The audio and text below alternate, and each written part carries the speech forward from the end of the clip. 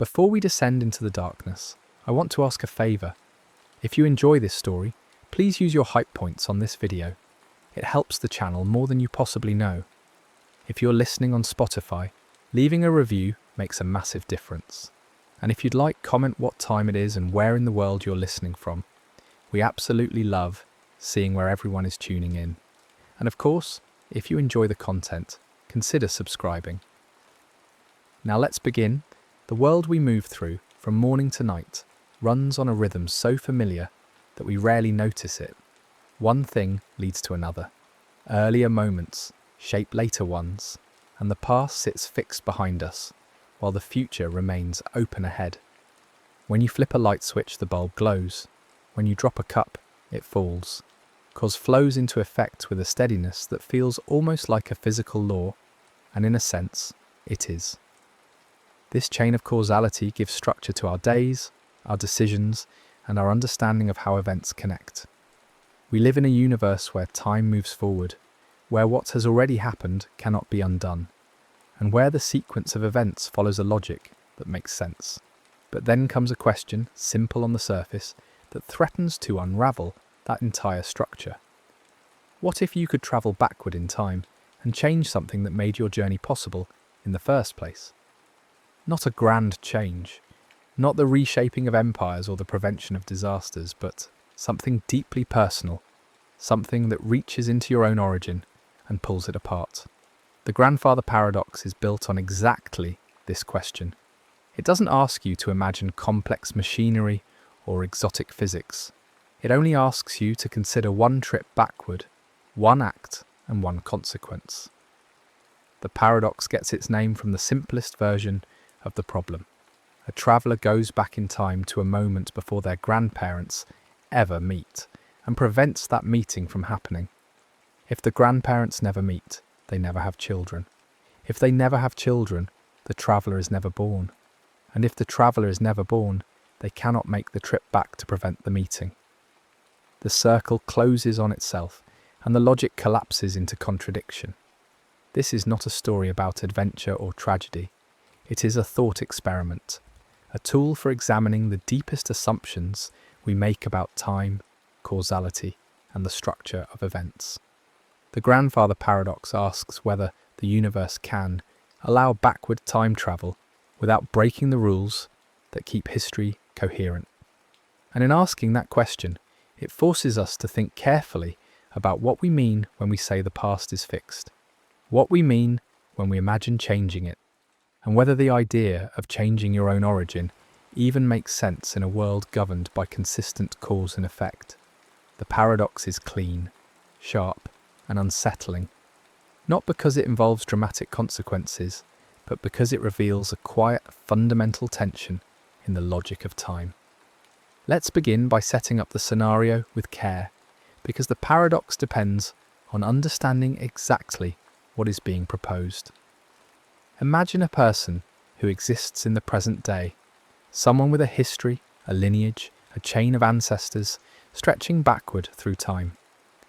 Among those ancestors are two people, the traveller's grandparents, who at some point in the past met, formed a relationship, and eventually had a child who became the traveller's parent. This meeting, unremarkable in itself, was a necessary link in the chain that led to the traveller's existence. Without that meeting, the traveller's parent would not exist. Without the parent, the traveller would not exist. The meeting is a causal dependency, a moment on which later moments depend. Now imagine that this traveller gains access to some mechanism for travelling backward in time. The details of that mechanism are not important for the paradox. It could be a machine, a natural phenomenon, a fold in space-time, or simply a hypothetical granted for the sake of argument. The key point is that the traveller moves from the present to a time in the past, specifically to a time before their grandparents have met. Once there, the traveller has the opportunity to act. And in the scenario that defines the paradox, the traveller chooses to act in a way that prevents the meeting from happening. Perhaps the traveller warns one grandparent away from a location, or introduces a distraction, or simply ensures that the two never cross paths. The method is not important. What matters is the outcome. The meeting does not occur. If the meeting does not occur, then the chain of events that led to the traveller's birth is broken. The traveller's parent is never born, and therefore the traveller is never born. At this point, the paradox begins to assert itself. The traveller's existence depended on the meeting. If the meeting is prevented, the traveller cannot exist. But if the traveller does not exist, they cannot have travelled back in time to prevent the meeting. And if they did not prevent the meeting, then the meeting happens, the traveller's parent is born, and the traveller is born, which means they can travel back and prevent the meeting. The loop is complete, and it contains a contradiction that refuses to resolve. This is not a question of probability or chance. It is not a matter of saying, well, maybe the traveller would fail, or perhaps something would stop them. The paradox is built on the assumption that the traveller succeeds, that the prevention is real, and that the causal chain is broken. And yet that success requires the traveller to exist, which requires the chain to remain unbroken. The paradox is a direct logical collision, a situation where two incompatible histories seem to be demanded by the same sequence of events. Either the meeting happens, or it doesn't. Either the traveller exists, or they don't. But the scenario seems to require both outcomes at once, depending on which moment in the timeline you examine. This is why the grandfather paradox is so much more than a quirky story problem. It exposes a structural tension in the idea of backward time travel. When we imagine travelling forward in time, we are simply imagining skipping ahead, moving through the future faster than normal. There is no contradiction in that. The future has not happened yet, so there is no fixed sequence of events to violate. But when we imagine travelling backward, we are entering a domain that has already happened, a stretch of history that is settled and complete. And if we imagine changing that history, we are proposing to alter events that led to the present moment, including, potentially, the events that led to our own existence. The paradox asks whether that kind of change is even possible in a universe governed by consistent cause and effect. Let's slow down and examine the contradiction in more detail, because the paradox is subtle and it deserves careful attention. The traveller exists in the present. That existence is a fact, a result of a long chain of causes stretching back through time. Among those causes is the meeting of the traveller's grandparents. The meeting is not optional, it is a necessary condition for the traveller's existence. If the meeting did not happen, the traveller would not exist. This is straightforward causality, the kind we rely on every day. Now the traveller goes back in time. At the moment of travel, they exist. They have a body, a mind, a history. They step into the past and they are there, physically present, able to act. They find the time and place where the grandparents are about to meet, and they intervene. The intervention succeeds. The grandparents do not meet. At this point, the chain of causality that led to the traveller's existence is broken at its source. The traveller's parent is never born. The traveller is never born. But here is the problem. If the traveller is never born, they cannot be standing in the past, intervening. The action that broke the chain depends on the traveller existing, which depends on the chain remaining unbroken. This is not a matter of the traveller fading away like a character in a science fiction story. The paradox is not about what happens to the traveller's body or their memory. It is about the logical structure of events. If the traveller exists, then the chain must be intact, which means the meeting happened, which means the intervention did not succeed. But if the intervention did not succeed, then the traveller can travel back and try again. And if they try again, they might succeed, which means the chain is broken, which means they do not exist, which means they cannot intervene. The timeline seems to demand two histories at once, one in which the meeting happens and the traveller exists, and one in which the meeting does not happen and the traveller does not exist. But a single, consistent timeline cannot contain both histories. This is the heart of the paradox. It is not a puzzle to be solved by cleverness or imagination. It is a logical impossibility. a situation where the conditions of the scenario contradict each other. The paradox reveals that backward time travel, if it allows for changes to the past, threatens the consistency of history. And consistency is not a small matter. Consistency is what allows us to make sense of events, to trace causes to effects, to understand why things happen. If history can be both one way and another way at the same time, then causality breaks down, and with it, our ability to reason about the world. So the grandfather paradox is not just a fun thought experiment.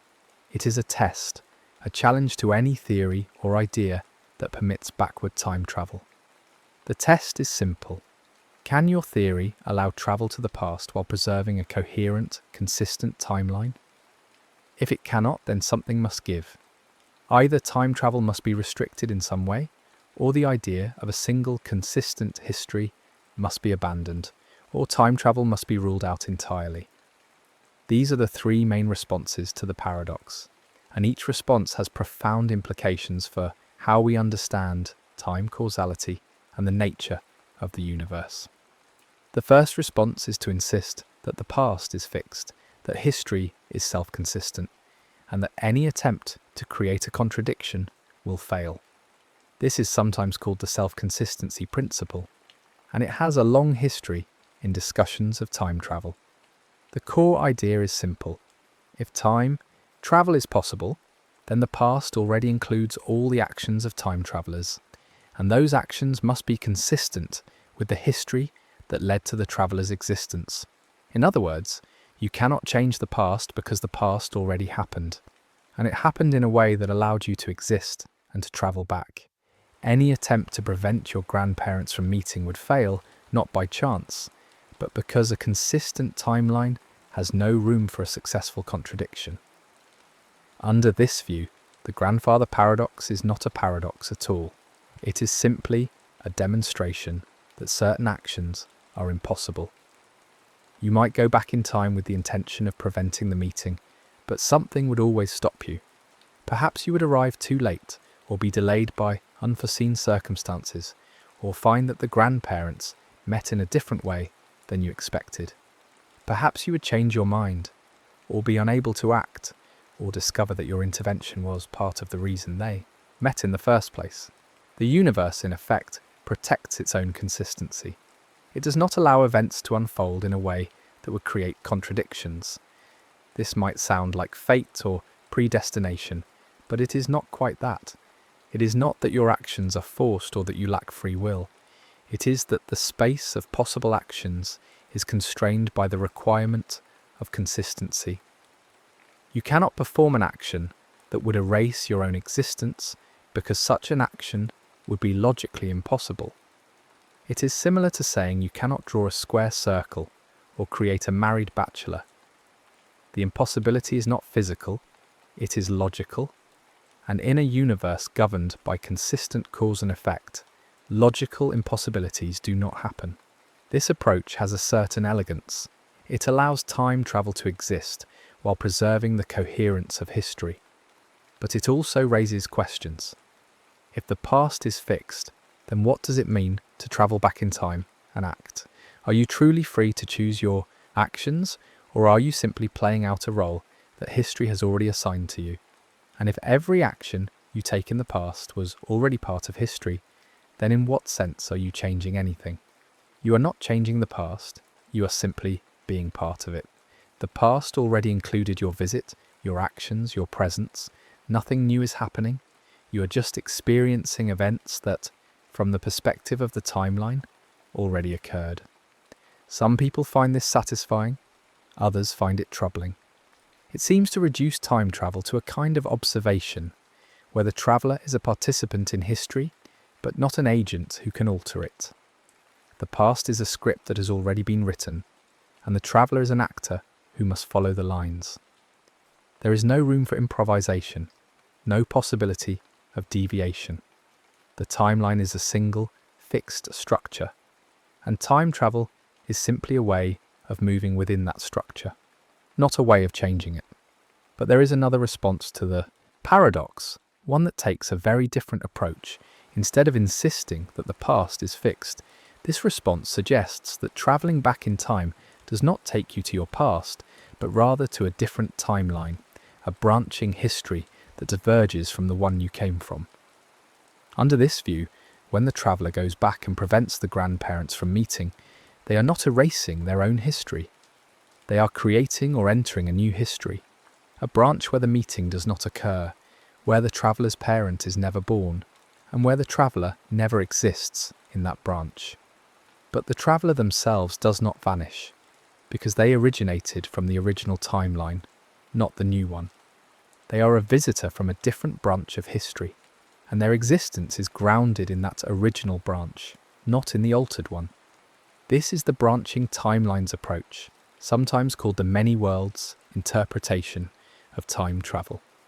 It dissolves the paradox by separating the traveller's origin history from the history they alter.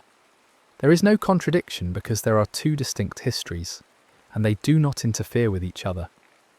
In the original timeline, the grandparents meet, the traveller is born, and the traveller eventually travels back.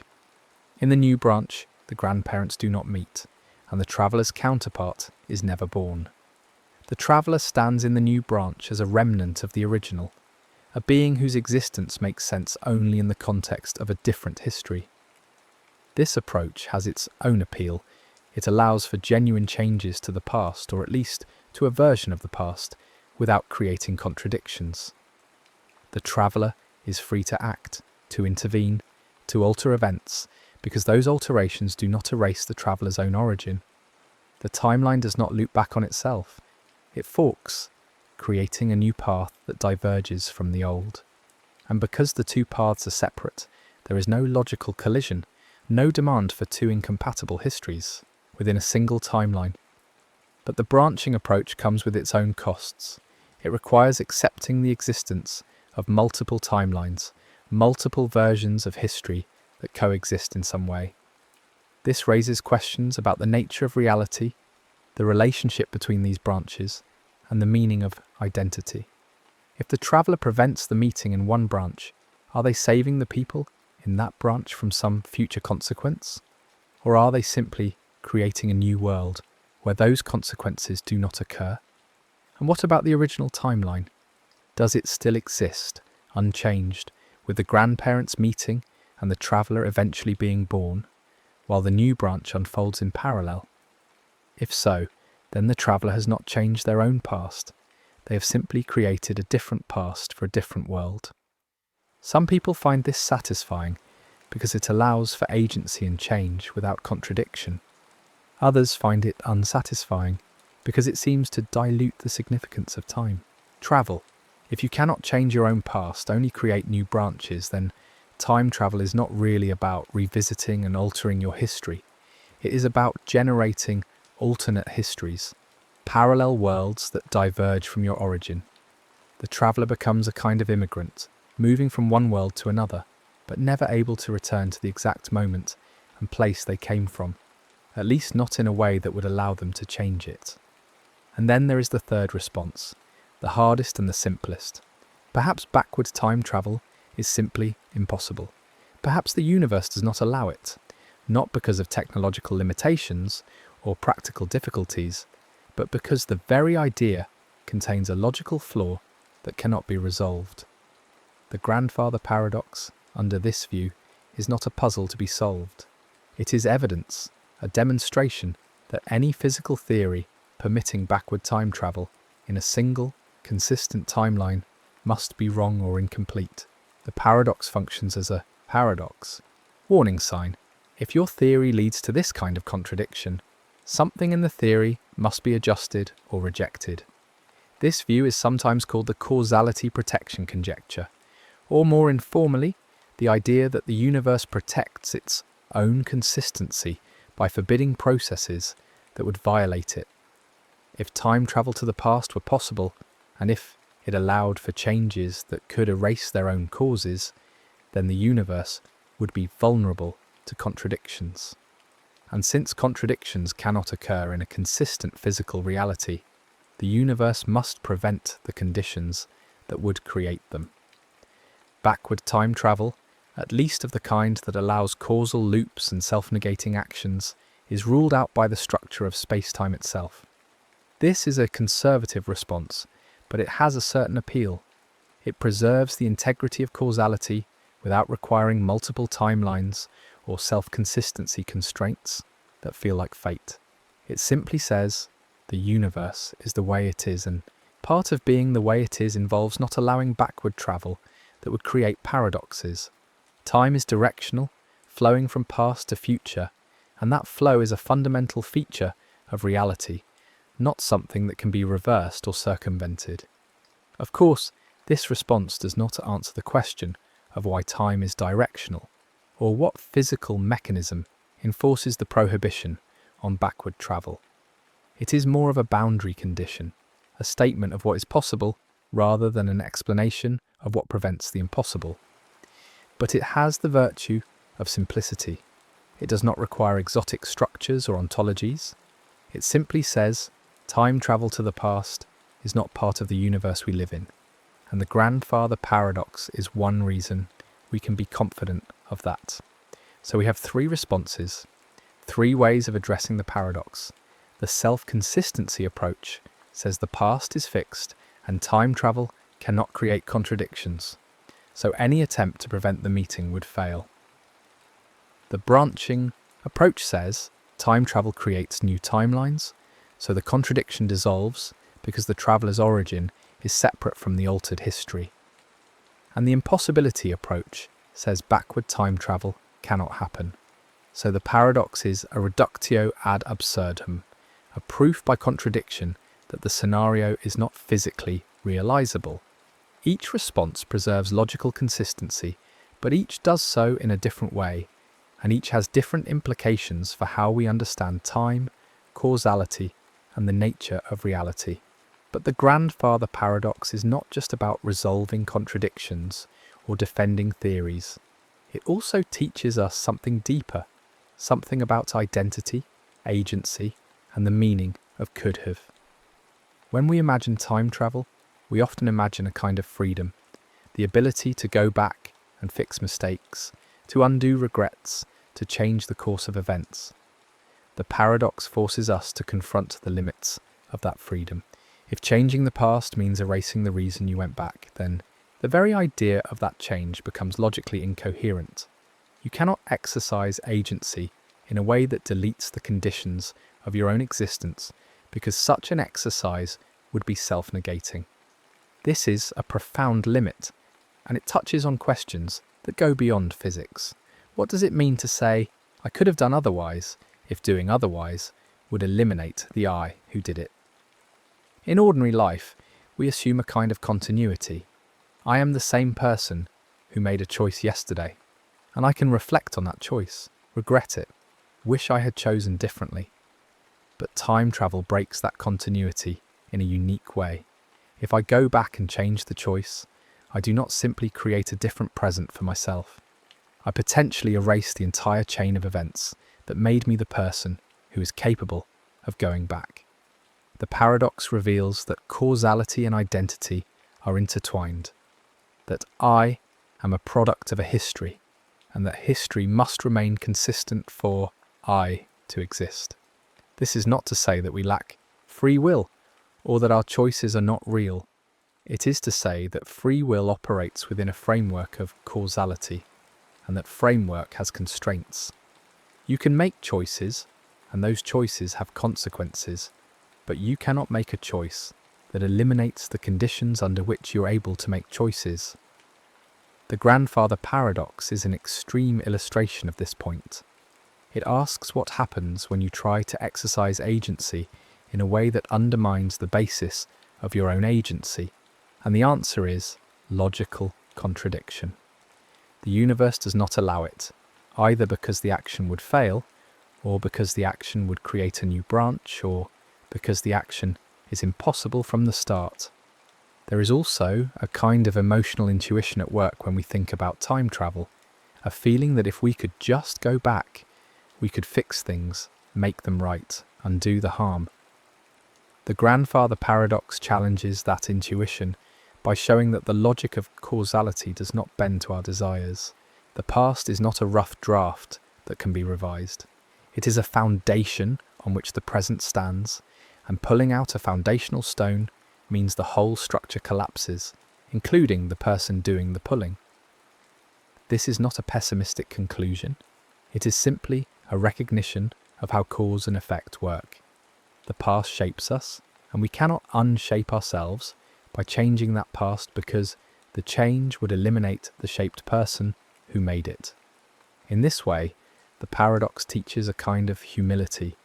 It reminds us that we are embedded in time, that our existence is contingent on a vast web of prior events, and that we cannot step outside that web without losing the ground beneath our feet.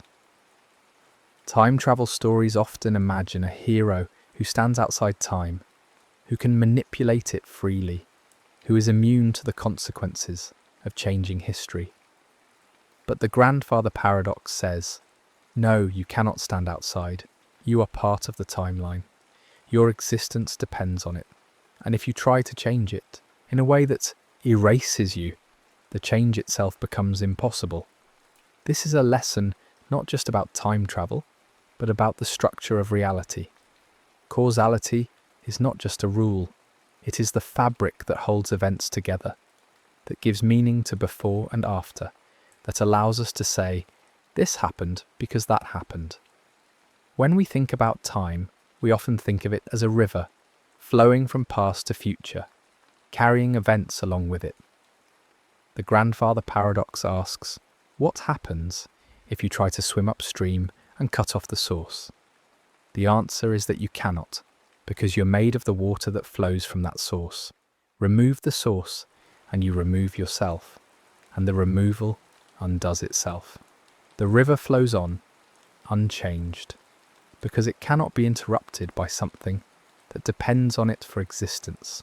Let's return to the core question one more time, because it is worth holding in mind. If you could alter the past, could you ever alter it in a way that deletes the reason you went back? The paradox says no, not in a single consistent timeline. Either the alteration fails, or it creates a new branch, or it never happens at all. And this is not a failure of imagination or a limit of storytelling. It is a fundamental constraint imposed by the logic of causality. The past and the present are linked, not by sentiment or memory, but by the unyielding requirement that effects must follow from causes, and that a cause cannot be undone by its own effect. The grandfather paradox is a simple thought experiment, but it carries a deep purpose. It shows how fragile causality becomes when you allow effects to reach backward into their own causes. It reveals the tension between our intuitive sense of what time travel should allow and the logical requirements of a consistent universe. And it forces anyone who thinks seriously about time travel to answer, not with drama or speculation, but with clear rules. How the timeline stays coherent when the past can be visited. In the Wachi end, the paradox is less about time machines or adventures through history and more about the nature of time itself. It asks whether time is a dimension that can be navigated freely, like space, or whether it has a unique structure, a directionality, a resistance to being undone. And it suggests that whatever the answer must respect the fact that we are beings embedded in time, shaped by it, and unable to escape the logic that connects our existence to the events that came before. The paradox does not have a single resolution that everyone agrees on. Different thinkers, different theories, different philosophical perspectives offer different answers. But the question remains, and it remains because it touches on something fundamental about how the universe works, or at least how it seems to work from our perspective as creatures who move through time in one direction, from birth to death, from cause to effect, from past to future. The grandfather paradox is a reminder that time is not just a stage on which events unfold, it is part of the structure of those events, and changing it is not as simple as turning a dial or stepping through a door. And so we return to the calm takeaway, the gentle landing after all this thinking. The grandfather paradox is not a crisis. It is not a horror. It is a tool, a way of clarifying what we mean when we talk about time, causality, and change. It shows us that the past is not infinitely malleable, that our existence is tied to a history that cannot be casually erased, and that any serious idea of time travel must grapple with the logic of consistency. The paradox asks a question, and the question is worth asking because it leads us to think more carefully about the world we live in, the time we move through, and the causes and effects that connect one moment to the next. Time flows, the past recedes, the future approaches, and we move along with it, unable to turn back, unable to erase what has been. The grandfather paradox is a thought experiment that reminds us of that fact, not with sadness or regret, but with a quiet recognition of the structure that holds everything together. Causality is real, time is directional, and the logic that binds them is not negotiable. And in that non-negotiable logic, there is a kind of stability, a foundation we can rely on, even if it means we cannot undo the past. The universe, it seems, has its rules, and one of those rules, whether enforced by self-consistency, by branching timelines, or by the impossibility of backward travel, is that you cannot erase yourself by changing the events that led to your existence. The paradox is a demonstration of that rule, a sharp, clear illustration of what happens when you try. And the answer is always the same. The timeline stays coherent, one way or another, because coherence is not optional. It is the very basis of a world where events make sense, where history is knowable, and where we can trace the thread of cause and effect from one moment to the next. The grandfather paradox stands as a quiet sentinel at the boundary between logic and imagination, between what we can dream of and what the structure of reality permits. It does not close the door on time travel entirely, but it does insist that any door that opens must lead to a hallway that does not loop back into itself in a way that erases the person walking through it. The hallway must be consistent, must follow rules, must preserve the connection between the walker and the walk. And in that insistence, there is a kind of comfort. The universe is not arbitrary. It does not allow contradictions. It holds itself together with a logic that is stern but fair, unyielding but comprehensible. The grandfather paradox is a test of that logic, and the logic passes every time by refusing to permit the impossible. Time travel, if it exists, must bow to consistency. And if it cannot, then it does not exist, and we remain here in the present, shaped by the past, moving toward the future, one moment at a time, in a timeline that makes sense. This is the lesson of the paradox, the quiet, steady conclusion that emerges from all the thought and all the questions. The past is what it is. The present follows from it. The future will follow from the present.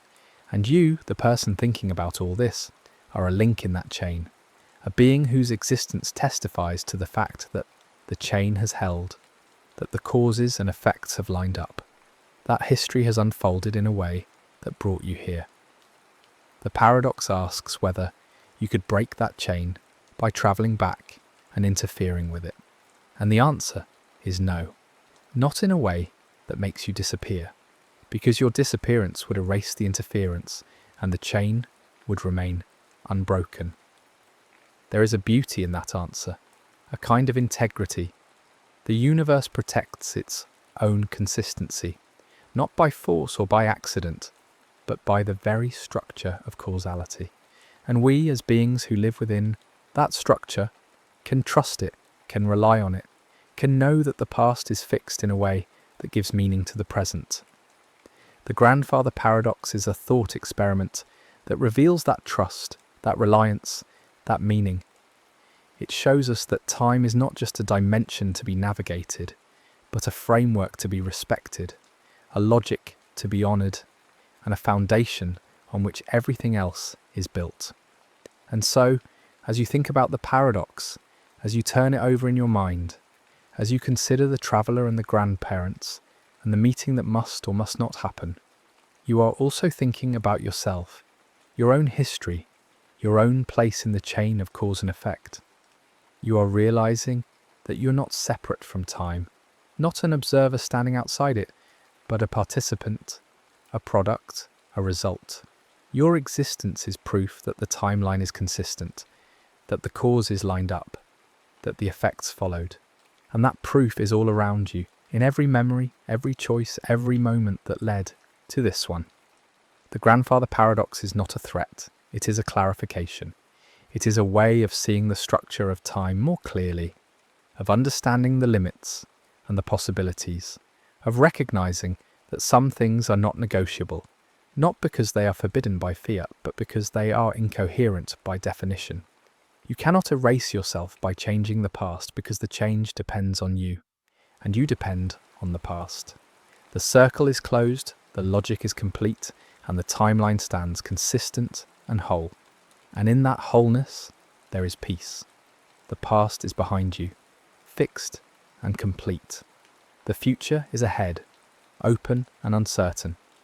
And you are here in the present, the product of one and the creator of the other, moving through time in the only way that makes sense, forward, steadily, one moment at a time, in a universe that holds itself together with a logic that cannot be broken, no matter how much we might imagine otherwise.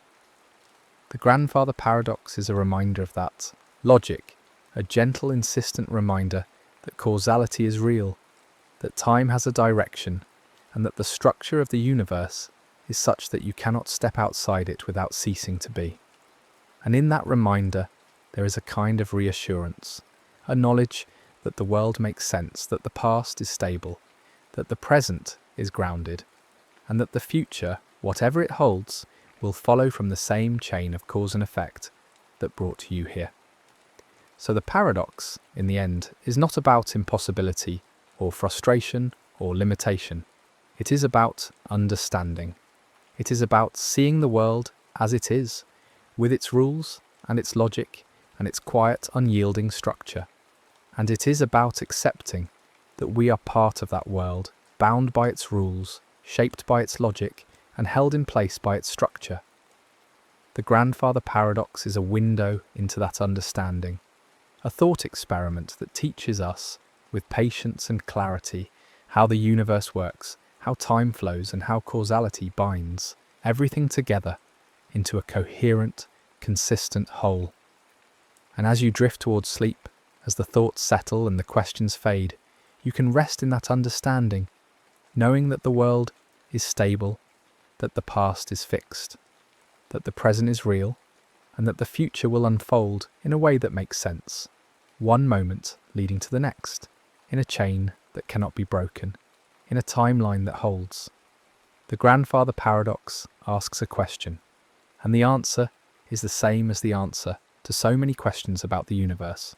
Consistency, coherence, logic. The universe holds itself together, and in that holding, there is order, there is meaning, and there is a foundation we can trust. The paradox is a thought experiment, but it is also a kind of meditation, a way of thinking about time that brings clarity and calm. It shows us that the world is not chaotic, not arbitrary, not vulnerable to contradictions. It shows us that causality is real, that time is directional, and that the structure of events is such that the past supports the present, and the present will support the future, in a chain that cannot be undone, in a logic that cannot be violated, in a universe that makes sense. And so, with that calm understanding, we let the paradox settle, let the questions rest, and let the quiet logic of causality carry us forward, into sleep, into dreams, into the next moment, knowing that the timeline is consistent, the universe is coherent, and the past, whatever it was, is fixed in a way that allows the present to be what it is, and the future to unfold as it will. The grandfather paradox is a reminder, a teacher, a guide, and in its simplicity, it reveals the deep, steady structure of time itself, the structure that holds everything together, the structure that makes sense, the structure that allows us to move through the world with confidence. knowing that cause leads to effect, that before leads to after, and that the universe, in its quiet way, holds itself together, moment by moment, in a chain that cannot be broken. Before we descend into the darkness, I want to ask a favour. If you enjoy this story, please use your hype points on this video.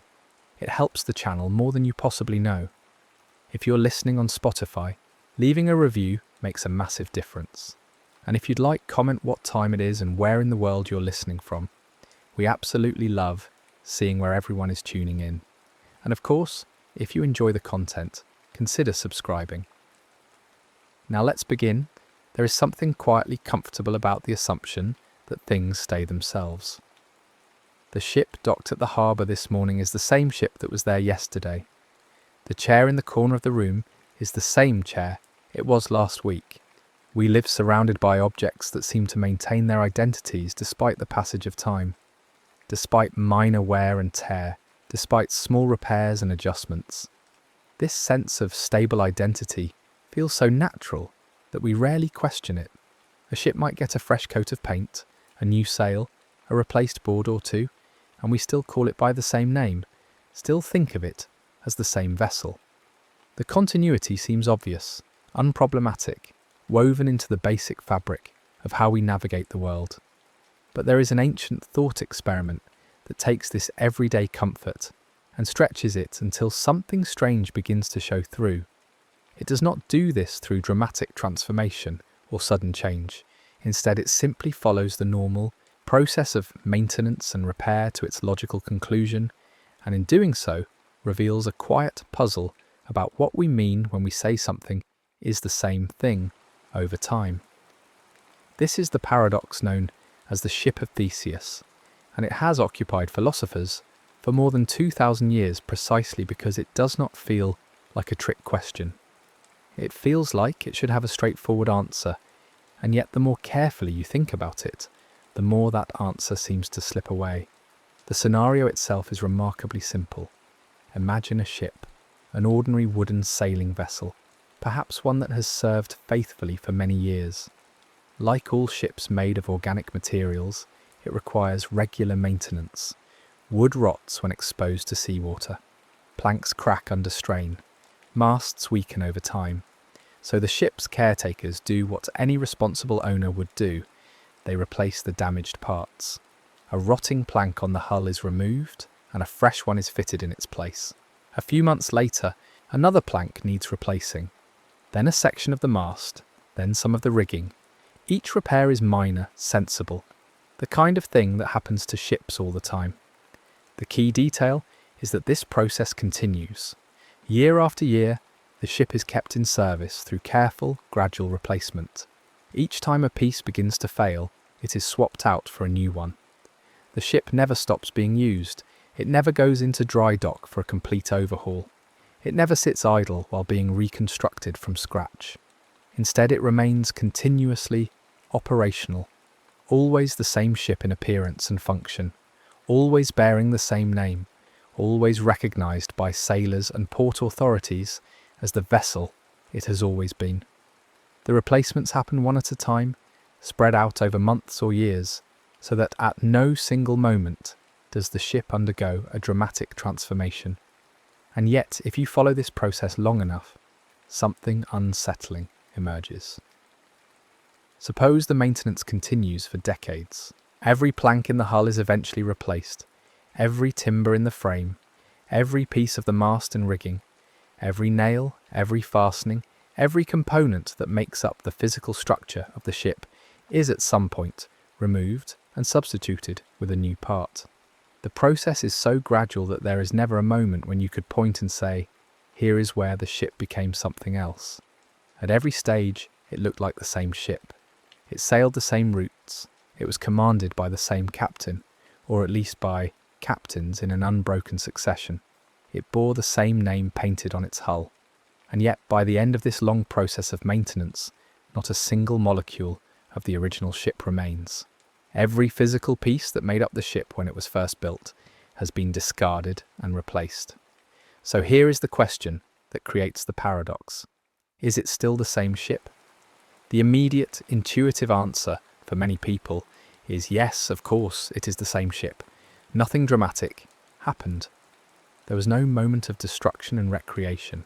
The ship never ceased to exist, never stopped being used, never lost its continuity. From the perspective of anyone watching the ship over those years, it simply continued being itself, undergoing normal repairs the way any long-lived object does. If you walked down to the harbour to see the ship of Theseus, you would see a ship that looks right, functions correctly, and has a continuous documented history stretching back to its origin. In every practical sense, it seems to be the same ship. But another part of our thinking rebels against this conclusion. If literally nothing of the original ship remains, if every single piece has been replaced, then what exactly makes it the same ship? It is not the same physical matter. The wood that made up the original hull is gone. The metal fittings are different. Every atom that was present at the ship's construction has been removed. What we are calling the ship of Theseus now is made of entirely different stuff than what we called by that name originally. So in what sense is it the same? The name is the same, yes. The shape is the same, presumably. The function is the same. But is the ship itself the same? This is where the paradox begins to show its teeth, because it reveals that the word same might mean different things, and those different meanings can come into conflict. When we say two things are the same, we might mean they are made of the same material, the same physical substance, or we might mean they have the same form, the same structure and arrangement, or we might mean they have the same function, the same role and purpose, or we might mean they have the same history, the same continuous existence through time. These different criteria usually align. A chair is usually made of the same wood it was made of yesterday, still has the same shape, still serves the same purpose, and has existed continuously. But the ship of Theseus is a scenario where these criteria pull apart, and suddenly we have to decide which one actually defines identity. If identity is fundamentally about material composition, about the stuff something is made of, then the fully replaced ship is not the same ship. It is a different collection of matter that has been arranged to look and function like the original. Under this view, when you replace a plank, you're removing a piece of the ship and adding a piece of something else. Do this enough times and you have gradually subtracted the entire original ship and added an entirely new one. The fact that the subtraction and addition happens slowly, piece by piece, does not change the fundamental fact that the original matter is gone. A ship under this definition is its planks and masts and rigging, and when those are gone, the ship is gone, even if something very similar has taken its place. But if identity is fundamentally about form and function, about the shape and purpose of something, then the fully replaced ship is absolutely the same ship. After all, it has the same design, it performs the same role. If you showed someone a detailed blueprint of the original ship and asked them to identify which ship in the harbour matches that blueprint, they would point to the maintained vessel. The form has been preserved even as the matter has changed.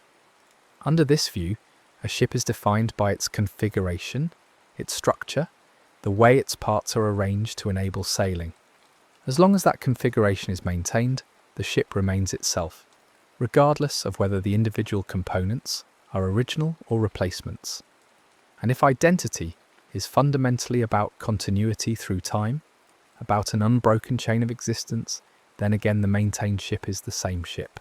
This is perhaps the most intuitive view for many people. The ship never stopped existing. It was never destroyed and rebuilt. At every moment in its history, there was a ship that everyone acknowledged as the ship of Theseus, and that chain of acknowledgement has never broken. The ship tomorrow is the same as the ship today, which is the same as the ship yesterday, which is the same as the ship the day before that. And if you trace that chain all the way back, it leads to the original ship. The fact that the material has gradually changed does not break the continuity. After all, rivers replace their water constantly, but we still speak of the Thames or the Nile as the same river over centuries. Each of these perspectives feels reasonable. Each captures something important about what we mean by identity, and yet they can lead to different conclusions about the ship. And that is precisely what makes this a paradox. It is not that there is a hidden correct answer we are failing to find. It is that our concept of sameness is itself more complicated than it first appears.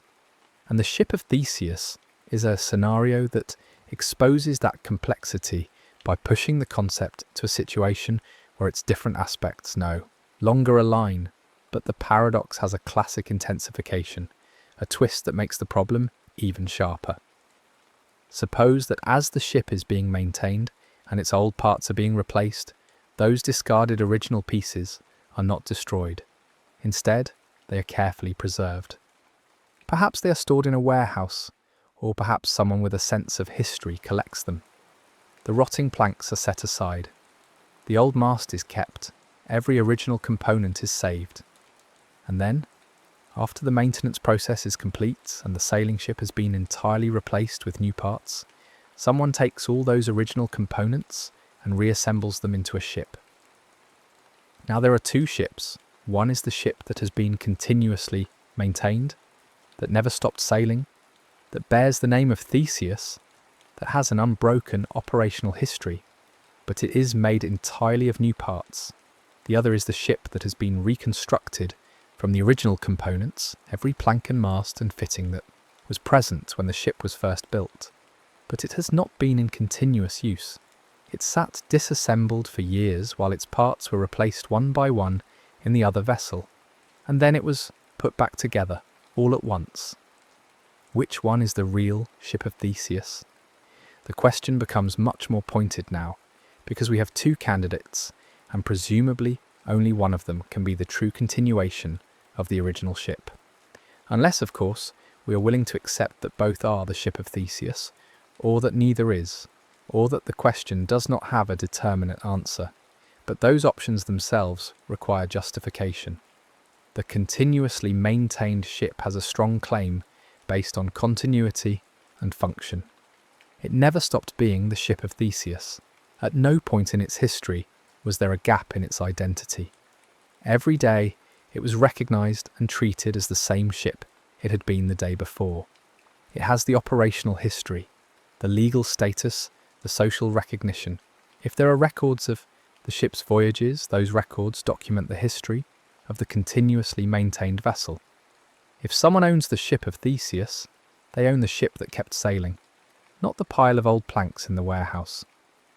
From a practical standpoint, from the standpoint of how identity works in the world of human institutions and agreements, the maintained ship seems to have the better claim. But the reassembled ship has its own powerful argument based on material identity. It is made of the original stuff. Every piece of wood, every metal fitting that was present when the ship was first constructed, is now part of the reassembled vessel.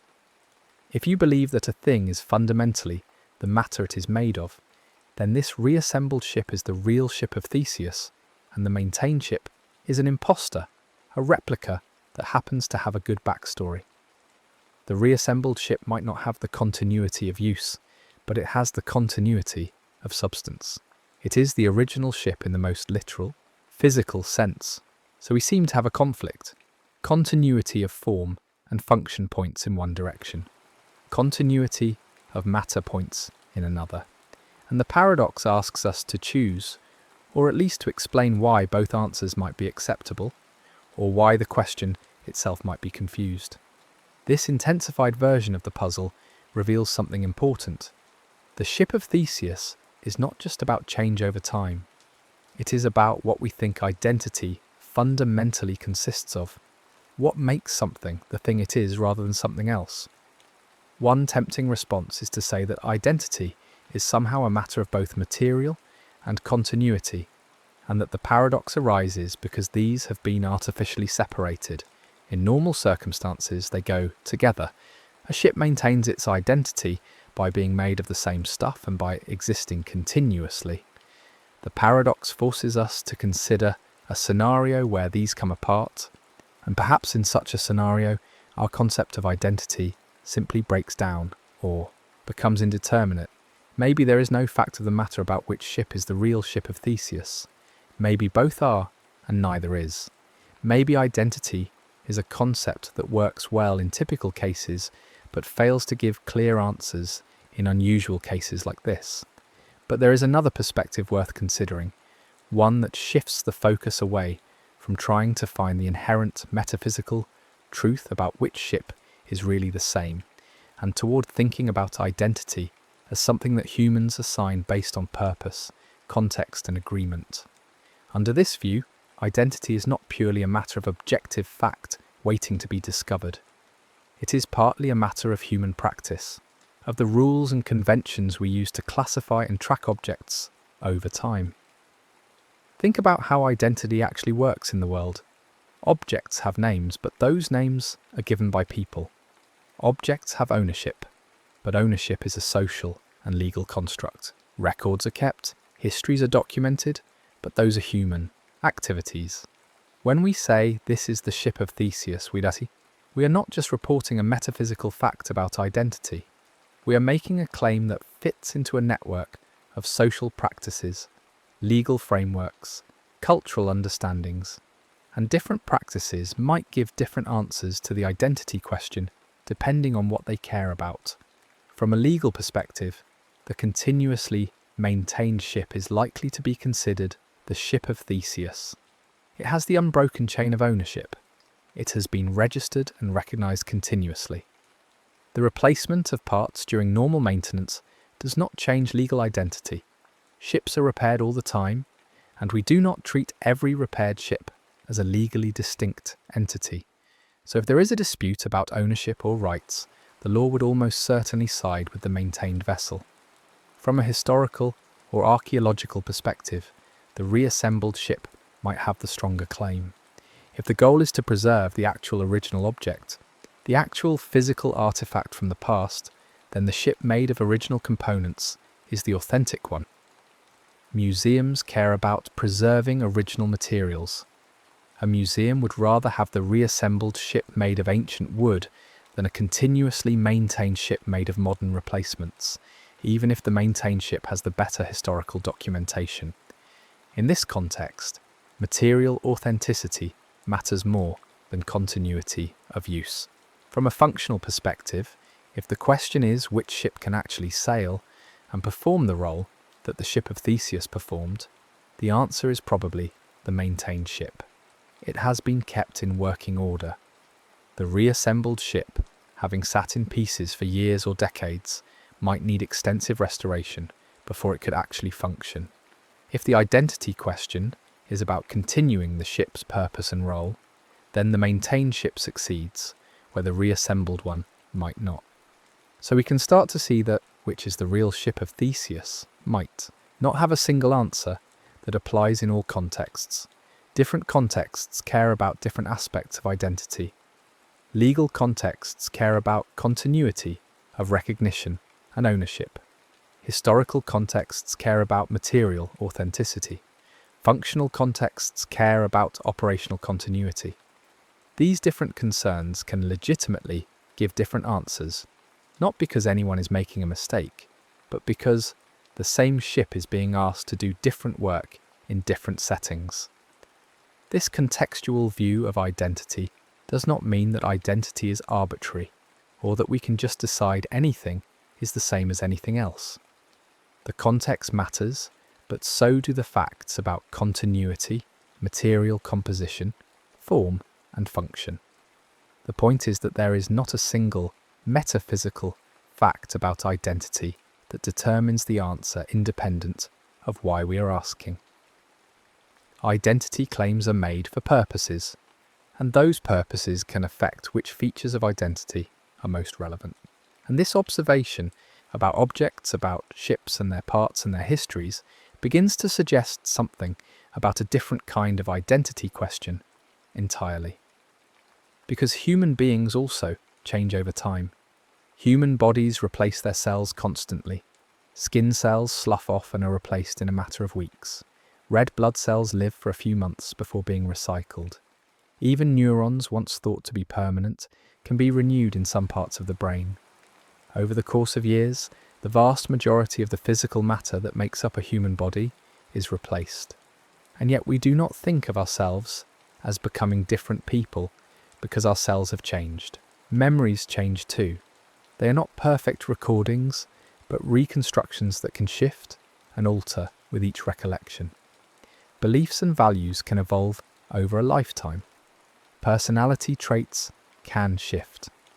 The person you are at age 50 might have very different opinions, different priorities, different habits than the person you were at age 15. And yet we still speak of personal identity as continuous. We say, I am the same person I was as a child, even though almost nothing about us, physically or mentally, has remained static.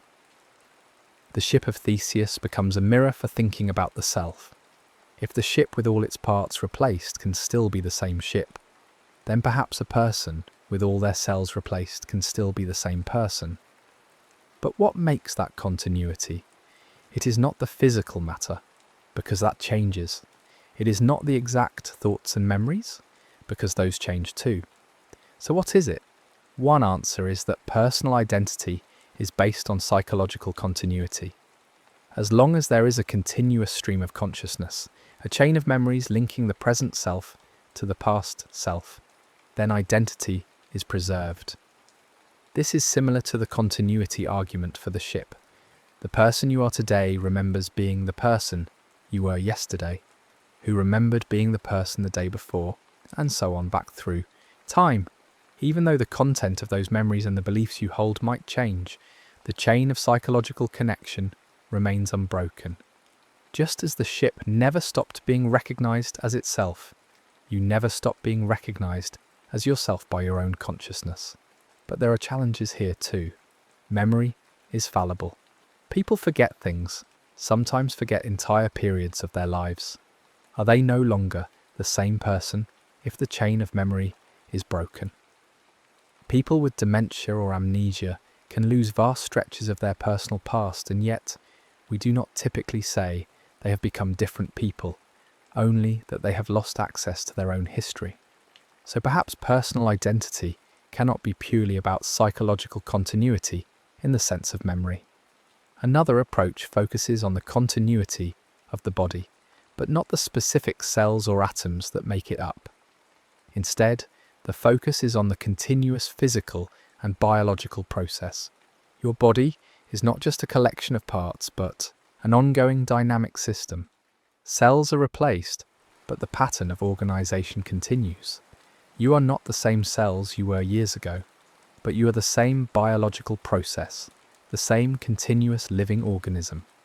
This is more like saying the ship is the same, because it maintains the same form and function, the same organized structure, even as the material substrate changes. But this too has complications.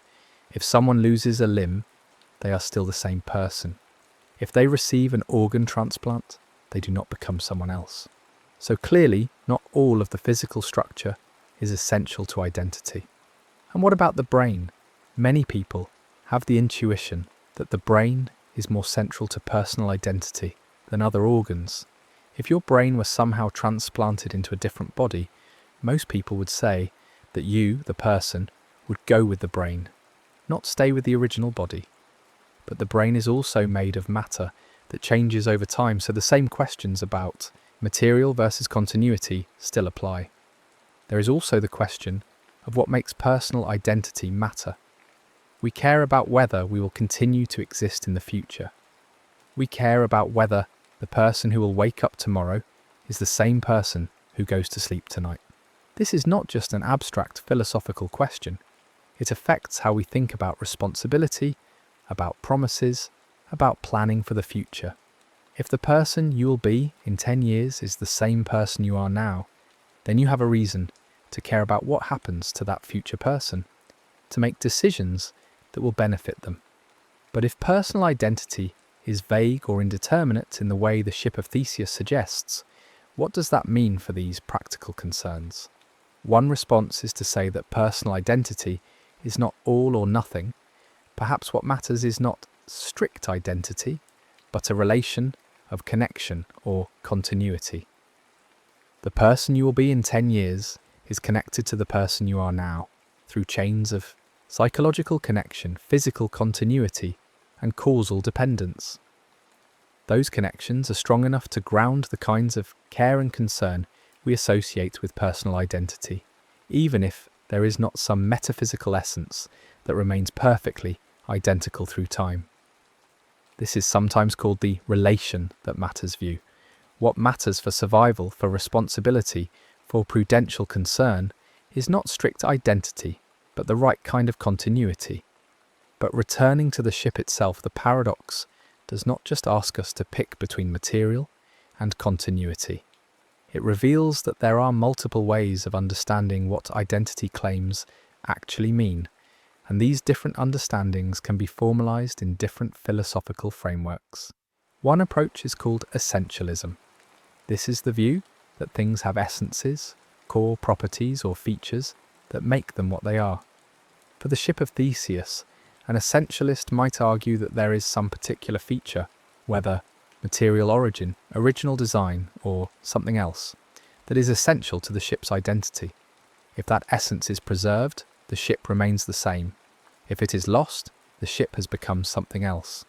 The challenge for essentialism is identifying what that essence is and justifying why that particular feature is privileged over others. Why should original material be the essence rather than continuous function, or vice versa? These choices seem somewhat arbitrary, unless there is a deeper principle to appeal to. Another approach is continuity theory, which focuses on identity as a relation across time rather than a property at a single moment. On this view, the ship of Theseus is not a single thing existing at different times, but a series of temporal stages connected by the right kind of continuity relations. The ship today is the same as the ship yesterday because it is connected to it by spatial continuity, causal continuity, and similarity. As long as these connections are strong, enough identity is preserved, even if the material changes. This approach handles gradual change well because each small step maintains strong continuity with the previous step. But it might struggle with the reassembled ship case, because there the continuity is broken when the ship is disassembled, even though the material is preserved. A particularly interesting framework is called four-dimensionalism or perdurantism. This view treats objects as extended through time, in something like the way they are extended through space. Just as a ship has a front and a back, existing at different spatial locations, it also has a past and a future, existing at different temporal locations. On this view, the ship of Theseus is not something that exists entirely at a single moment, and then persists by being the same thing at later moments. Instead, it is a four-dimensional object, a space-time worm that has different temporal parts at different times. The ship at the beginning of the maintenance process is one temporal part. The ship in the middle of the process is a different temporal part. The ship at the end is yet another temporal part. These are all parts of the same larger four-dimensional object. This might sound strange at first, but it has some appealing features. It explains how change is possible without loss of identity. The ship of Theseus can have different properties at different times, including being made of different materials, because those properties belong to different temporal parts. The four-dimensional whole contains all these parts, and that whole is the ship. When we ask, is this the same ship, we are really asking whether two temporal slices are part of the same four-dimensional object, and they are as long as they are connected by the right kind of continuity. Four-dimensionalism also handles the reassembled ship case in an interesting way. On this view, there might actually be two four-dimensional objects. One is the object that includes all the temporal parts of the continuously maintained ship, stretching from the original construction through all the repairs and beyond. The other is the object that includes the original ship, then goes through a stage of being disassembled into separate parts, and then is reassembled. These are two different four-dimensional entities, even though they overlap at the beginning. The question, which is the ship of Theseus, becomes a question about which four-dimensional object the name refers to, which might depend on context or convention. Yet another approach is conventionalism, the view that identity is partly or entirely a matter of the conventions and rules we adopt for classifying and tracking objects.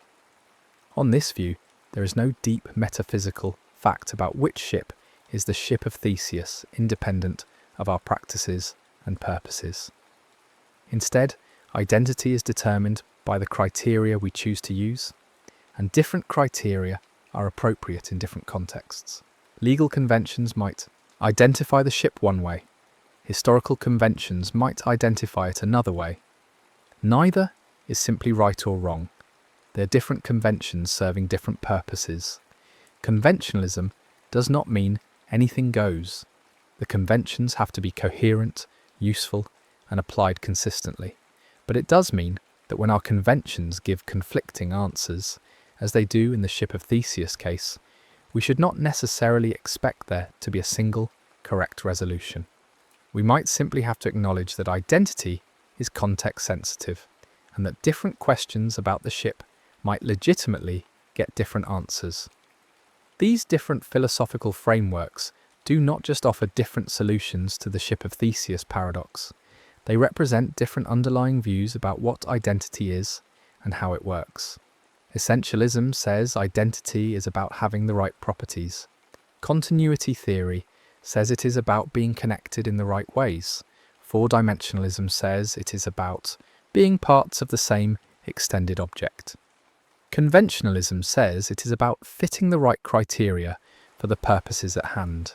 Each framework has implications that extend far beyond ships and planks.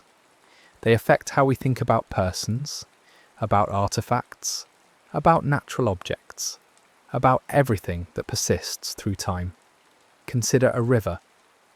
The water in the Thames today is not the water that was there yesterday. The molecules have flowed downstream, been replaced by water from upstream, and yet we say it is the same river. Why? Not because of material continuity, because the material is constantly changing. Possibly because of continuity of form, the river occupies the same channel and maintains the same general structure. Possibly because of continuity of process, the river is an ongoing flow of water through that channel.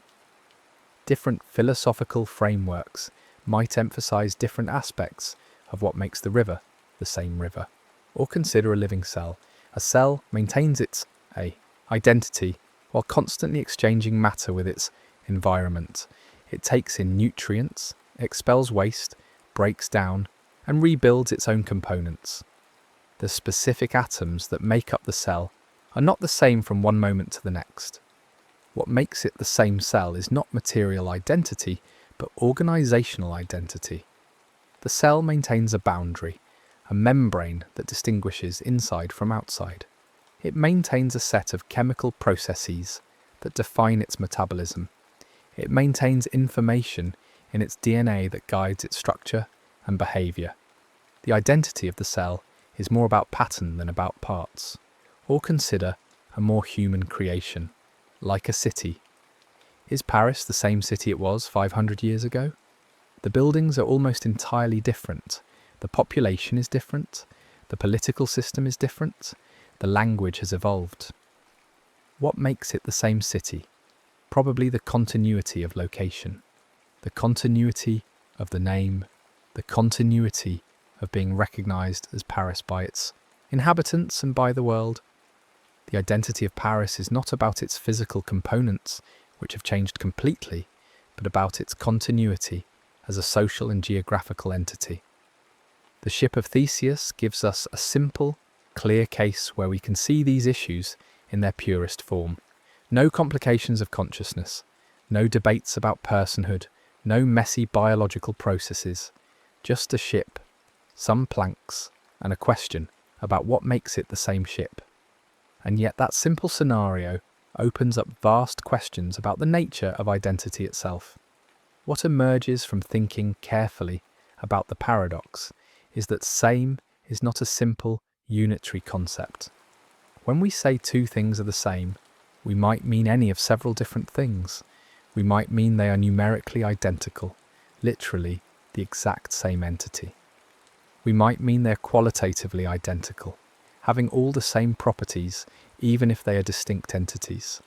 We might mean they are continuous, connected through time by the right kinds of relations. We might mean they fall under the same classification, they are the same kind of thing. The ship of Theseus is a case where some of these meanings pull apart. Numerical identity might point one way, material identity another way, continuity yet another way. And perhaps the deepest lesson is that our everyday concept of identity works well in ordinary circumstances, because these different aspects usually align. Things are usually made of the same stuff they were made of before. Things usually maintain their form while maintaining their material. Things usually persist continuously without breaking apart and being reassembled. So we do not have to distinguish between material identity, formal identity, and temporal continuity. They all point in the same direction, and we can just say, it is the same thing, without worrying about what exactly we mean by that. The ship of Theseus is valuable not because it has a single correct answer that philosophers have somehow failed to find for 2,000 years, but because it exposes the complexity hidden in that seemingly simple phrase, the same thing. It shows that identity is not a simple binary property that things either have or lack. It is a cluster of different relations and properties that usually coincide but can come apart in unusual cases. When they do come apart, we have to decide which aspects matter most for the question we are asking, and that decision might depend on context and purpose. There is something almost restful about this conclusion. The paradox does not need to be solved in the sense of finding the one correct answer that makes all the others wrong. Instead, it can be appreciated as a window into how our concepts work, how language and thought handle persistence and change. The ship of Theseus teaches us to be more careful and more aware when we talk about things staying the same over time. It teaches us that same can mean different things, that identity is more nuanced than it appears, that continuity comes in different forms. And this awareness is useful not just for abstract philosophy, but for navigating the real world. When we think about whether a restored historical building is the same building, or whether a river that has changed course is the same river, or whether we are the same people we were years ago, we are grappling with ship of Theseus questions. The paradox does not give us a formula that solves all these cases, but it gives us tools for thinking about them more clearly. It helps us distinguish between material continuity, formal continuity, and historical continuity. It helps us see that different questions might legitimately care about different aspects of identity. It helps us understand that vagueness and context sensitivity in identity claims are not failures of our concepts, but features of how those concepts actually work. The ship of Theseus sails on, in a sense, through the history of philosophy. It appears in discussions of personal identity, in debates about artifacts and natural kinds, in questions about the persistence of nations and cultures and languages. It is a simple thought experiment that keeps generating new insights because it touches on something fundamental about how we think about objects in time. The ship does not need to reach a final port, does not need a definitive answer to which version is truly the ship of Theseus. The journey itself, the process of thinking through the puzzle, is what reveals the complexity of identity. Consider how this connects to our intuitions about originality and authenticity. We value original works of art more than copies. A painting by Rembrandt is worth vastly more than a perfect reproduction, even if the reproduction is visually indistinguishable. Why? Because the original has a different history. It was created by Rembrandt's hand. It has a causal connection to the artist that the copy lacks. In this context, material and historical authenticity matter enormously. The specific canvas and paint that Rembrandt applied are part of what makes it valuable. If you replaced those with new materials, even if you perfectly preserved the image, you would have diminished its value as an original. But we also value continuity and use. A musical instrument that has been played continuously for centuries might be considered more valuable than an identical instrument that was built at the same time but sat unused. The played instrument has a history of performance, of use, of being part of living music. Even if its parts have been repaired and replaced over the years, it maintains a connection to that history of use that the unused instrument lacks. In this context, continuity of function and tradition might matter more than material originality. Different domains care about different things. This is not inconsistency, it is recognition that identity serves different purposes in different contexts. When we ask if something is the same, we need to know why we are asking. Are we asking for legal purposes, for historical purposes, for functional purposes, for sentimental purposes? The answer might legitimately vary depending on what matters in that context, and this points to something important about how concepts work in general. Many of our concepts are what philosophers call cluster concepts. They do not have a single defining feature that something must have to fall under the concept. Instead, they have a cluster of typical features, and things can belong to the concept by having enough of those features, even if they do not have all of them. Identity might work this way. There is a cluster of features associated with being the same thing: material continuity, formal continuity, historical continuity, functional continuity, spatio-temporal continuity. Typical cases have all of these. The ship of Theseus is unusual because it has some but not others, and so our concept does not give a clear verdict. This is not a flaw in the concept. Concepts do not have to give clear verdicts in every possible case to be useful. Language and thought are tools that evolved to handle typical situations. When we push into unusual edge cases, it is not surprising that our tools sometimes fail to give precise answers. The ship of Theseus is an edge case for the concept of identity.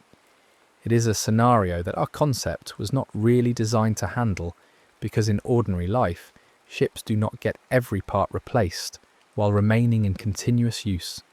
Nor do we typically save all the old parts and reassemble them. The fact that the concept does not give a clear answer in this case does not mean the concept is broken. It means we have reached the boundaries of where the concept applies clearly. And that is actually useful information. It tells us something about how the concept works, about what features it tracks, about what happens when those features come apart. The paradox is not a problem to be eliminated, but a phenomenon to be understood. There is also something to be said about the role of gradualness in the paradox. If the ship were destroyed and rebuilt from entirely new materials all at once, we would probably not hesitate to say it is a different ship, a replica. But when the change happens slowly, one plank at a time, it feels different. Each individual step seems not to change the identity.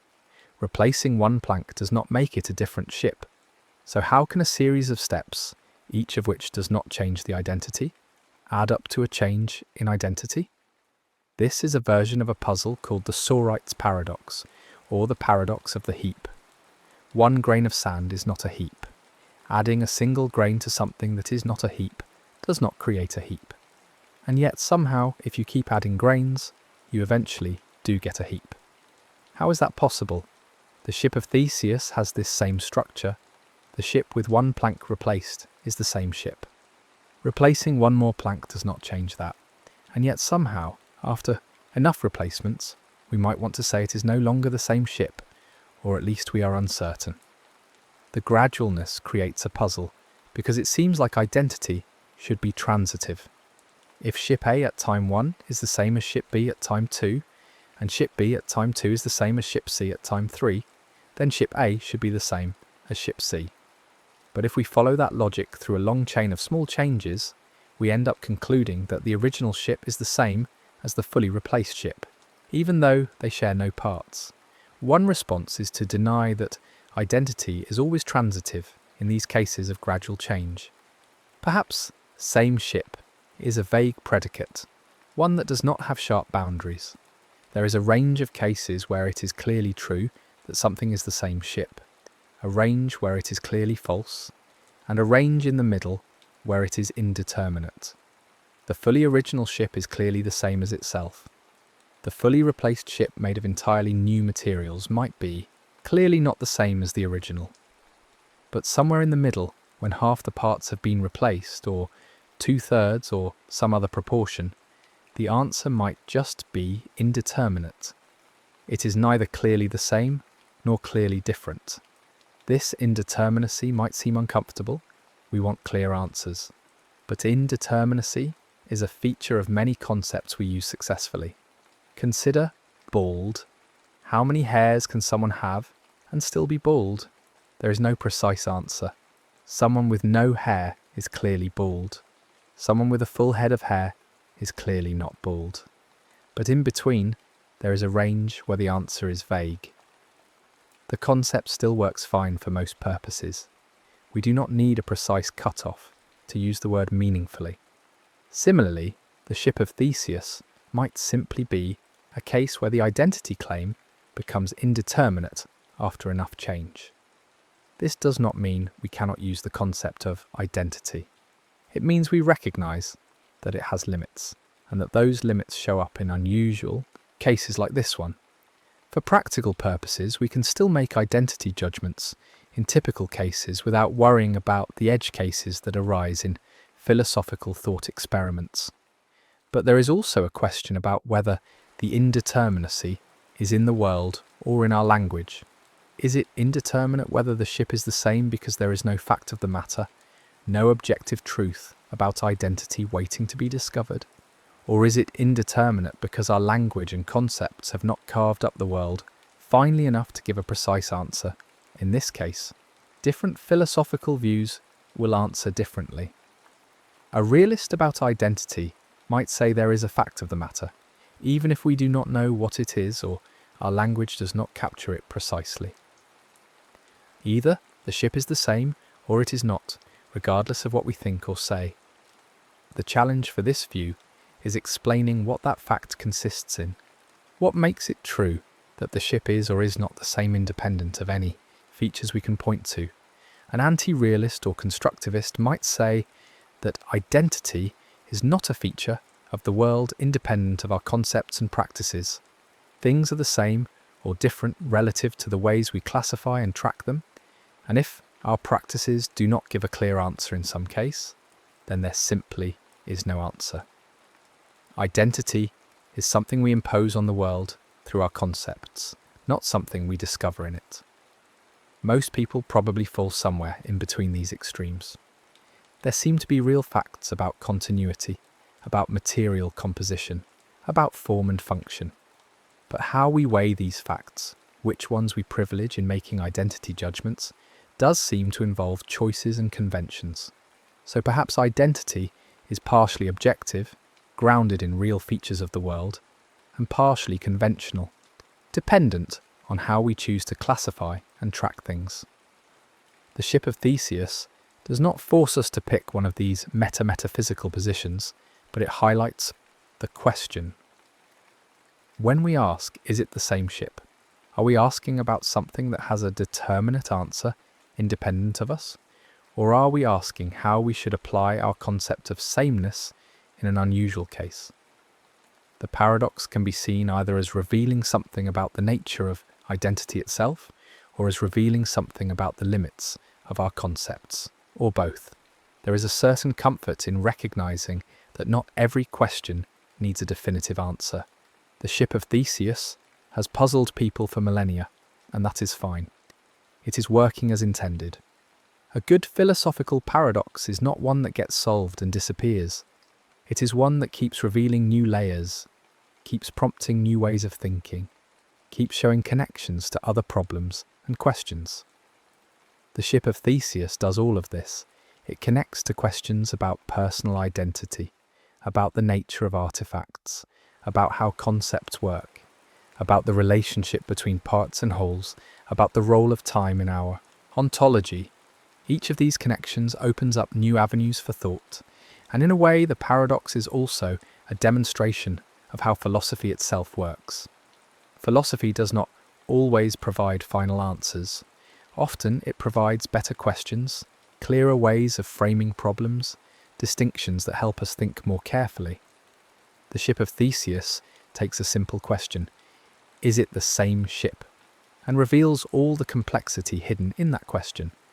It shows us that we need to distinguish between material identity, formal identity, and temporal identity. It shows us that these can come apart. It shows us that context matters for how we evaluate identity claims.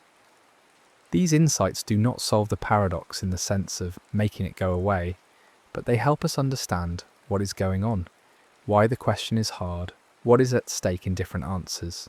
Philosophy done well should make you see familiar things in new ways. The ship of Theseus does this. After thinking about it carefully, you might look at ordinary objects differently. You might notice the gradual changes they undergo. You might wonder about what makes them continue to be themselves. You might be more aware of the role that human practices and agreements play in maintaining identity. That enhanced awareness, that shift in perspective, is valuable even if it does not come with a tidy solution. And there is something almost meditative about sitting with a paradox like this. Not trying to force an answer, not rushing to judgment, but simply thinking through the different considerations, feeling the pull of different intuitions, noticing how they conflict and how they might be reconciled. This kind of careful, patient thinking is a skill worth developing. It helps in many areas of life, not just philosophy. Being able to hold multiple perspectives, to see the validity in different viewpoints, to recognize when a question does not have a simple answer, these are valuable cognitive abilities. The ship of Theseus invites this kind of thinking. It presents a scenario where multiple answers seem reasonable, where different frameworks give different verdicts, where intuition pulls in different directions. And instead of demanding that we pick one and dismiss the others, it allows us to explore why each answer has merit, what assumptions underlie each one, what would follow from accepting each one. This exploration is itself worthwhile, independent of where it leads. As a thought experiment, the ship of Theseus is remarkably durable.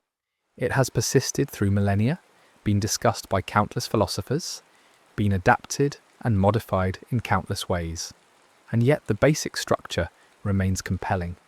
A ship has its parts replaced gradually. Is it still the same ship? The question is simple enough that anyone can grasp it, yet deep enough that it continues to generate philosophical interest. This combination of accessibility and depth is rare and valuable. The paradox also demonstrates the power of thought experiments in philosophy. We do not need to actually build a ship and replace all its parts to learn from this scenario. We can explore it in imagination, considering different possibilities, tracing out implications, testing intuitions. This is philosophy as a kind of conceptual engineering, using imaginary cases to map the contours of our concepts, to see where they work well and where they break down. And the ship of Theseus has inspired numerous variations and extensions. There are versions involving people, where someone's brain is gradually replaced, neuron by neuron, with artificial components. There are versions involving nations, where a country's territory, population, and government all change over time. There are versions involving abstract objects like songs or stories, which can be performed or retold in different ways while arguably remaining the same song or story. Each variation tests our intuitions about identity in a different domain, and each can reveal new aspects of how we think about sameness and difference. The reassembled ship variation, sometimes attributed to the philosopher Thomas Hobbes, is particularly effective at sharpening the paradox.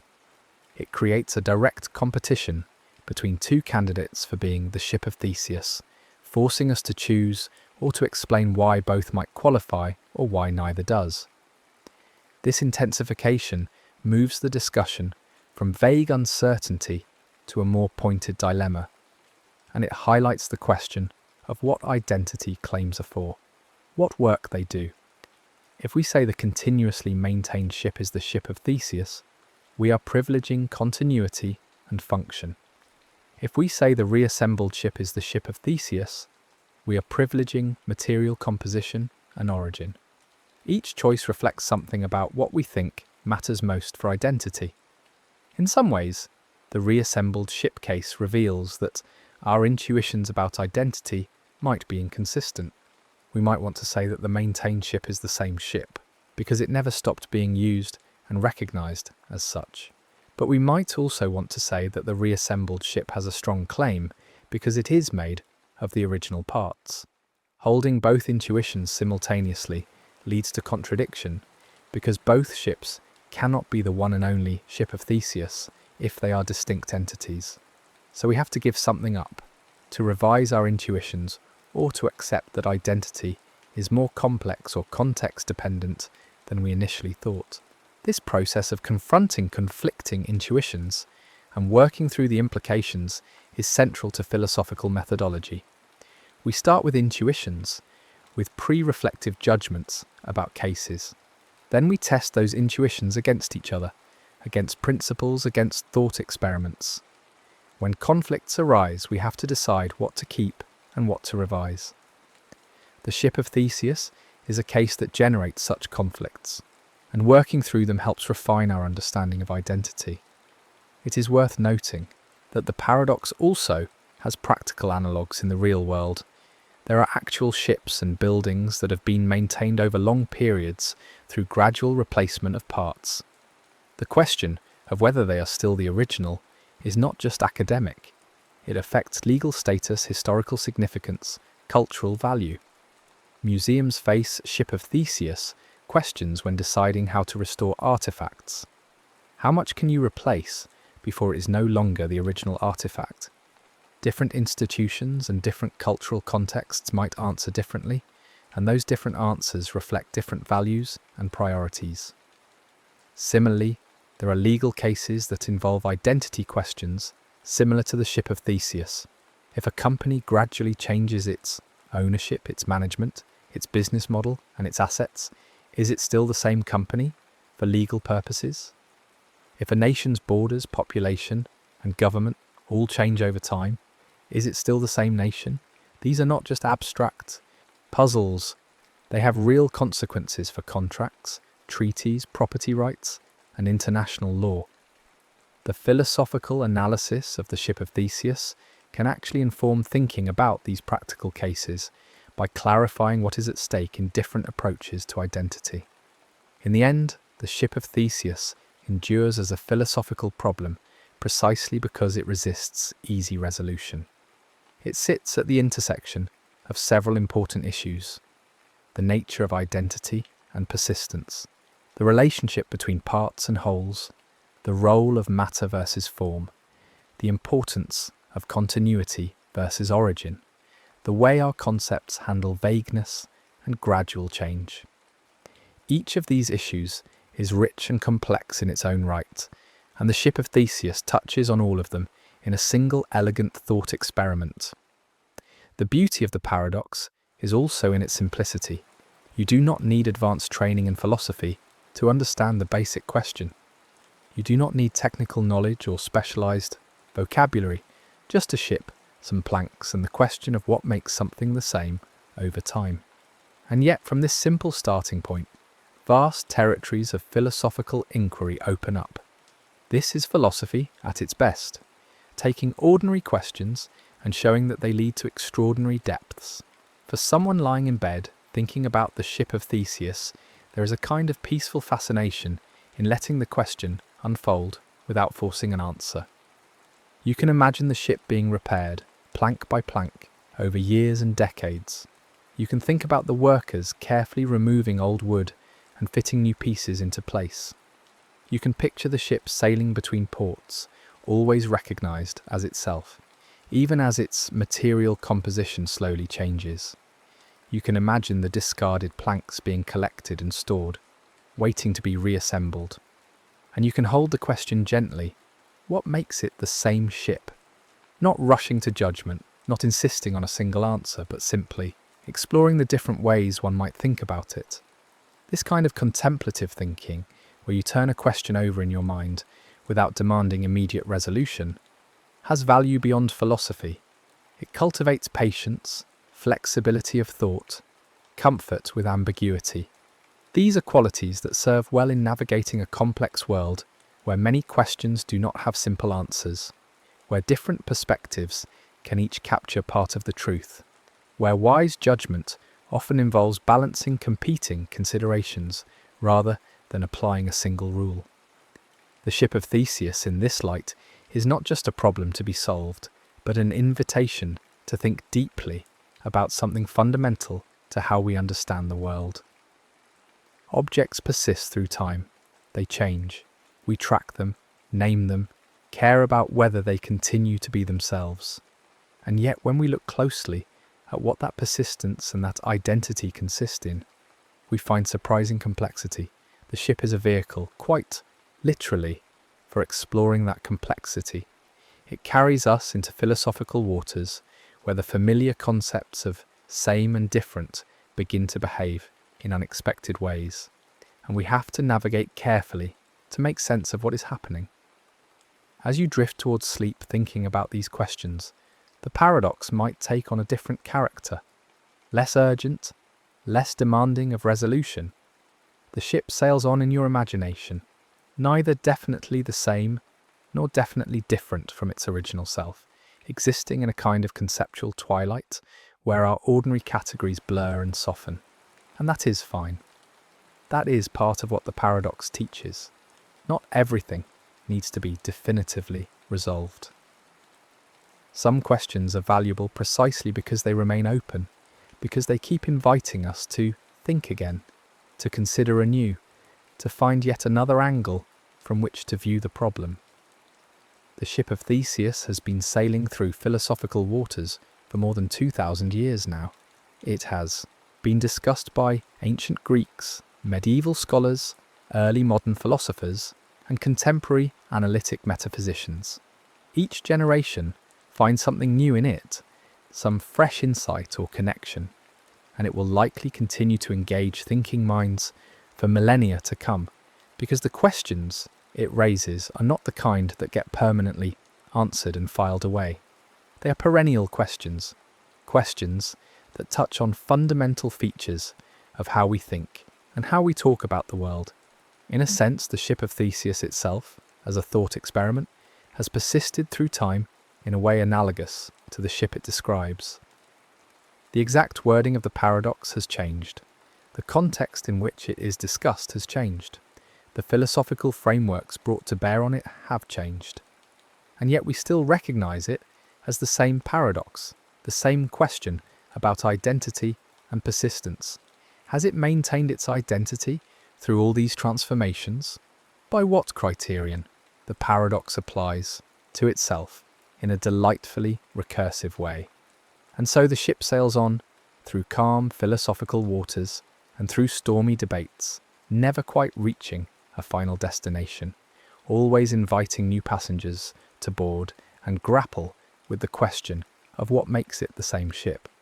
The journey itself is the point, the thinking, the questioning, the careful consideration of different possibilities, the recognition that our concepts are tools that work beautifully in ordinary cases but can perplex us at the edges. All of this is valuable. All of this enriches understanding, even without a final answer. As sleep approaches and thoughts begin to blur, the ship of Theseus might merge with other images, other questions, other gentle puzzles about identity and change. The ship becomes all ships, all things that persist through time while changing, all the ways we struggle to understand what makes something itself. And in that soft, drowsy state, the paradox loses its sharpness, becomes simply a wondering, a quiet musing on the strange and subtle nature of sameness and difference, of continuity and change, of the many ways things can be and cease to be themselves. The ship sails on into the night, into sleep, into the vast ocean of questions that have no final answers but endless depths to explore. And that is enough. That is more than enough. That is everything the paradox asks of us: to think, to wonder, to see the complexity in simple questions, and to rest in the knowledge that not all questions need to be answered to be worthwhile. The next story is about to begin. Please relax and enjoy. You're walking across a room. It's something you've done thousands of times, a movement so automatic that you rarely give it a thought. You decide to go somewhere. Your legs begin to move, and within moments you arrive at your destination. The distance between where you started and where you ended seems like a single, unbroken span of space that you simply cross. There's no mystery to it, no puzzle to solve. Motion feels obvious, natural, as certain as breathing. But what if that certainty is hiding something? What if the simple act of crossing a room contains within it a challenge so profound that it has troubled philosophers and mathematicians for more than 2,000 years? This is exactly what the ancient Greek philosopher Zeno of Elea proposed when he presented what has come to be known as Zeno's dichotomy paradox. Zeno wasn't trying to convince anyone that motion is impossible. After all, he could see people walking around just as easily as anyone else. Instead, he was doing something more subtle and more unsettling. He was reframing the way we think about movement, transforming what seems like a single continuous journey into a sequence of required steps that, by the logic of his argument, never ends. The paradox begins with a simple scenario, one that feels completely ordinary. Imagine you want to travel from one point, which we'll call point A, to another point, which we'll call point B. Maybe point A is your bed, and point B is your bedroom door. Maybe it's the start of a hallway, and the other end. The specific distance doesn't matter. What matters is that there's a beginning, an end, and space in between. To reach point B from point A, you must travel the entire distance. That much is obvious. But here's where Zeno introduces his challenge. Before you can reach point B, you must first reach the halfway point between A and B. Let's call that halfway point C. This requirement sounds perfectly reasonable. After all, if you're travelling from A to B, you will indeed pass through the midpoint. There's nothing controversial about acknowledging that the halfway point exists, or that you'll reach it on your way to the destination. But now, Zeno takes the next step. Before you can reach point C, the halfway point between A and B, you must first reach the halfway point between A and C. Let's call that point D. Again, this seems fair enough. If C is located halfway between A and B, then there must be a point halfway between A and C, and you'll have to pass through it to get to C. And now the pattern becomes clear, and with it, the paradox begins to take shape. Before you can reach point D, you must reach the halfway point between A and D. Before you can reach that point, you must reach the halfway point between A and that point. Each time you identify a next point you need to reach, you can apply the same logic. There must be a point halfway between where you are and where you're trying to go, and you must reach that intermediate point. First, this process can be repeated forever. No matter how many times you divide the distance, there is always another halfway point waiting, another intermediate goal that must be accomplished before the previous one can be reached. Each individual requirement in this chain sounds perfectly sensible on its own. Each halfway point is a real location, a genuine position in space. There's nothing imaginary or magical about these points. They exist as surely as the starting point and the destination exist. The paradox emerges not from any single step in the reasoning, but from what happens when you follow the reasoning all the way through. If you must reach the halfway point before reaching the destination, and you must reach the halfway point to the halfway point before that, and the halfway point to that point before that, and so on without end, then it seems you're being asked to complete an infinite number of tasks before you can finish your journey. This is where the mind begins to stumble. An infinite number of tasks sounds like an infinite amount of work, even if each individual task is simpler than the one before it. Even if each step is smaller and takes less time, the list itself never ends. There is no final halfway point you can reach that will free you from the need to reach another one. The sequence continues forever, always demanding one more intermediate goal before allowing you to move forward.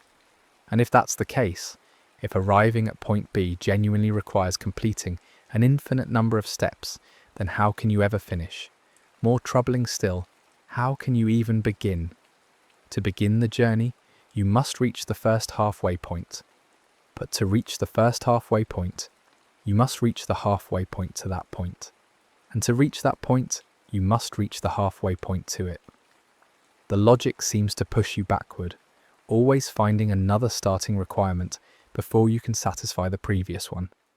It's as if you're trying to start a task, but discovering that every starting point has its own prerequisite, and that prerequisite has its own prerequisite, in an endless regress that never allows you to take the first step. The journey from A to B, which seems so straightforward at the outset, now appears impossible. Not because the distance is too great, not because you lack the ability to move, but because the very structure of the journey seems to demand something that can't be done. The completion of a process that has no end. This is the heart of Zeno's dichotomy paradox. It doesn't claim that motion is obviously impossible. It doesn't rely on magic or fantasy. It simply takes an ordinary journey, applies what seems like straightforward logical reasoning, and arrives at a conclusion that conflicts dramatically with everyday experience. We know that people walk across rooms. We know that motion happens. We can see it, experience it, rely on it. And yet the paradox seems to prove, through careful argument, that motion cannot happen. The tension between logical conclusion and observable reality is what gives the paradox its power and its staying power.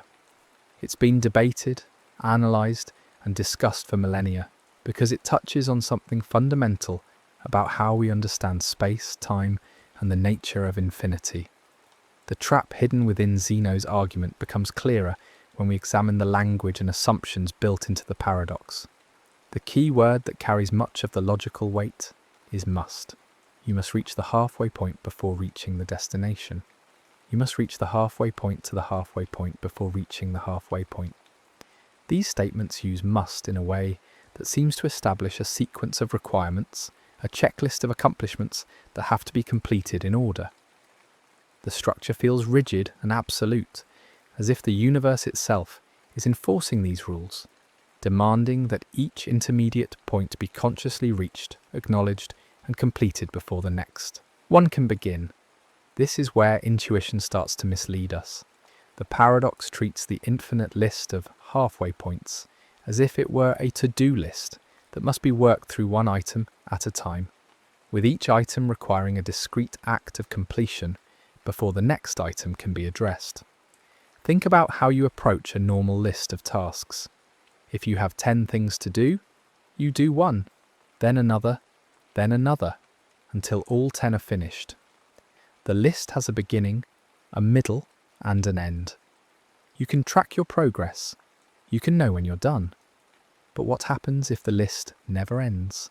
What if every time you complete a task, the list generates another one before it?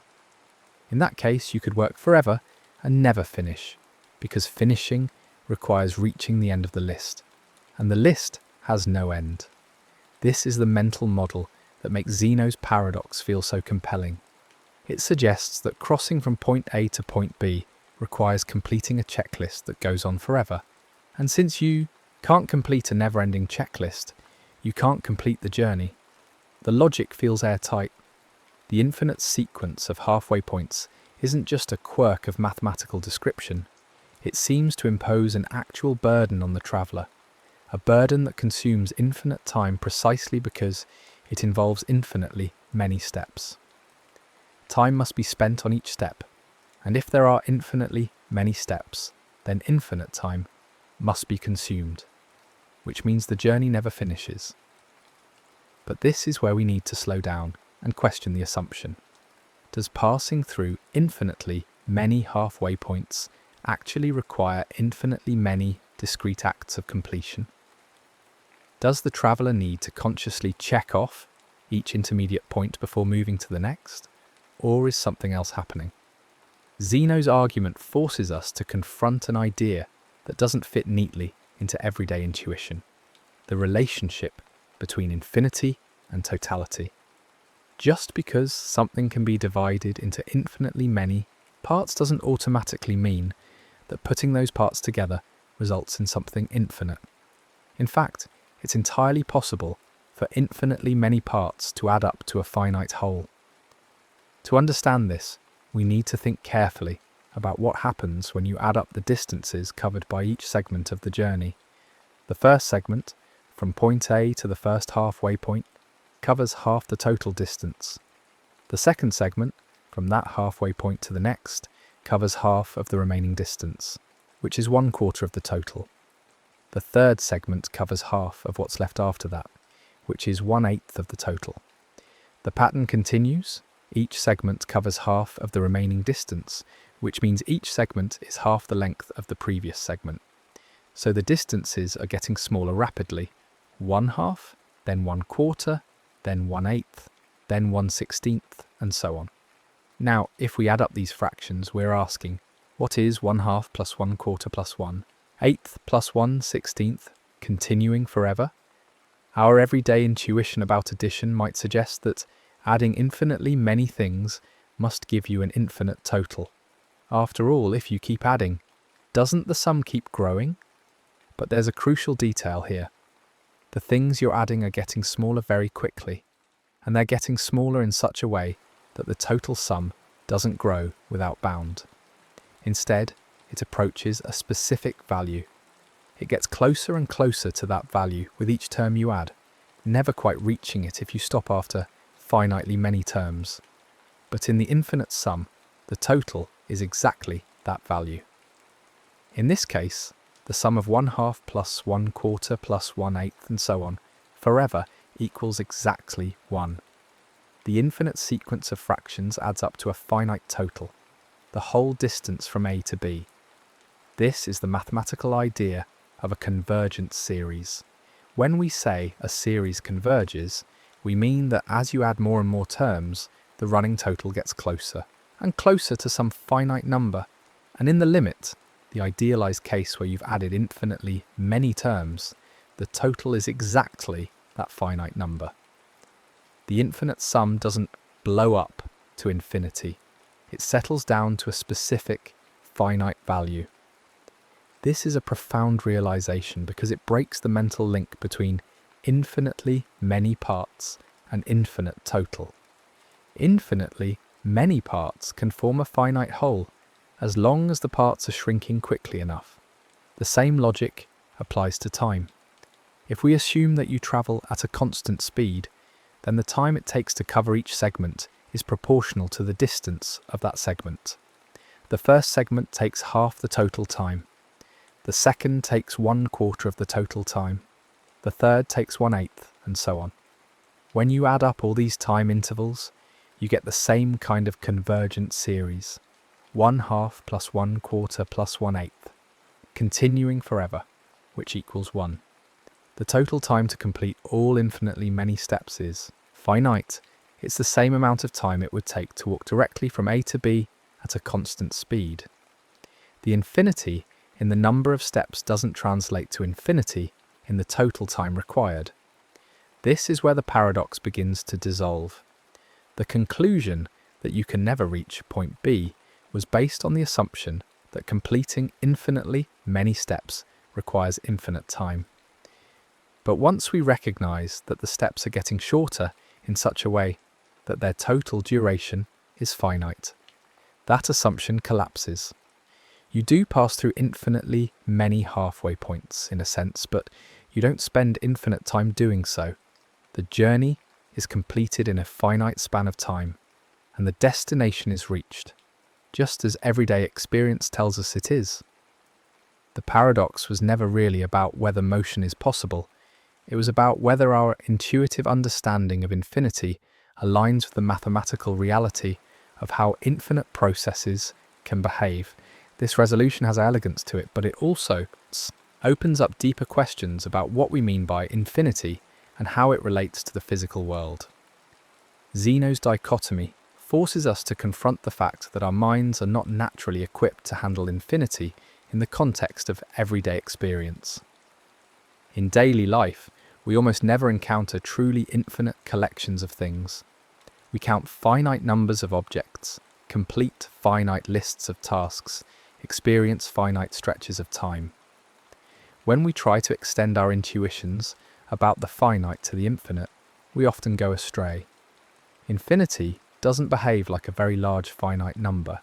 It has its own rules, its own logic, and those rules can be counterintuitive. One of the key insights that emerges from thinking about Zeno's paradox is the difference between discrete processes and continuous ones. A discrete process is made up of separate, distinct steps. Each step is its own individual event, and you move from one to the next in a clearly defined sequence. A to-do list is a discrete process. You do task 1, then task 2, then task 3. Each task is separate, and you can count how many you've completed at any given time. But continuous processes are different.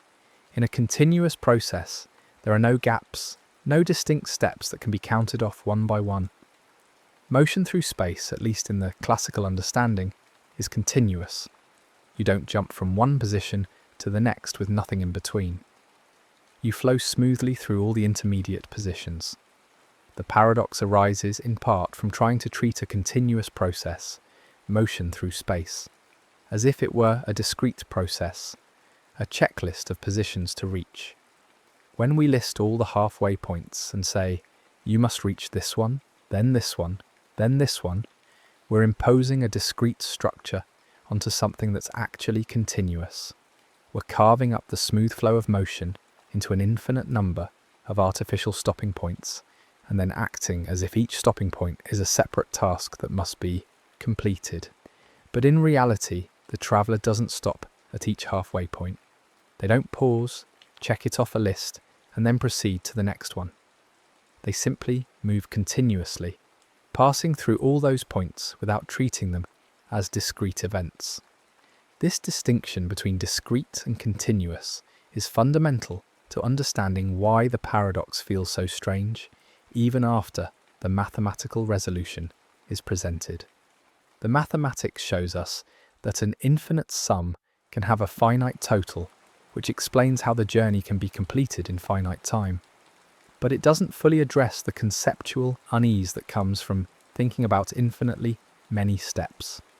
That unease comes from our tendency to think in discrete terms, to imagine each step as a separate event, and to feel that infinitely many events must somehow be too many to complete. The shift in perspective required to dissolve the paradox is to recognise that motion isn't actually made up of discrete events in the first place. It's a continuous flow, and the halfway points are just mathematical markers we can use to describe the motion, not actual stopping points that must be individually conquered. The idea of a limit is central to making sense of this. In mathematics, a limit describes what happens as you carry out a process further and further, even if you never actually complete the process in a finite number of steps. When we say the infinite sum of 1/2 plus 1/4 plus 1/8 approaches 1, we're talking about a limit. As you add more and more terms, the sum gets closer and closer to 1, and the limit of the sum, as the number of terms goes to infinity, is exactly 1. Limits allow us to talk rigorously about infinite processes without requiring that those processes be completed in the way we complete finite tasks. The total distance covered by passing through all the halfway points is the limit of the sum of the segment distances, and that limit is the full distance from A to B. This concept of a limit is what allows modern mathematics to handle infinity in a precise way. Before the development of calculus and formal analysis, questions about infinite sums and infinite divisions were deeply puzzling. There was no clear framework for deciding what an infinite sum should equal, or whether it should equal anything at all. Zeno's paradoxes were genuine philosophical problems without clear mathematical solutions. But with the tools of modern mathematics, particularly the rigorous definition of limits developed in the 19th century, these questions can be answered definitively. An infinite series either converges to a finite value or it doesn't, and we have precise methods for determining which is the case. In the case of the series that describes the journey from A to B, the answer is clear. It converges to the total distance, and the journey is completed in finite time.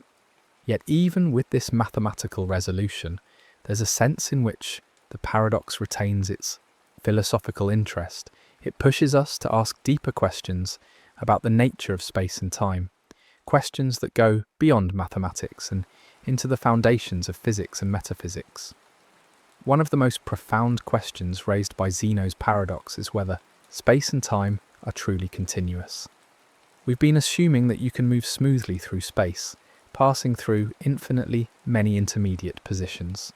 But is that actually how the world works? Or is space at some fundamental level made up of discrete units, smallest possible distances that can't be subdivided further? In classical physics, space and time are treated as continuous. You can divide a distance in half and then divide that half in half and keep going as far as you like, at least in principle. There's no smallest unit of length, no indivisible atom of space. The same goes for time. You can divide a second into milliseconds, then microseconds, then nanoseconds, and keep going. The continuum model works beautifully for describing the motion of everyday objects, and even for many phenomena in modern physics. But when we push to the smallest scales, to the realm of quantum mechanics and theories of quantum gravity, questions about the structure of space and time become more subtle. Some theories in modern physics suggest that space and time might not be continuous at the smallest scales. There are ideas about a quantum of space, or a Planck length, which is an incredibly tiny distance, about 10 to the minus 35 meters, below which the usual notions of space and distance might break down. If space is fundamentally discrete at this scale, then in principle, you couldn't keep dividing distances forever. Eventually you'd reach a smallest possible unit, and you couldn't go smaller. Similarly, there might be a smallest unit of time, a Planck time, which is about 10 to the minus 44 seconds. If time is discrete at this scale, then motion wouldn't be a perfectly smooth flow, but rather a series of incredibly tiny jumps from one moment to the next, though these jumps would be so small that they'd be impossible to detect with any current technology. If space and time are discrete, does that resolve Zeno's paradox in a different way? In a sense, yes. If there's a smallest possible distance, then you can't keep dividing the journey in half forever. Eventually, you'd reach a segment that's only one quantum of space long, and you couldn't divide it further. The number of steps in the journey would be very large, but finite, not infinite. And if the number of steps is finite, there's no puzzle about completing them all. You just take one step, then another, until you're done. The paradox would be sidestepped because the premise that you can divide the distance infinitely would turn out to be false. But this resolution, if it even applies, doesn't diminish the importance of the paradox. For one thing, we don't know for certain whether space and time are discrete at the Planck scale, or whether that scale just represents the limits of our current theories. For another, even if space and time are discrete, the paradox still serves as a valuable thought experiment about how we reason about infinity and continuity. It reveals assumptions we make about the nature of motion and the structure of reality, and it challenges us to think carefully about concepts we usually take for granted. The paradox has driven centuries of philosophical and mathematical inquiry, leading to insights about limits, convergence, and the nature of the continuum, insights that are valuable regardless of whether the physical universe turns out to be continuous or discrete at the deepest level. There's also a deeper philosophical question lurking beneath the paradox, a question about what motion actually is. When you walk across a room, what is happening? One way to think about it is that motion is a series of positions occupied at different times. At one moment, you're at position A. A short time later, you're at a position slightly closer to B. A bit later still, you're even closer. If we imagine plotting your position at every instant of time, we get a continuous path from A to B, a smooth curve that shows how your position changes as time passes. In this view, motion is fundamentally about occupying different positions at different times, and the motion itself is just the collection of all these position-time pairs. But is that all there is to it?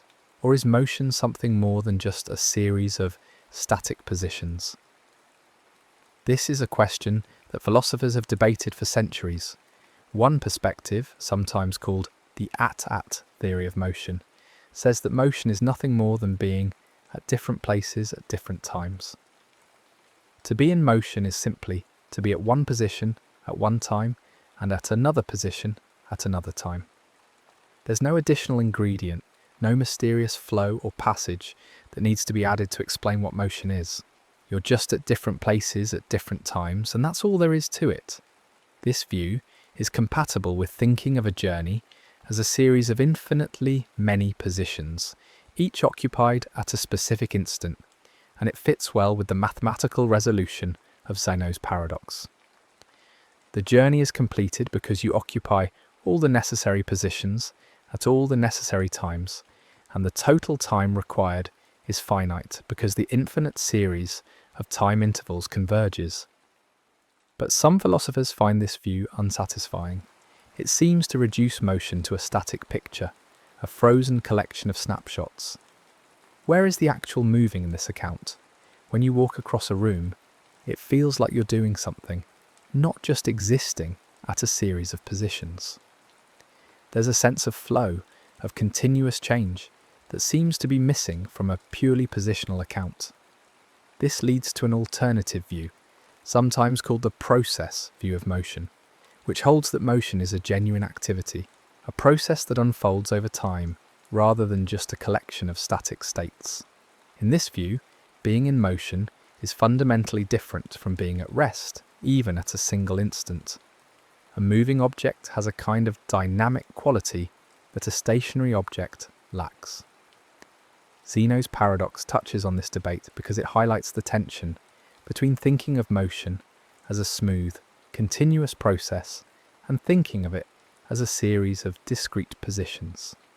If motion is continuous, then dividing it into infinitely many steps is an artificial imposition, a way of describing the motion that doesn't capture its essential, flowing nature. But if motion is just a matter of being at different places at different times, then the infinite division is perfectly natural. It's just a detailed description of all the positions occupied during the journey. The paradox doesn't definitively settle this philosophical question, but it forces us to confront it and to think carefully about what assumptions we're making when we talk about motion. Another layer of complexity comes from thinking about time itself. We usually imagine time as a kind of container in which events happen, a flowing river that carries us from past to future. But what if time isn't like that? What if time, like space, is just a dimension, a coordinate that helps us describe when things happen but doesn't flow in any literal sense? In this view, often associated with the block universe picture in physics, all moments of time exist equally. The past, present, and future are all equally real, just located at different positions along the time dimension. Your journey from A to B exists as a four-dimensional path through space-time, with one dimension for space and one for time. The entire journey from start to finish is laid out in the block universe, and there's no sense in which the present moment moves along that path.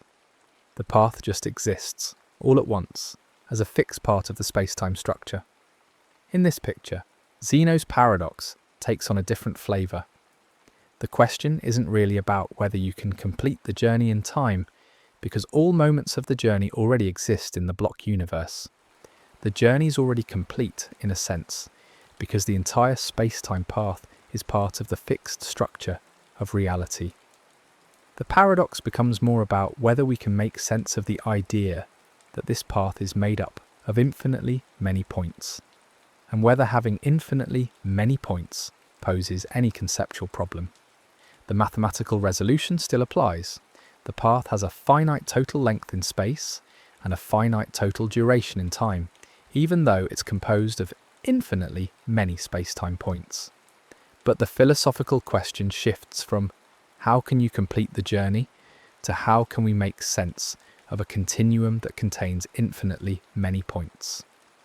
This is a deep question in the philosophy of mathematics and the philosophy of physics. The mathematical continuum, the set of real numbers, is an abstract structure that captures the idea of smooth, continuous variation. It's incredibly useful for describing physical phenomena, from the motion of planets to the flow of fluids to the oscillation of electromagnetic fields. But it's also a very strange structure when you think about it carefully. It's infinitely dense. Between any two distinct points on the continuum, there are infinitely many other points. It's uncountably infinite. There are more real numbers than there are integers, even though there are infinitely many integers. And it's perfectly divisible. You can always find a midpoint between any 2 points, no matter how close together they are. The fact that the mathematical continuum has these properties doesn't necessarily mean that physical space and time have them too.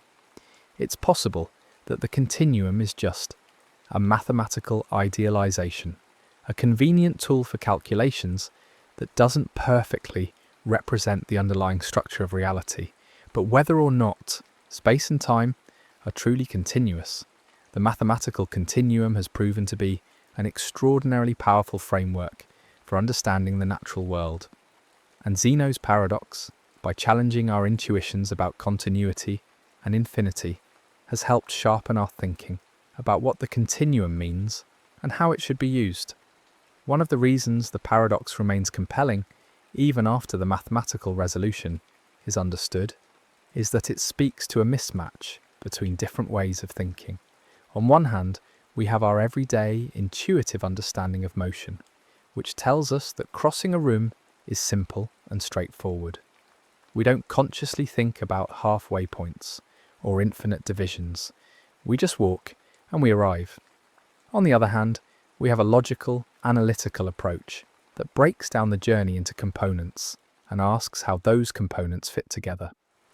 When we apply this analytical approach to motion, we discover the infinite sequence of halfway points, and suddenly, what seemed simple becomes puzzling. This is a common pattern in philosophy and science. Our intuitions are shaped by everyday experience, which involves finite numbers of things, finite stretches of time, and processes that have clear beginnings and endings. When we try to extend our thinking to the infinite, to the infinitesimally small, or to the very structure of space and time, our intuitions often lead us astray. We need different tools, mathematical tools, conceptual tools, to navigate these domains. And part of the value of Zeno's paradox is that it teaches us this lesson in a vivid and memorable way.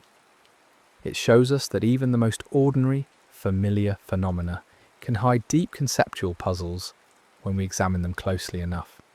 The resolution of the paradox through the concept of convergent series is satisfying in a mathematical sense, but it doesn't entirely eliminate the psychological strangeness.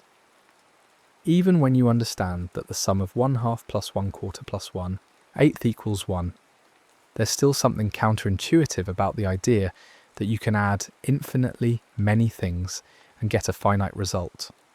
Our minds are wired to think that more things means bigger total. And while that's true for finite sums, it's not necessarily true for infinite ones. The specific way in which the terms in the series decrease matters enormously. If the terms decrease fast enough, the sum converges. If they don't, the sum grows without bound. To appreciate this, consider a different series. 1 plus 1/2 plus 1/3 plus 1/4, and so on. This is called the harmonic series, and it behaves very differently from the series in Zeno's paradox. Even though the terms are getting smaller, 1/3 is smaller than 1/2, 1/4 is smaller than 1/3, they don't get small fast enough to make the sum converge. If you keep adding more and more terms of the harmonic series, the total keeps growing, slowly but relentlessly, without ever settling, down to a finite limit. The harmonic series diverges to infinity, so just because you're adding terms that are getting smaller doesn't guarantee a finite sum. The rate at which they shrink is crucial. In Zeno's series, the terms shrink by a factor of 1/2 each time. Each term is exactly half the previous term. This geometric decrease is fast enough to ensure convergence. In the harmonic series, the terms shrink much more slowly. The nth term is 1/n, which decreases, but only as 1 divided by the term's position in the sequence. This slower decrease isn't enough to prevent the sum from growing indefinitely. Understanding this distinction requires some mathematical sophistication, and it's part of why the study of infinite series was such a significant development in the history of mathematics. It gave mathematicians the tools to distinguish between different kinds of infinite processes, and to say precisely which ones result in finite totals and which don't.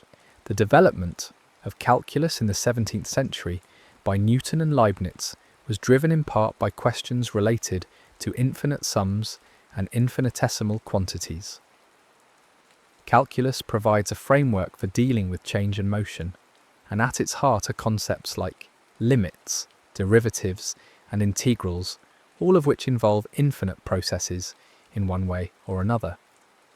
When you calculate the derivative of a function, you're essentially finding the slope of a curve by considering what happens as you zoom in closer and closer, taking the limit as the interval you're examining shrinks to 0. When you calculate an integral, you're finding the area under a curve by dividing it into infinitely many, infinitesimally thin rectangles and adding them up. These techniques allow mathematicians and scientists to solve problems involving motion, change, and accumulation, and they rest on a rigorous understanding of limits and convergence. In the centuries after Newton and Leibniz, mathematicians worked to place calculus on a firmer logical foundation. The early pioneers of calculus had powerful intuitions and techniques, but they sometimes struggled to explain exactly what they meant by an infinitesimal, or what it meant to sum infinitely many quantities. These conceptual issues were gradually resolved, most fully in the 19th century, through the work of mathematicians like Cauchy, Weierstrass, and others, who developed the epsilon-delta definition of a limit and made the notion of convergence precise. With these tools, it became possible to prove rigorously that certain infinite sums converge to specific values, and to build all of calculus on a solid logical foundation. Zeno's paradox, in this light, was a precursor to these developments, an early example of a puzzle that could only be fully resolved with the mathematical machinery that took millennia to develop. But even with all this mathematical sophistication, the paradox retains a kind of haunting quality. There's something about the idea of infinite division that continues to feel strange, even when you understand the mathematics. Perhaps this is because infinity itself is inherently beyond our direct experience. We can imagine very large numbers, we can work with them mathematically, but we can't truly grasp infinity in the way we grasp finite quantities. Infinity is a limit concept, an idealization, something we approach but never reach in any concrete physical sense. And so, when we're asked to think about infinitely many steps, infinitely many divisions, infinitely many halfway points, we're being asked to think about something that transcends everyday experience. It's no wonder that our intuitions sometimes rebel. There's also a sense in which the paradox highlights the gap between description and reality. The infinite sequence of halfway points is a way of describing the journey from A to B, but it's not the only way, and it's not necessarily the most natural way. You could just as easily describe the journey as a continuous path, a smooth motion from start to finish, without breaking it into discrete segments at all. The choice to focus on the halfway points is a choice about how to describe the motion, not a necessary feature of the motion itself. The paradox arises when we take this particular description and treat it as if it imposes actual constraints on what can happen. But in reality, the traveller doesn't need to complete the infinite sequence of halfway points in any active sense. They just move, and the halfway points are locations they pass through along the way, not tasks they need to accomplish. This raises an interesting question about the relationship between mathematical descriptions and physical reality. Mathematics gives us incredibly powerful tools for describing the world, for making predictions, for understanding patterns and structures. But mathematical descriptions are abstractions. They pick out certain features of reality and represent them using numbers, equations, geometric shapes, and other formal structures. The question is, how closely does the mathematical description match the underlying reality? Is the universe itself fundamentally mathematical, so that the mathematical description is capturing the true nature of things? Or is mathematics just a useful language for describing patterns we observe without necessarily revealing the deeper essence of what's going on? Zeno's paradox doesn't answer this question, but it raises it in a sharp way. If space and time are truly continuous, then in some sense they really do contain infinitely many points. And the mathematical description, using real numbers and infinite series, is capturing something true about their structure. But if space and time are discrete, or if they have some more exotic structure that doesn't correspond neatly to the mathematical continuum, then the infinite divisibility in the mathematical description is an artifact of the model, not a feature of reality. We might still use the continuous model because it's convenient and accurate for most purposes, but we'd recognize that it's an approximation, not a perfect representation. Current physics doesn't give us a definitive answer to whether space and time are continuous or discrete at the most fundamental level. General relativity, Einstein's theory of gravity, treats space-time as a smooth continuum. The equations of general relativity are differential equations which rely on the assumption that space-time is infinitely divisible. On the other hand, quantum mechanics, the theory that describes the behavior of particles and fields at small scales, introduces a kind of discreteness through quantization. Certain quantities like energy and angular momentum can only take on specific discrete values in quantum systems, not a continuous range. But even in quantum mechanics, space and time themselves are usually treated as continuous, at least in the standard formulation of the theory. The quest to unify general relativity and quantum mechanics into a single theory of quantum gravity is one of the major challenges in theoretical physics, and the question of whether space and time are continuous or discrete is intimately tied up with this quest. Some approaches to quantum gravity, like loop quantum gravity, suggest that space has a discrete structure at the Planck scale, with a kind of granularity built into the fabric of space-time itself. Other approaches, like string theory, work within a continuous space-time framework, but introduce additional dimensions and exotic structures. The ultimate nature of space and time remains an open question, one that physicists continue to investigate through both theoretical work and, where possible, experimental tests. In the meantime, Zeno's paradox serves as a reminder of how deeply counterintuitive the infinite can be, and how carefully we need to think when we reason about it. The paradox has been a catalyst for mathematical and philosophical progress over the centuries, prompting thinkers to develop more precise definitions, more rigorous arguments, and more sophisticated frameworks for dealing with infinity and continuity. It has helped shape our understanding of limits, convergence, and the nature of the continuum, and it continues to be a valuable teaching tool, a vivid illustration of how seemingly simple questions can lead to profound insights. One of the beautiful things about the paradox is that it doesn't require any specialized knowledge to grasp its basic form. Anyone can understand the setup. You want to go from A to B, but first you have to reach the halfway point. And before that, you have to reach the halfway point to the halfway point, and so on. The puzzle is immediately clear, even to someone with no background in mathematics or philosophy. But fully resolving the paradox, understanding why motion is possible despite the infinite division, requires engaging with some fairly deep ideas about infinity, limits, and convergence. In this way, the paradox serves as a bridge between everyday intuition and advanced mathematics, a problem that's simple to state but rich in implications. There's also something almost playful about the way Zeno's argument works. It takes an action that everyone knows is possible, walking across a room, and shows that if you think about it in a certain way, it seems impossible.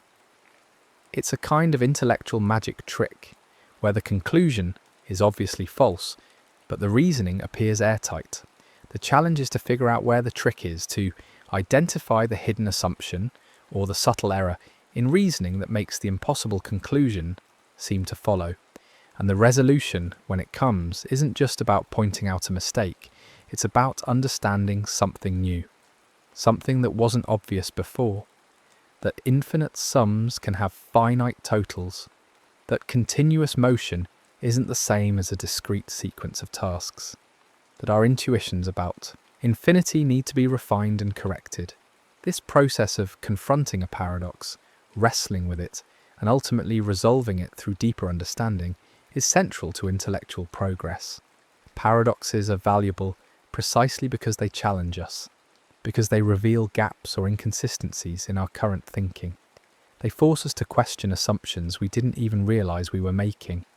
And when we resolve a paradox, we don't just eliminate a puzzle, we gain new insight into the concepts involved. Zeno's paradoxes, including the dichotomy, have played this role in the history of thought. They've pushed mathematicians to develop calculus and rigorous analysis. They've prompted philosophers to think carefully about the nature of motion, time, and infinity. And they've helped scientists articulate more clearly what their theories say about the structure of space and time. It's worth noting that Zeno formulated several paradoxes, not just the dichotomy. Another famous one is the Achilles and the tortoise paradox, which has a similar structure but a different framing. In that paradox, the swift Achilles races against a slow tortoise, and the tortoise is given a head start. Zeno argues that Achilles can never overtake the tortoise because by the time Achilles reaches the tortoise's starting point, the tortoise has moved a little bit ahead. By the time Achilles reaches that new position, the tortoise has moved a bit further. Each time Achilles reaches where the tortoise was, the tortoise has advanced, and so Achilles can never quite catch up. The resolution is similar to the dichotomy. The infinite sequence of catching up steps corresponds to a convergent series, and Achilles does overtake the tortoise in finite time. But the different framing makes the paradox feel distinct, and it highlights different aspects of the same underlying issue. There's also the arrow paradox, which takes a different approach. Zeno argues that at any single instant of time, an arrow in flight is not moving. It's just located at a particular position with no motion happening at that instant. But if the arrow isn't moving at any instant, how can it be moving at all? This paradox probes the question of what motion is at an instant, and it connects to the philosophical debate about whether motion is a state an object can be in at a single moment, or whether it only makes sense to talk about motion over an interval of time. These paradoxes, taken together, form a coherent challenge to common sense notions of motion and change, and they've been debated and analysed for over 2 millennia. Returning to the dichotomy, the paradox's enduring appeal lies in its simplicity and its depth. On the surface, it's a straightforward logical argument about a simple scenario, but beneath the surface, it touches on fundamental questions about the nature of reality, the structure of mathematics, and the limits of human intuition. It asks us to think about what it means to complete an infinite process, what it means for space and time to be continuous or discrete, and what it means for a journey to have infinitely many intermediate stages. These aren't just abstract philosophical questions, they're questions that have implications for how we understand the physical universe and how we use mathematics to describe it. For someone lying in bed thinking about Zeno's paradox, there's a quiet comfort in the way it all comes together. The paradox presents a puzzle that seems insoluble, a logical trap with no escape. But then, with the introduction of the concept of convergence, the trap opens up. The infinite sequence of steps, which seem to make motion impossible, is revealed to be compatible with motion after all. The journey from A to B can be divided into infinitely many parts, and yet the journey is completed in finite time. The mathematical framework of limits and series provides a precise, rigorous way to understand how this is possible. And while the philosophical questions about the nature of motion and the structure of space-time remain open, the paradox no longer seems like an insurmountable obstacle. It becomes instead a window into the subtle and beautiful ways that mathematics, philosophy, and physics intertwine.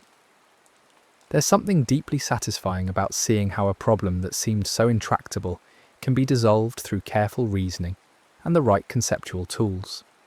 It's a reminder that human understanding is capable of making progress, that puzzles can be solved, and that the world, for all its complexity and strangeness, is not fundamentally incomprehensible.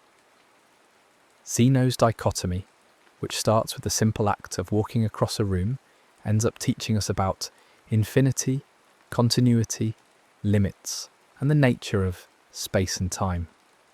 It shows us that the familiar can be mysterious and that the mysterious can be understood. And in that journey, from puzzlement to understanding, there's a kind of intellectual peace, a satisfaction that comes from seeing how the pieces fit together. As you think about the paradox, about the infinite sequence of halfway points and the convergent series that makes the journey possible, you might find that your mind begins to relax. The initial tension of the paradox, the feeling that something must be wrong, gives way to a calm recognition that the resolution makes sense. The infinite doesn't have to be frightening or chaotic. It can be tamed, understood, incorporated into a coherent picture of how things work. The journey from A to B, which Zeno tried to make seem impossible, is just a journey after all. You take a step, and then another, and then another, and before long, you've arrived. The halfway points are there, infinitely many of them, but they don't stop you. They're just markers on the path, points you pass through on your way to the destination. And the destination is reached, just as it always was, just as you knew it would be from the start. In the end, Zeno's dichotomy. Paradox is not proof that motion is impossible. It's proof that intuition can misread infinity, that our everyday understanding of how things work sometimes needs to be refined when we venture into the realm of the infinite and the infinitesimal. It's a lesson in humility, a reminder that the world is more subtle than it appears, and that careful thought can reveal depths beneath the surface of even the most ordinary experiences. The paradox has travelled through more than 2,000 years of intellectual history, prompting discussions, inspiring mathematical discoveries, and challenging assumptions. And it continues to do so because the questions it raises are timeless, and the insights it offers are profound.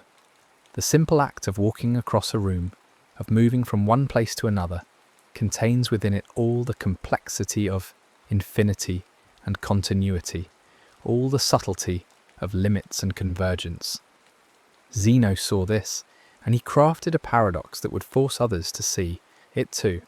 The paradox asks us to slow down, to think carefully, to question what we take for granted. And in doing so, it opens up a world of mathematical and philosophical richness, a world where the infinite is not just a vague idea, but a precise concept with clear rules and surprising consequences. The halfway points stretch out before you, infinitely many, each one half the distance of the one before, and together they sum to the whole. The journey is divided, yet complete. The steps are endless, yet the destination is reached.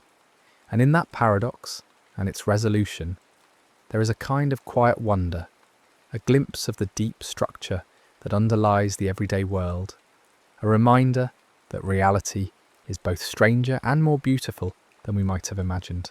The next story is about to begin. Please relax and enjoy. The word full carries a simple meaning in everyday life. When every seat in a theatre is taken, we say the theatre is full. When every parking space in a lot is occupied, we say the lot is full. And when every room in a hotel has a guest sleeping in it, we say the hotel is full. The logic feels obvious and unshakable. If there's no empty space left, nothing more can fit. This understanding rests on something so fundamental, we rarely think about it. The fact that the things we're counting are finite. A theatre has a specific number of seats. A parking lot has a specific number of spaces. A hotel has a specific number of rooms. When we match guests to rooms, one person per room, and we run out of rooms, that's the end of the story. The hotel is full, and the next person who arrives must be turned away or sent somewhere else. This feels not just true, but necessarily true, like a law of nature, rather than a choice we've made about how to use words. But this certainty depends entirely on limits. It depends on there being a last room, a highest number, a final edge to the list. In the world we inhabit, every collection we encounter in daily life has this property.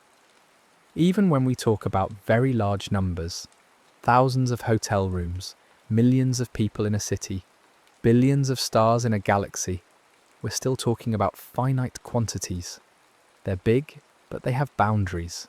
They can be counted, even if the counting would take longer than a human lifetime. And because they're finite, the rules of full remain intuitive. If you have 100 rooms and 100 guests, you're full. If you have 100 rooms and 101 guests, someone doesn't get a room. The math is simple, the outcome is clear, and our intuition stays intact. The concept of fullness in the finite world is tied closely to the idea of matching. When we say a hotel is full, what we really mean is that there's a perfect one-to-one correspondence between the set of rooms and the set of guests. Each room has exactly one guest, each guest has exactly one room, and there's nothing left over on either side. This kind of matching is how we understand equality of size in everyday contexts. Two sets are the same size if you can pair up their elements with no leftovers. If you have 5 chairs and 5 people, and everyone sits down with no one standing and no chair empty, you know the sets are equal. The matching proves it. This matching principle works beautifully for finite sets because finite sets have clear, definite sizes. You can count the elements, arrive at a specific number, and compare that number to other numbers. 10 is bigger than 5. 20 is bigger than 10. The relationships are straightforward, stable, and consistent with our physical experience of the world. When you add something to a finite set, it gets bigger. When you remove something, it gets smaller. When you split a finite set into parts, each part is smaller than the whole. These rules feel so natural that we might not even recognize them as rules. They seem like facts about reality itself. Hilbert's hotel is a thought experiment that keeps the word full, but removes the one thing that makes it behave the way we expect: finiteness. It was proposed by the German mathematician David Hilbert, not as a real architectural plan, but as a way to explore what happens to our logic when we step into the strange territory of the infinite. The paradox doesn't ask us to imagine something physically possible. Instead, it asks us to follow a chain of reasoning into a place where our everyday rules stop working, and stranger, more flexible rules take over. It's a paradox in the sense that it produces results that feel contradictory, even though every step in the argument is perfectly logical. And by walking through it slowly, we can begin to see how infinity reshapes ideas that seem rock solid in the finite world. The setup is simple to describe, but it contains a quiet revolution in its premise. Imagine a hotel with infinitely many rooms. The rooms are numbered 1, 2, 3, 4, and so on, continuing without end. There is no last room. If you walk down the hallway and pick any room number you like, say room 1,000,000, there are still infinitely many rooms beyond it. Room 1,000,001, room 1,000,002, room 1,000,003, stretching forward forever. The numbers don't stop. They don't approach some final door and then halt. They simply keep going, always producing the next number, always offering another room. Now imagine that every single one of these infinitely many rooms is occupied. Every room has a guest. Room 1 has a guest, room 2 has a guest, room 3 has a guest, and this pattern continues forever. There is no room, no matter how far down the hallway you walk, that stands empty. In this sense, the hotel is full. Every available space is being used. Every bed has someone in it. If we were dealing with a finite hotel, this would mean the end of the story. No more guests could be accommodated. The manager would hang a sign that says, "No vacancy," and turn people away at the door. But in Hilbert's hotel, something different becomes possible, and the key to understanding it lies in the structure of the numbering itself. The word infinite here doesn't just mean very large, it means the list of rooms never ends. There is no highest number. No matter which room you point to, there's always a next one. This endlessness isn't a vague metaphor, it's a precise mathematical property. The rooms are countably infinite, meaning they can be put into a one-to-one correspondence with the natural numbers 1, 2, 3, 4, and so on forever. This structure, this endless progression, with a clear rule for moving from one number to the next, is what allows the paradox to operate. The natural numbers themselves form the foundation of counting. They're the numbers we learn as children, the numbers we use to enumerate objects and measure quantities in discrete units. 1 apple, 2 apples, 3 apples, first place, second place, third place. The natural numbers start at 1 and proceed in order, each number exactly 1. More than the previous number, with no gaps, no breaks, no sudden jumps. This orderly progression feels deeply familiar, almost comforting in its predictability. And because the progression never ends, the natural numbers form an infinite set, the most basic, the most intuitive infinite set in mathematics. When we say Hilbert's hotel has infinitely many rooms, we mean it has exactly as many rooms as there are natural numbers. We can match each room to a number. Room 1 corresponds to the number 1, room 2 corresponds to the number 2, and so on. This matching is perfect and complete. Every room gets a number, every number gets a room, and the correspondence stretches on forever. This is what mathematicians mean by countably infinite, a set that can be counted, using the natural numbers, even though the counting never finishes. Imagine a new guest arrives at the hotel in the middle of the night. They walk up to the front desk, tired and hoping for a room. In a normal, finite hotel, the manager would check the registry, see that every room is occupied, and apologise. There's nothing to be done. But in Hilbert's hotel, the manager smiles and says there's no problem at all. They pick up the phone and make an announcement to every guest currently in the building. The message is simple. Please move from the room you're in now to the room with the next number. If you're in room 1, move to room 2. If you're in room 2, move to room 3. If you're in room 3, move to room 4. And so on. For every guest, forever. This shift feels impossible at first. If the hotel was full before, how can anyone move? Where is there space to move into? But follow the logic carefully. The guest in room 1 moves to room 2, but room 2 is occupied. So, where does that guest go? They move to room 3. But room 3 was also occupied. So where does that guest go? They move to room 4. And this continues, each guest stepping into the next room, which was occupied but is now being vacated by its previous occupant, who is also stepping forward. The crucial insight is that every room has a next room. There is no last room where the chain of moves would get stuck. The guest in room 1 million moves to room 1,000,001. The guest in room 1 billion moves to room 1,000,001. No matter how far out you go, the move can happen because the sequence never ends. Every current guest still has a room after the shift. Nobody's left without a place to stay, and because everyone has moved forward by one, room 1 is now empty.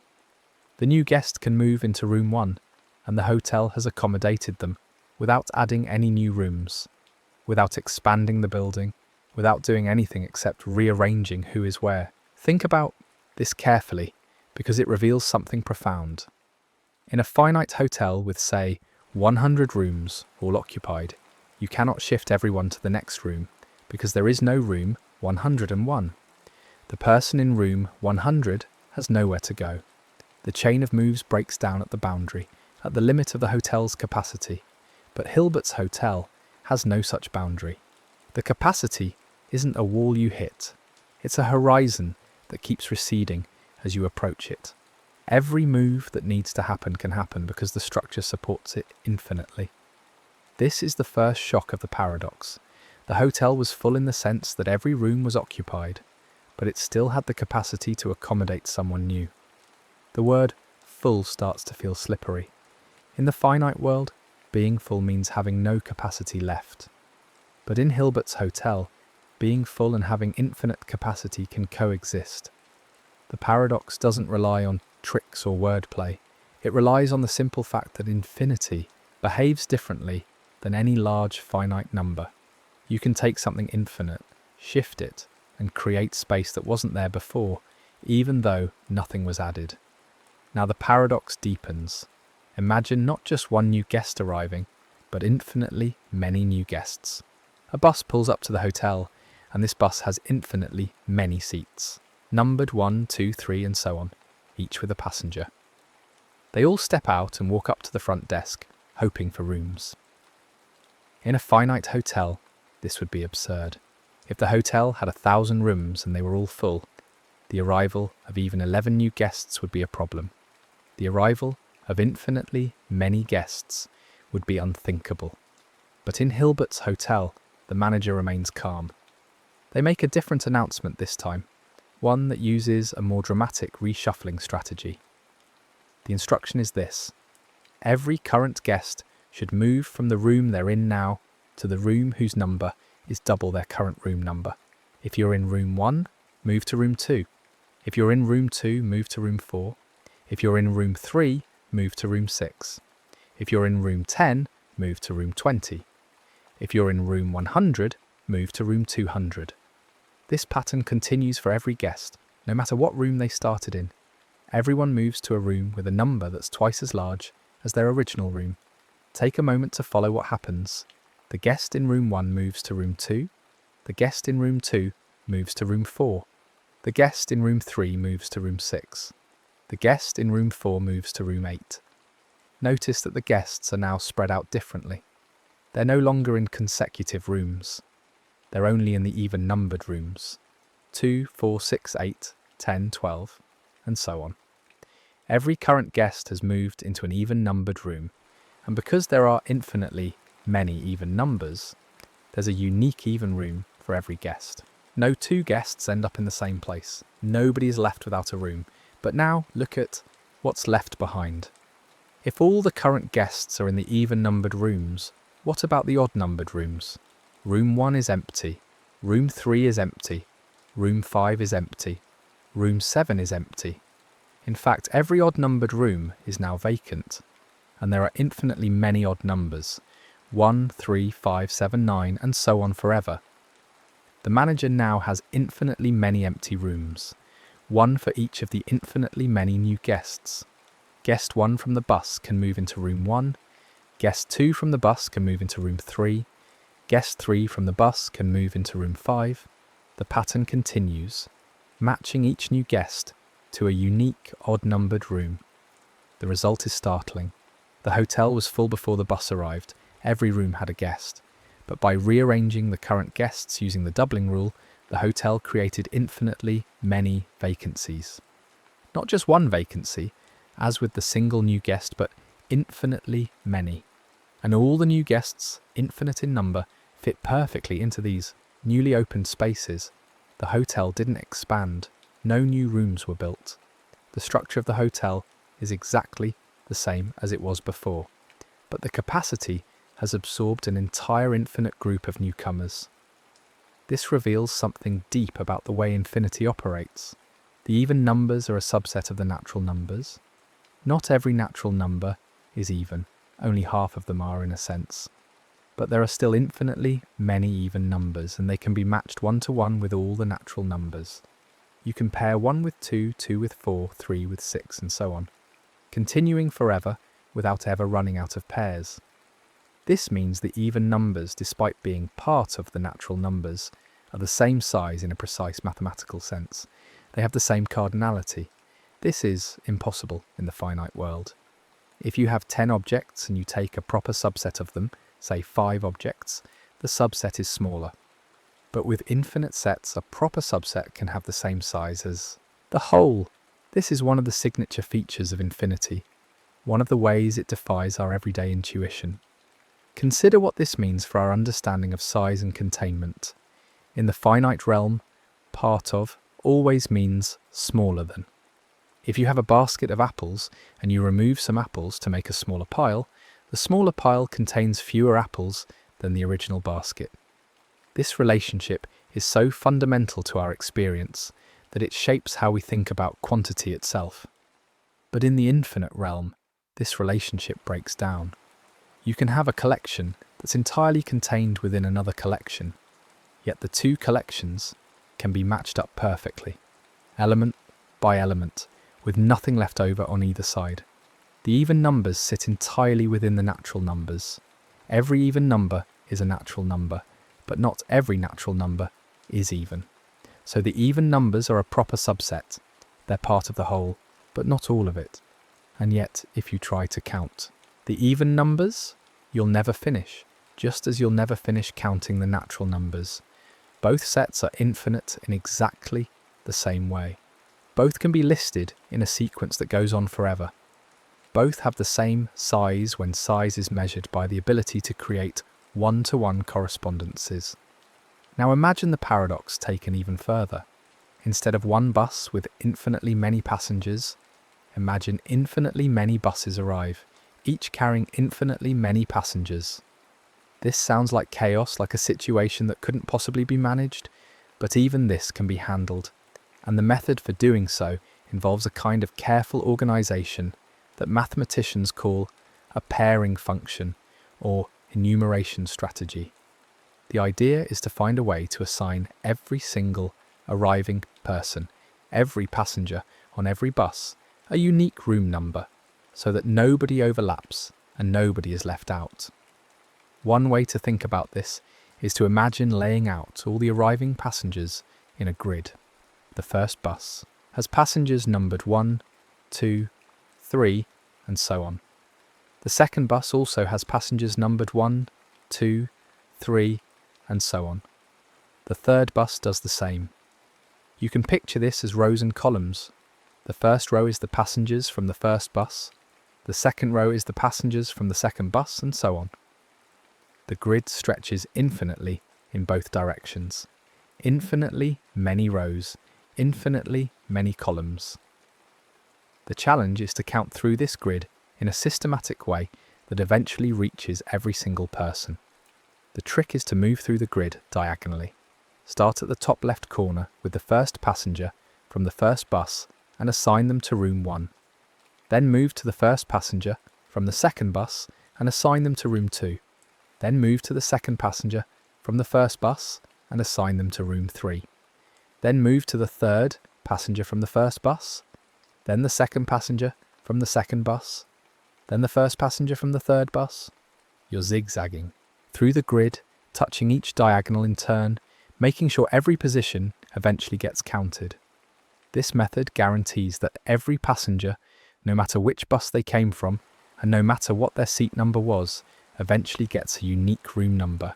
The process never ends, but it also never leaves anyone behind.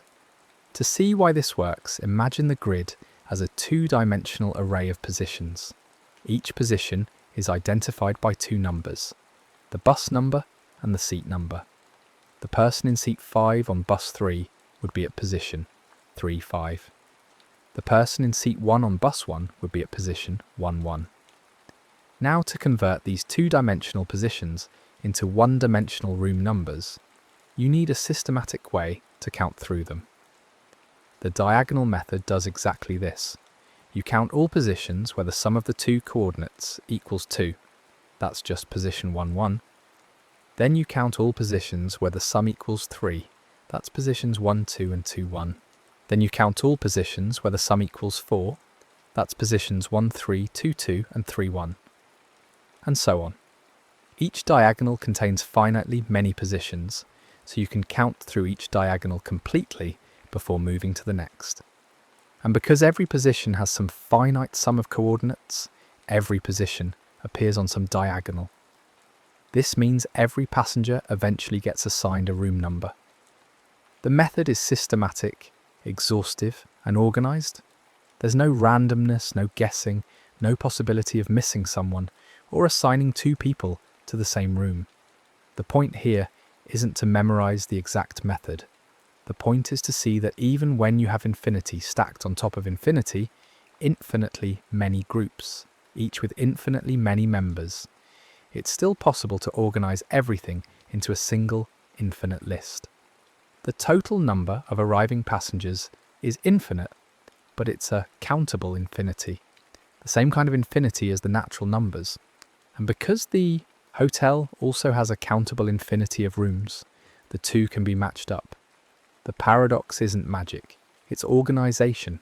It's the realisation that infinite lists can be rearranged, combined, and fitted together in ways that would be impossible if any of the quantities involved were finite. This capacity for reorganisation is one of the most striking features of countably infinite sets. You can take two countably infinite sets and merge them into one, and the result is still countably infinite. You can take infinitely many countably infinite sets and combine them, and the result remains countably infinite. The infinity doesn't grow in the sense of becoming a different kind of infinity. It stays the same type, the same cardinality, even though intuitively it feels like you're adding more and more. In the finite world, addition always increases size. If you have 10 things, and you add 10 more things, you have 20 things, which is larger than 10. If you combine 100 groups of 10 things each, you have 1,000 things. The size grows proportionally to what you add. But with countable infinity, adding another countable infinity doesn't make it bigger. It's still countably infinite. You can pour one infinite set into another, combine infinitely many infinite sets, and the result is still something that can be matched one-to-one with the natural numbers. This seems to violate basic arithmetic. How can infinity plus infinity equal infinity? How can infinity times infinity equal infinity? But these equations only seem wrong if we think of infinity as a number, in the usual sense. Infinity isn't a number that participates in ordinary arithmetic. It's a property of sets, a description of their size or cardinality. And the cardinality of countably infinite sets behaves according to its own rules, rules that don't match the arithmetic of finite numbers. What Hilbert's hotel really teaches us is that infinity is not a single simple quantity. In everyday language, we often use the word infinite as if it means unimaginably large or beyond counting. But in mathematics, infinity comes in different types, different sizes, each with its own structure and behaviour. The infinity of the natural numbers, 1, 2, 3 and so on, is called countably infinite. This doesn't mean you can actually count all the way to the end, because there is no end. It means the elements can be put into a sequence, a list with a first element, a second element, a third element, and so on, where every element eventually appears somewhere in the list. The rooms in Hilbert's hotel are countably infinite. They're numbered with the natural numbers so they can be listed in order. Room 1, Room 2, Room 3, continuing forever. This structure is what allows all the reshuffling moves to work. When the manager asks guests to shift from room N to room N plus 1, or from room N to room 2 times I in, these instructions make sense because every room has a number, and every number has a clear relationship to the other numbers. The infinity is structured, ordered, and therefore manageable in a logical way. But not all infinities are countable. There are larger infinities, infinities that cannot be put into a one-to-one correspondence with the natural numbers, no matter how clever your pairing strategy. The most famous example is the set of real numbers, which includes not just the whole numbers, but also all the fractions, all the decimals, all the numbers that fill the continuous line between any 2 points. The real numbers are uncountably infinite. If you tried to list them all in a sequence, you would always leave some out. There's no way to match them up with the natural numbers the way you can with the even numbers or the passengers on infinitely many buses.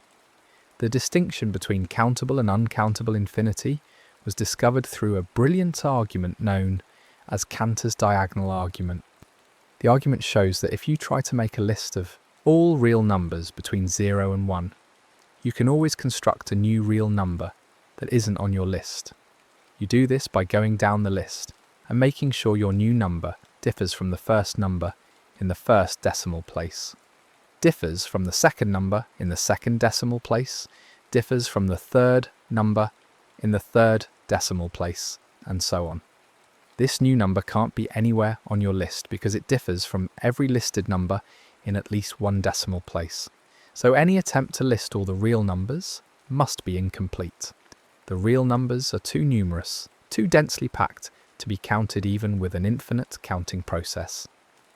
This discovery was revolutionary. It meant that infinity itself comes in a hierarchy of sizes. The smallest infinite size is countable infinity, the size of the natural numbers. But there are larger infinities, sizes that exceed countable infinity. And in fact, there's no largest infinity at all. For any infinite size, there's always a larger one. This hierarchy is fundamental to modern set theory, the branch of mathematics that studies collections and their properties. Hilbert's hotel operates in the realm of countable infinity, the smallest kind of infinite size. But even within this realm, the paradox reveals something fundamental and strange. A countably infinite set can be put into perfect correspondence with a proper subset of itself. The even numbers are a proper subset of the natural numbers, meaning they're contained within the natural numbers, but they're not the whole set. Yet there are just as many even numbers as there are natural numbers in total. You can pair them up one-to-one with no leftovers on either side. This is impossible in the finite world. If you have a finite set and you remove some elements, the subset is genuinely smaller. But with infinite sets, part of doesn't always mean smaller in the way we expect. This property, that an infinite set can be matched with a proper subset of itself, is sometimes used as a definition of infinity. A set is infinite if and only if it can be put into one-to-one correspondence with some proper subset of itself. This definition captures something essential about infinity. It's a kind of size that doesn't diminish when you remove part of it, a kind of container that doesn't empty when you pour part of it out. Consider the integers, which include all positive and negative whole numbers as well as 0. The integers extend infinitely in both directions. Negative infinity on one side, positive infinity on the other. How many integers are there compared to natural numbers? You might think there are twice as many, since the integers include both positive and negative numbers. But in fact, the integers are also countably infinite, and they're the same size as the natural numbers. You can create a listing that counts them all. 0, 1, -1, 2, -2, 3, -3, and so on. This listing eventually reaches every integer, proving that the integers can be matched one-to-one with the natural numbers. So even though the integers seem more numerous because they extend in both directions, they're the same infinite size as the natural numbers, Or consider the rational numbers, the fractions. Every fraction, every ratio of two integers is a rational number. There are infinitely many fractions between any two whole numbers. Between 0 and 1 alone, there are infinitely many fractions, 1/2, 1/3, 1/4, and so on, plus 2/3, 3/4, and countless others. It seems like the rational numbers must be a much larger set than the natural numbers. But remarkably, the rationals are also countably infinite. You can list them systematically using a method similar to the diagonal counting used for the buses. The rationals are dense. They're packed infinitely tightly along the number line, but they're still countable. They're still the same size as the natural numbers. This is one of the most counterintuitive results in all of mathematics. The rational numbers fill the number line densely, with infinitely many fractions between any 2 points. Yet they're the same size as the natural numbers, which are spread out with gaps between them. Density and size are different properties. A set can be densely packed and still be countable. The key is whether you can organize the set into a list, a sequence that eventually includes every element. These examples show that countable infinity is remarkably robust. You can spread elements out, pack them densely, extend them in multiple directions, combine them in complex ways, and as long as you can find a systematic way to list them all, they remain countably infinite. The size doesn't change. The cardinality stays the same. Countable infinity is the kind of infinity that yields to organization, that can be tamed by systematic enumeration. But the real numbers resist this organization. The continuum, the complete number line with all its points, is uncountably infinite.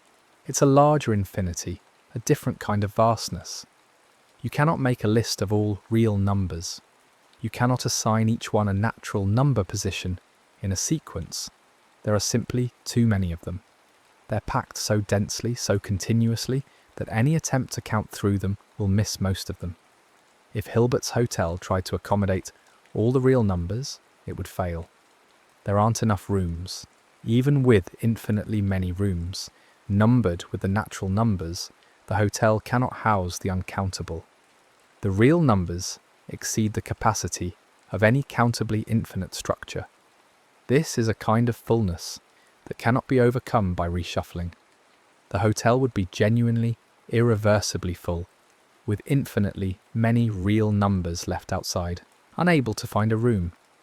This distinction between countable and uncountable infinities is profound, because it shows that infinity itself is not a single destination, but a landscape, with different regions, different sizes, different characteristics. The paradox of Hilbert's Hotel works precisely because the hotel's capacity matches the size of the sets arriving. All the guests, all the buses, all the passengers are countably infinite, matching the countably infinite rooms. The manager can always find a way to reorganize because the type of infinity on both sides is the same. This matching of infinities is reminiscent of how finite numbers work, but with crucial differences. If you have 10 rooms and 10 guests, you can match them perfectly. If you have 10 rooms and 20 guests, you cannot. The size matters. With infinite sets, the type of infinity matters in a similar way. Countably infinite guests can fit into a countably infinite hotel. Uncountably infinite guests cannot. The concept of size still applies, but it requires understanding the different levels of infinity. The paradox also touches on the nature of mathematical existence. The hotel doesn't exist physically, but it exists as a concept, as a logical structure that follows consistent rules. In mathematics, this kind of existence is often sufficient. Mathematicians study objects that cannot be built in the physical world. Perfect circles, infinite sets, higher dimensional spaces, because these objects have logical coherence and yield insights about structure, pattern, and relationship.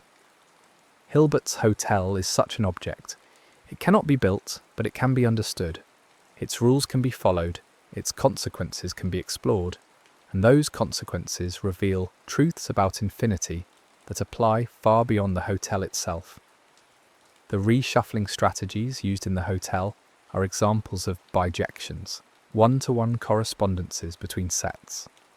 A bijection is a pairing where every element in the first set matches exactly one element in the second set, and vice versa, with nothing left unpaired on either side. Bijections are the fundamental tool for comparing sizes of sets. If two sets can be put into bijection, they have the same cardinality, the same size. The function that sends each natural number n to the even number 2 times n is a bijection between the natural numbers and the even numbers. The diagonal counting method is a bijection between the two-dimensional grid of bus and seat positions and the one-dimensional list of natural numbers. These bijections are not arbitrary. They're carefully constructed to ensure that every element gets paired exactly once. In the finite world, constructing a bijection is straightforward. You just match elements one by one until you run out.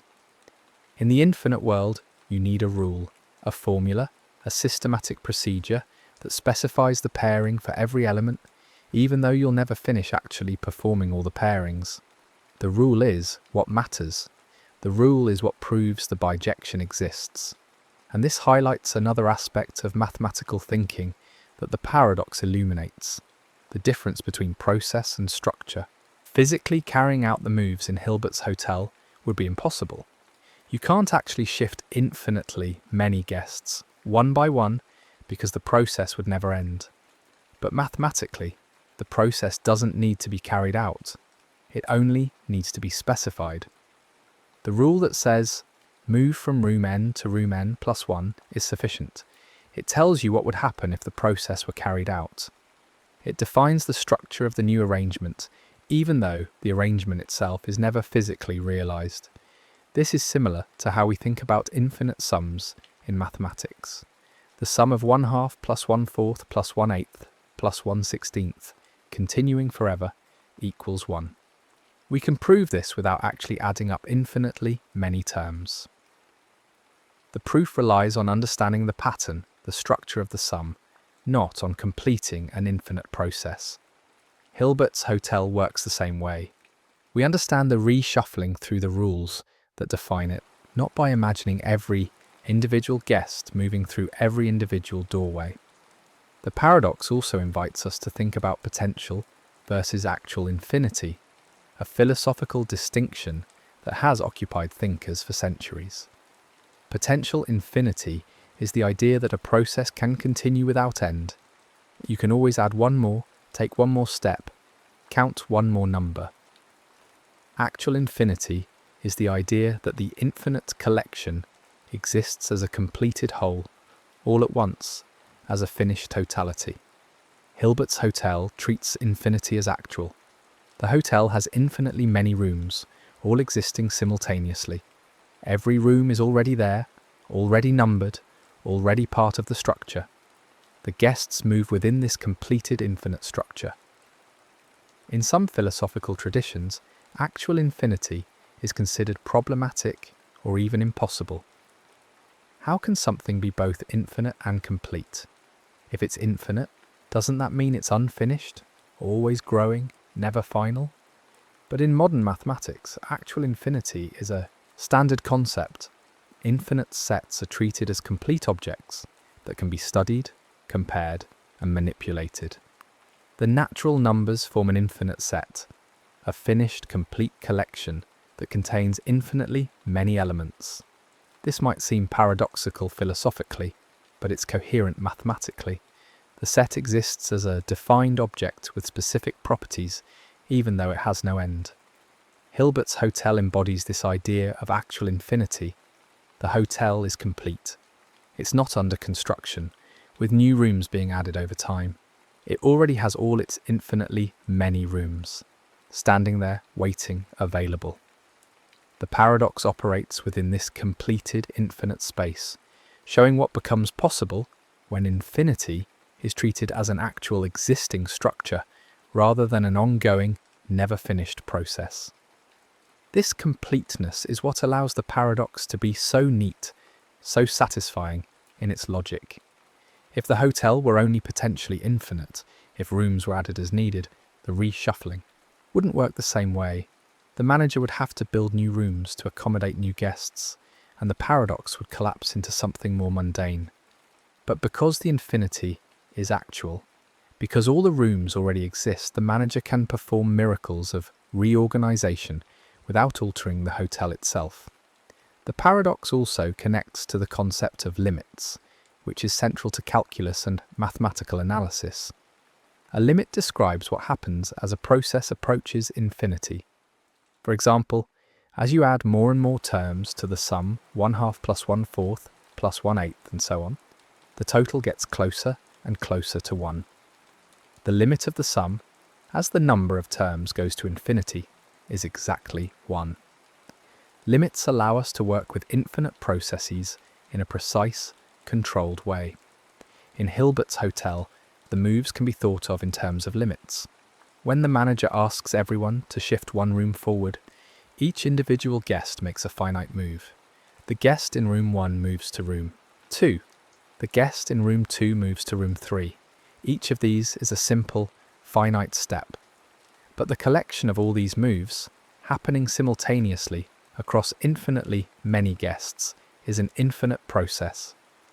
The limit of this process, the final configuration, after all moves are complete, is a state where room 1 is empty and every other guest is in the next room up. The limit is well defined and consistent, even though the process involves infinitely many actions. This idea of limits extends throughout mathematics.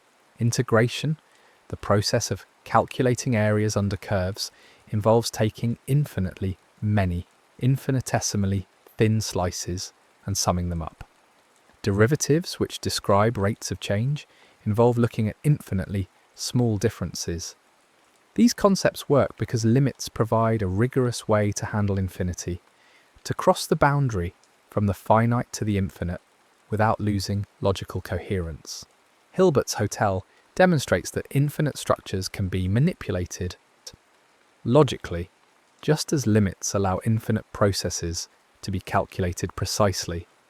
The hotel is a discrete, countable infinity, a different kind of mathematical object than the continuous infinity of calculus, but it operates on similar principles.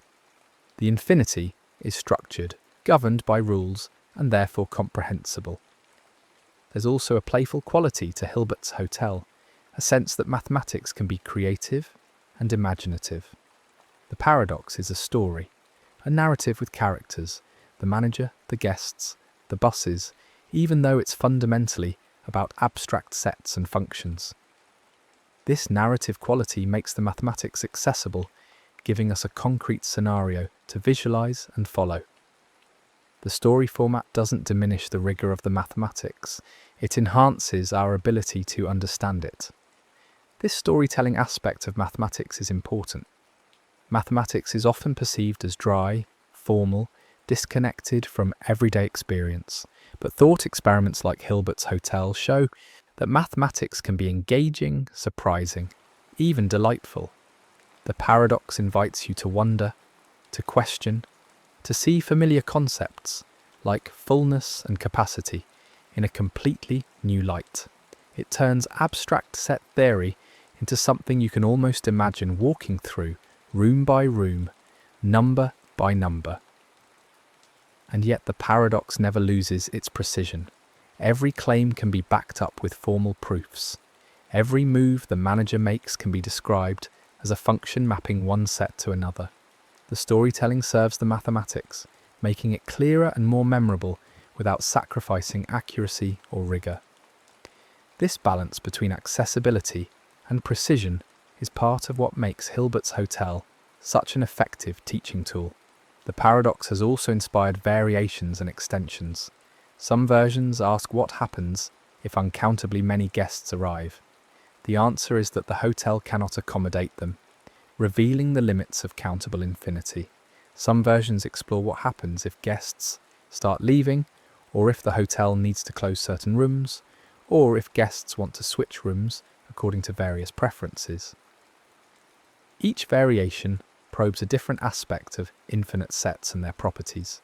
These variations show that the paradox is not just a single trick, but a framework for exploration. Once you understand the basic principle that countably infinite sets can be reorganized in surprising ways, you can apply that principle to many different scenarios. You can test the boundaries of what's possible, discover what works and what doesn't, and build a deeper intuition for how infinity behaves. The paradox also highlights the role of structure in mathematics. The hotel works because the rooms are numbered, giving them an order, a sequence. If the rooms were unnumbered, if they existed as an unorganized collection without any indexing system, the reshuffling strategies wouldn't work. You couldn't tell a guest to move to the next room or to double their room number because those instructions rely on the numbering. The structure imposed by the numbering is what makes the infinity manageable. This is a general principle in mathematics. Structure makes infinite objects comprehensible. The natural numbers have structure, the order, the progression, the rules of arithmetic. The real numbers have structure, the continuum, the density, the order. Even though both are infinite, their structure allows us to reason about them, to prove theorems about them, to understand their properties. Structure is what distinguishes different types of infinity, what makes some infinities countable and others uncountable, what determines which operations are possible and which are not. Hilbert's hotel is a structure. It's not a random, formless infinity. It's an organized, numbered, sequential infinity. And because it's structured, it can perform the miracles of reorganization that make the paradox work. The structure is the key to everything. This is the key, reversal, the moment when intuition breaks and something new has to take its place. In finite contexts, if every room is occupied, the capacity is exhausted. Adding one more guest requires adding one more room. But in infinite contexts, being fully occupied and having infinite remaining capacity are not contradictory. The capacity isn't a fixed amount that gets used up. It's a structural property that remains no matter how many times you fill the hotel. You can shift, rearrange, and reorganize without ever running out of space, because there is no edge to run up against. The sequence of rooms never ends, so the moves never have to stop. This doesn't mean that Hilbert's hotel could exist in the physical world.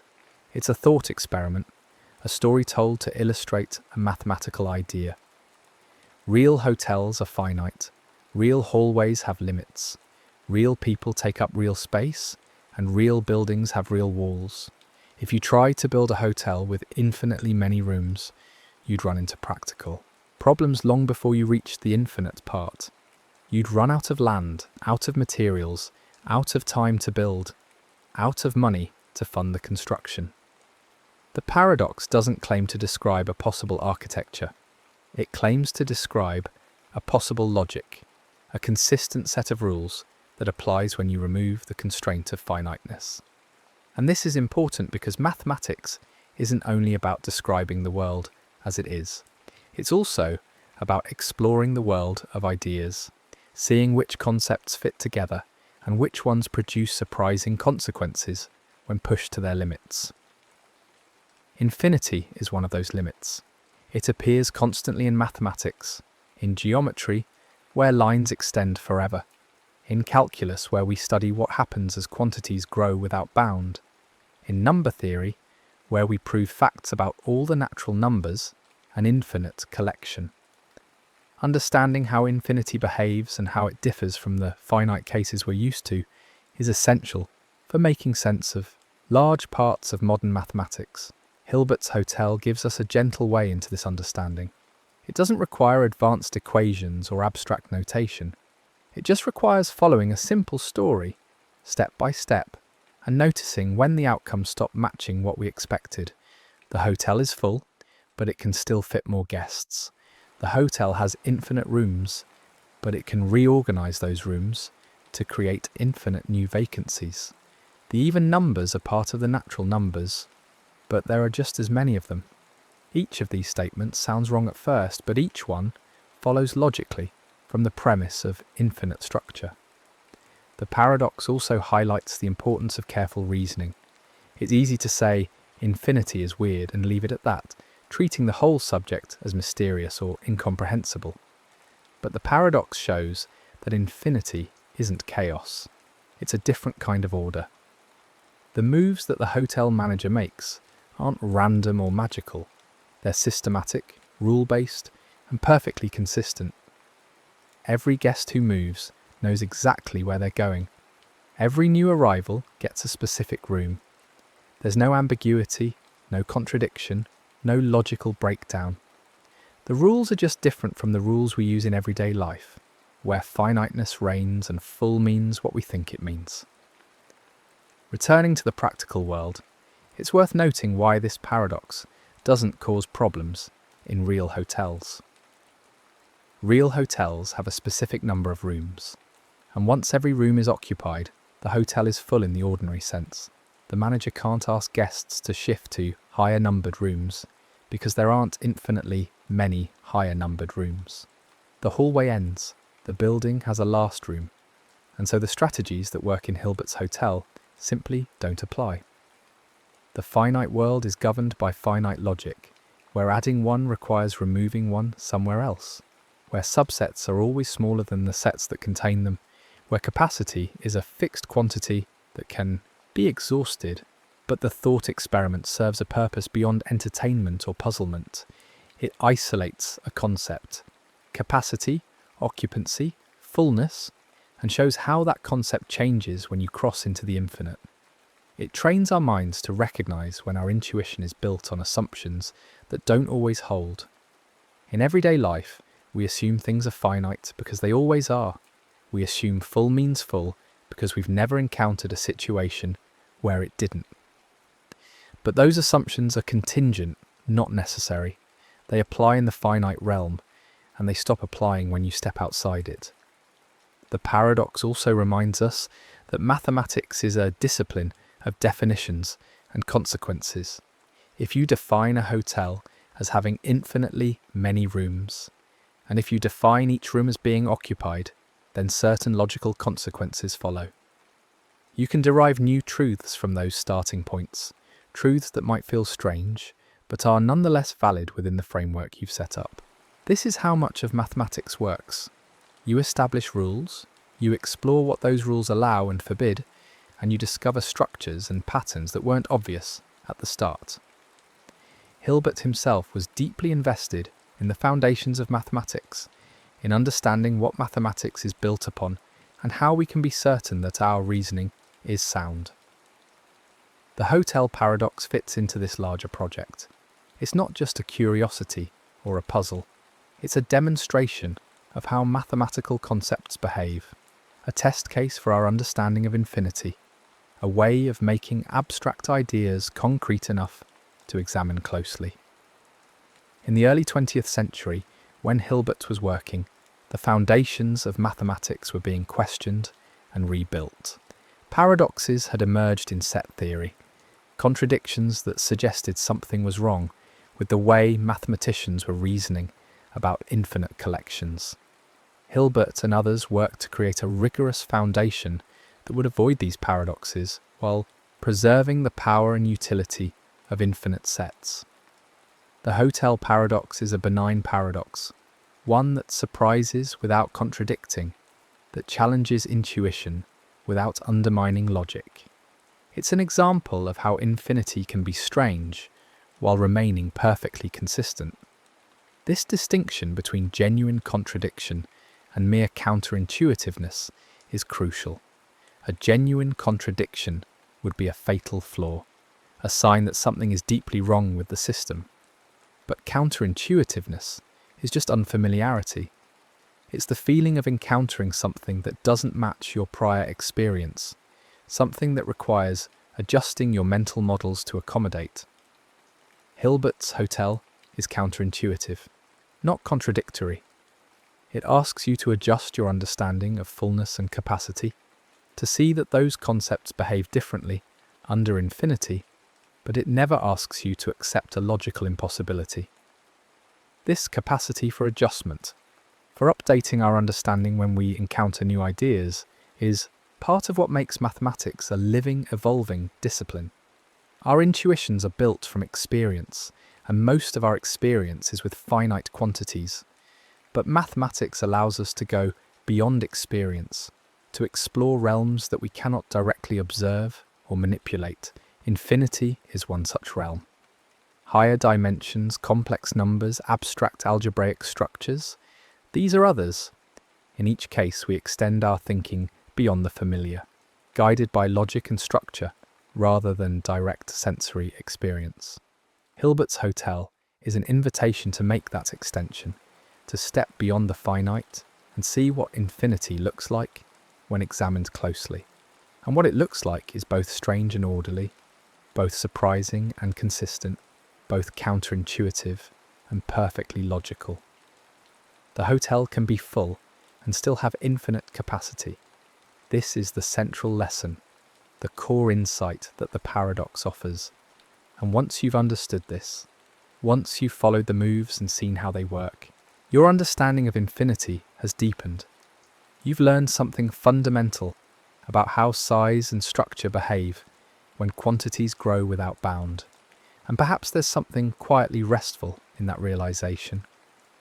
The paradox doesn't ask you to abandon reason or to accept nonsense. It asks you to follow reason into unfamiliar territory, to see where it leads when the usual constraints are lifted. The infinite is vast, yes, but it's also structured, orderly, knowable in its own way. You can make sense of it if you're patient, if you set aside the expectation that it will behave like the finite quantities you're used to.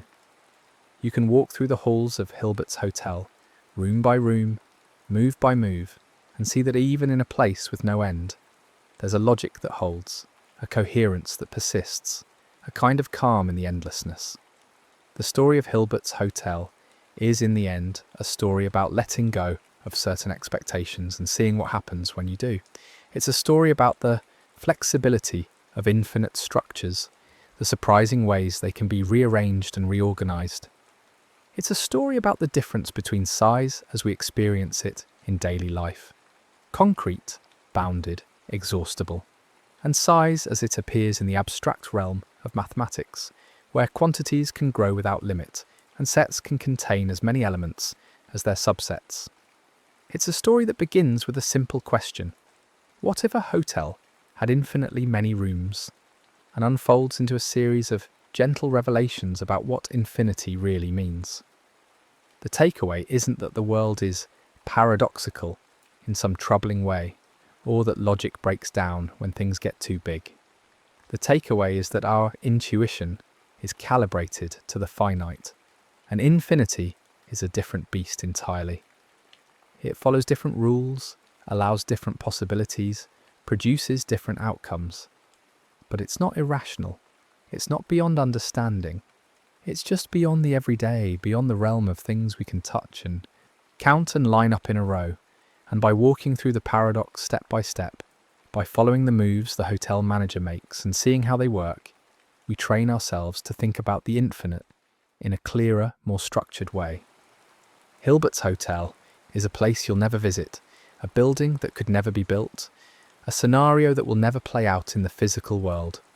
But it's also a place where ideas come into focus, where the abstract becomes almost tangible, where the strange logic of infinity reveals itself through something as ordinary as a guest checking into a room.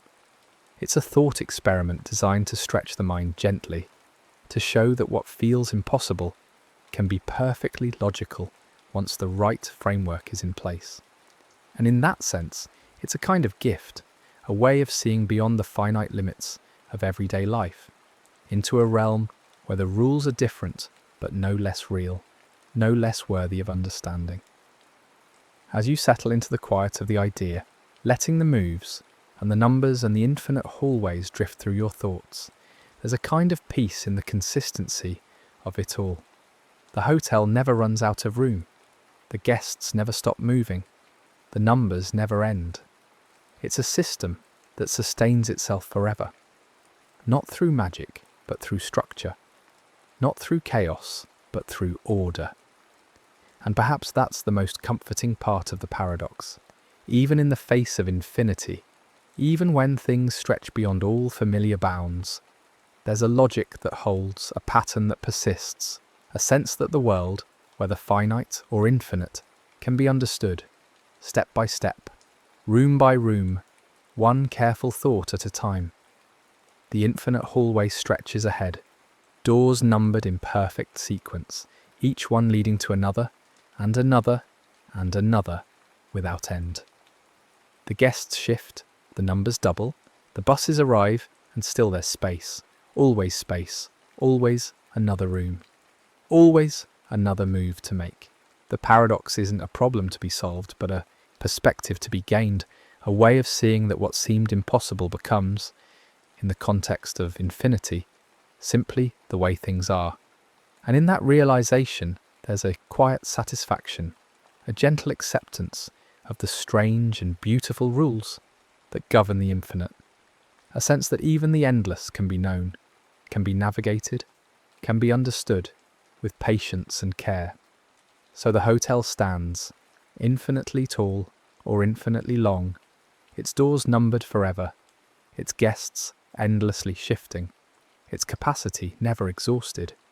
And the paradox remains, not as a puzzle that defeats us, but as a lesson that guides us, showing that infinity is not a wall we hit, but a horizon we approach, always revealing more, always offering space, always consistent in its own peculiar logic. The finite world ends, but the infinite world simply continues. Room after room, step after step, thought after thought, a calm and endless progression into understanding. The next story is about to begin. Please relax and enjoy. The human mind expects language to behave in certain predictable ways.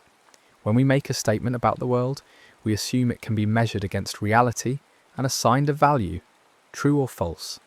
A sentence that says the sky is blue can be checked. A sentence that says water freezes at 0 degrees Celsius can be tested. The system feels stable because there is something outside the sentence, some fact, some condition in the world that determines whether the claim holds up. Truth in this ordinary sense is a relationship between what we say and what is. The sentence points outward, and the world either confirms it or contradicts it. But there exists a sentence that does not point outward. It does not describe the sky or water or any object you could touch or measure. Instead, it turns inward and makes a claim about itself. The sentence is short, almost laughably simple. This statement is false?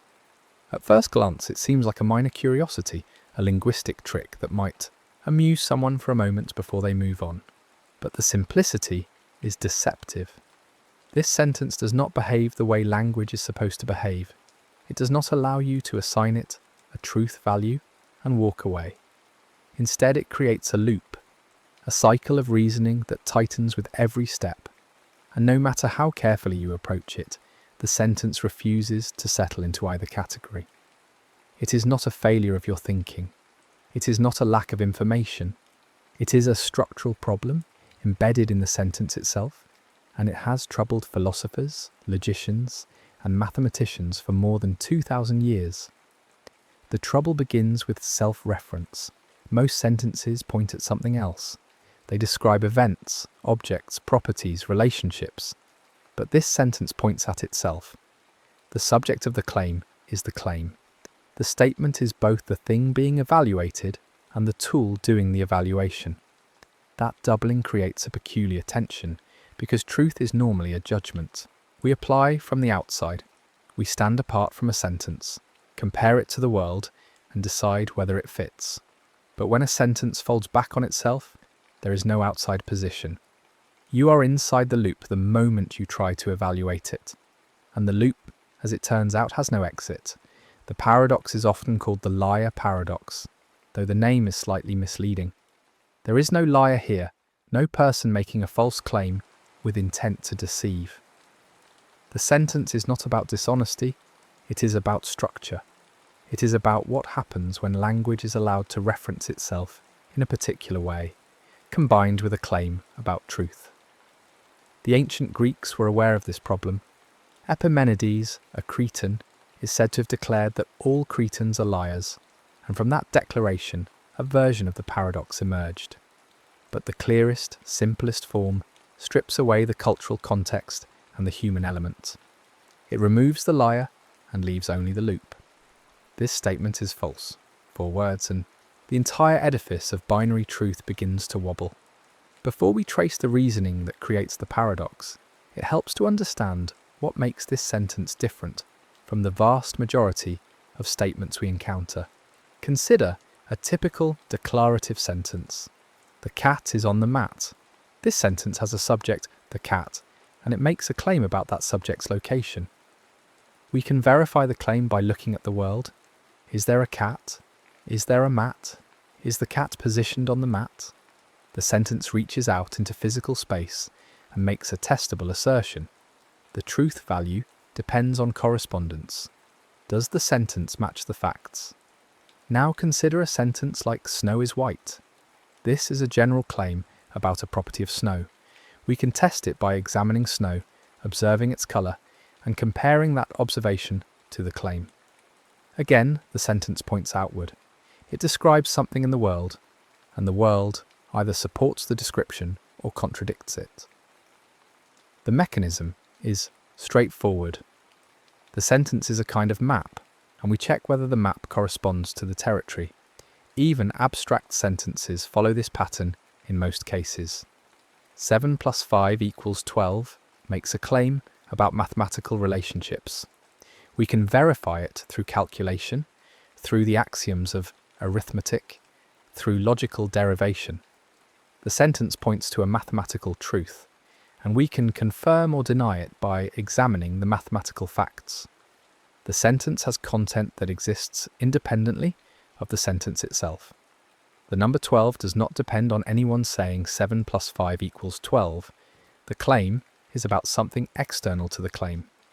But this statement is false does not point outward. It does not describe cats, snow, numbers, or any external facts. It points at itself. The subject of the sentence is the sentence. The claim is about the claim, and that creates a fundamentally different situation. There is no external fact to check. There is no independent reality to consult. The sentence is asking you to evaluate it based on what it says about itself. And what it says about itself is that it is false. The content of the sentence is its own truth value, and that content is self-negating. This self-reference is the key. Without it, there is no paradox. A sentence like "my previous statement was false" can be evaluated if we know what the previous statement was. If the previous statement was "the sky is green," then "my previous statement was false" is true because the sky is not green. The sentence refers to another sentence, and we can break the reference chain by examining the external claim. But this statement is false, has no external reference. The chain loops back immediately. The sentence refers to itself, and only to itself, and that creates a closed circuit. It is worth pausing to appreciate how rare this is. The overwhelming majority of sentences we produce in daily life do not refer to themselves. They refer to objects, events, people, ideas, anything except the sentence itself. Self-reference requires a deliberate act of linguistic construction. You have to design a sentence that points back at itself, and you have to do so explicitly.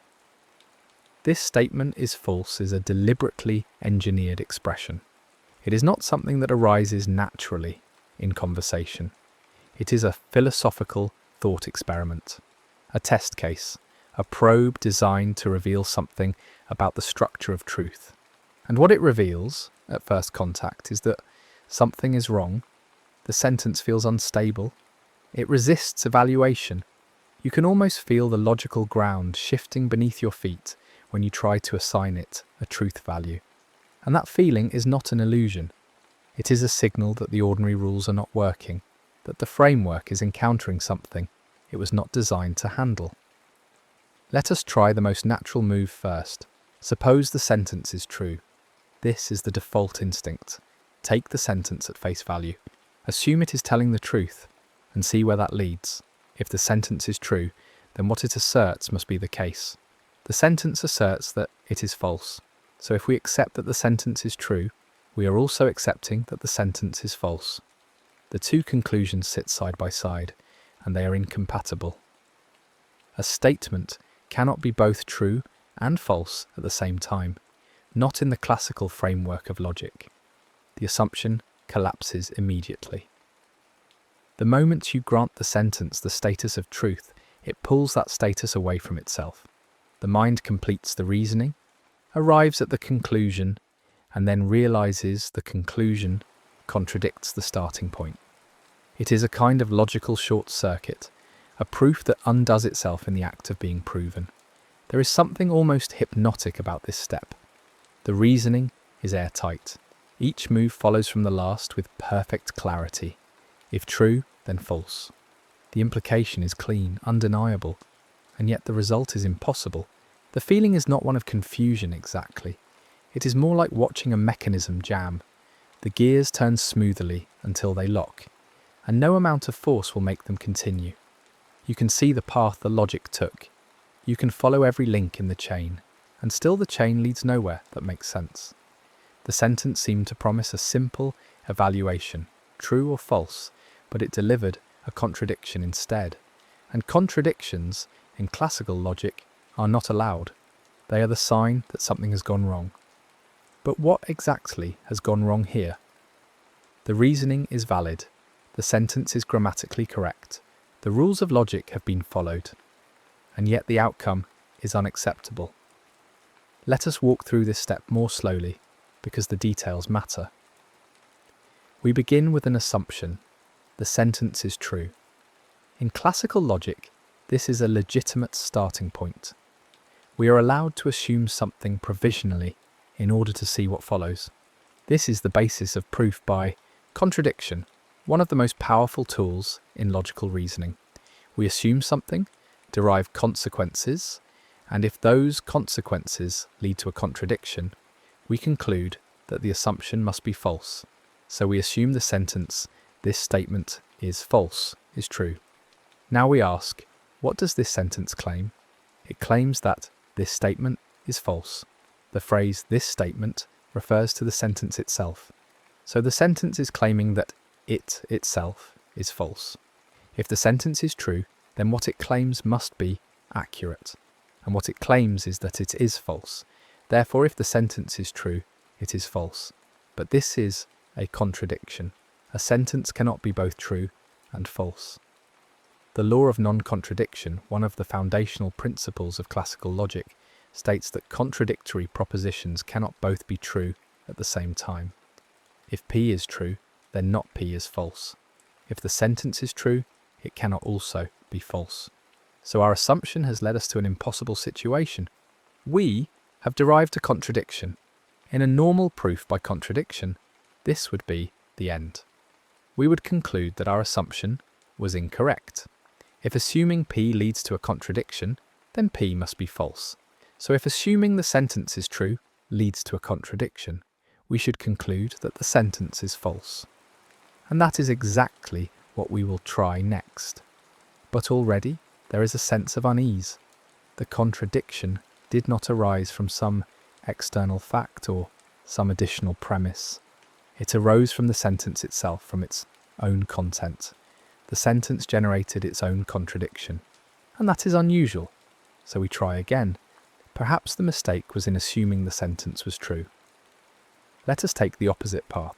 Suppose the sentence is false. This is the natural counterpoint, the other half of the binary choice. If the sentence is false, then what it claims is not the case. The sentence claims to be false.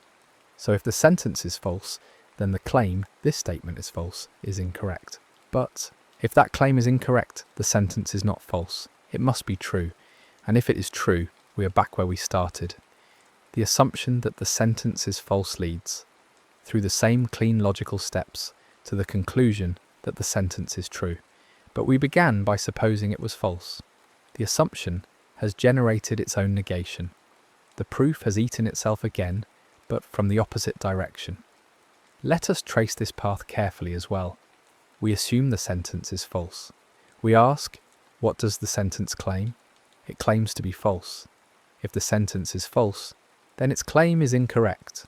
If the claim this statement is false is incorrect, then the statement is not false. If it is not false, and we are working within a binary framework where every statement is either true or false, then it must be true. So if the sentence is false, it is true. Again, a contradiction. We assumed the sentence was false, and we derived the conclusion that it is true. The assumption and the conclusion are incompatible. By the logic of proof by contradiction, we should reject the assumption, but we have now tried both assumptions. We assumed the sentence was true, and that led to a contradiction. We assumed the sentence was false, and that also led to a contradiction. Both paths are blocked. Neither assumption can hold. Now the loop is visible. True implies false. False implies true. The two paths mirror each other, and neither one can hold. Each assumption leads to a conclusion that contradicts the assumption. There is no stable ground. You cannot call the sentence true because calling it true makes it false. You cannot call it false because calling it false makes it true. The sentence oscillates, flipping between the two values without ever settling on one. It is not that we lack the information to decide. It is not that the sentence is vague or ambiguous. The sentence is perfectly clear. The problem is that the clarity produces a contradiction, and the contradiction is baked into the structure of the sentence itself. This oscillation is not a failure of reasoning. The logic is impeccable. Every step is valid. Every inference is justified. The problem is not with the reasoning process. The problem is with the sentence. The sentence has been constructed in such a way that it cannot be consistently evaluated within the classical framework.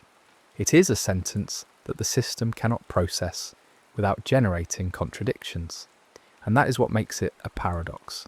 A paradox, in the strict philosophical sense, is not just a puzzle or a riddle. It is a situation where reasonable assumptions and valid reasoning lead to an impossible conclusion. The assumptions seem innocent, the reasoning seems sound, and yet the result is unacceptable. Something has to give, either the assumptions, or the reasoning, or the framework itself. And in the case of the liar paradox, it is not immediately clear which one should give. The assumptions are minimal. We are simply trying to evaluate a sentence. The reasoning is standard. We are using the basic rules of logic. The framework is classical logic, which has been enormously successful in mathematics, science, and philosophy. And yet this simple sentence breaks it. This is where the paradox earns its power. It is not a trick or a sophistry.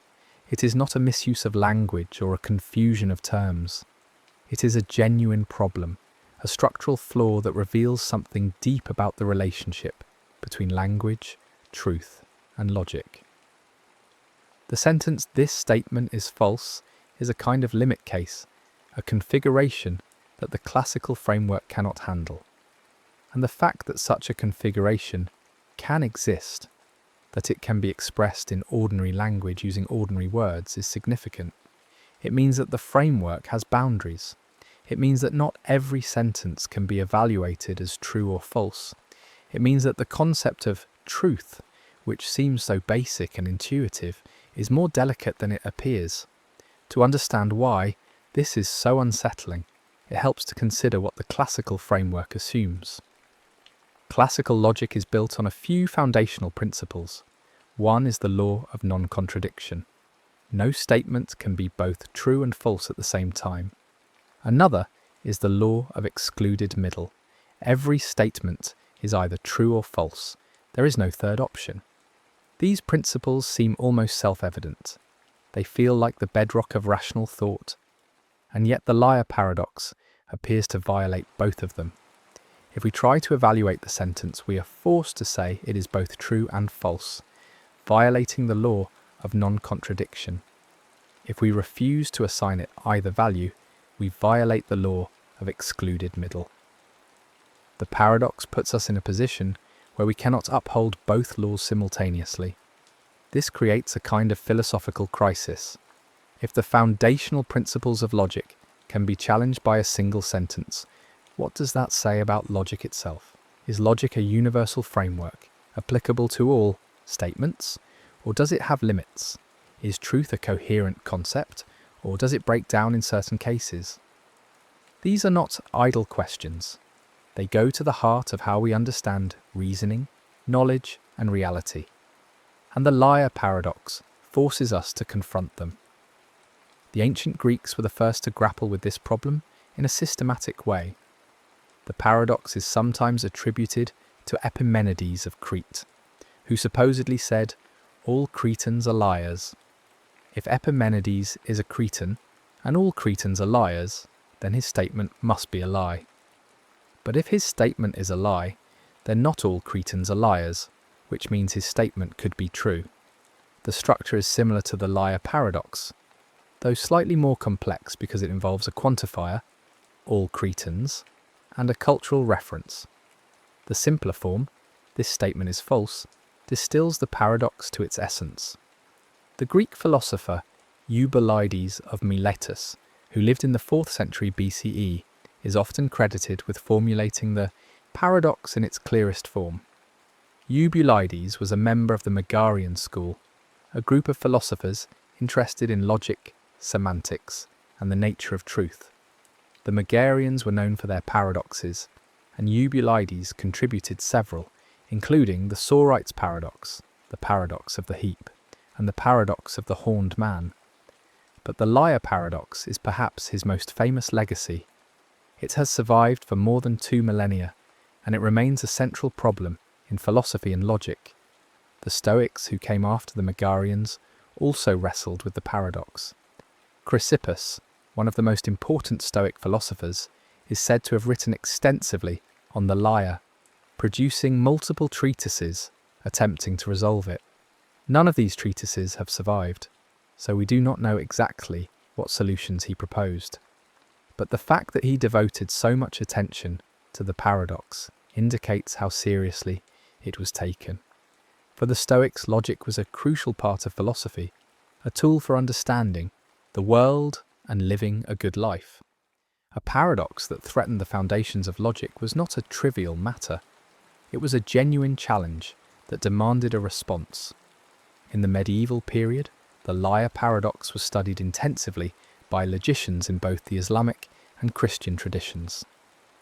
Arabic philosophers like Al-Farabi and Avicenna discussed the paradox and developed sophisticated theories of reference and truth to address it. In the Latin West, medieval logicians devoted enormous energy to what they called insolubles, paradoxes that seemed to resist solution.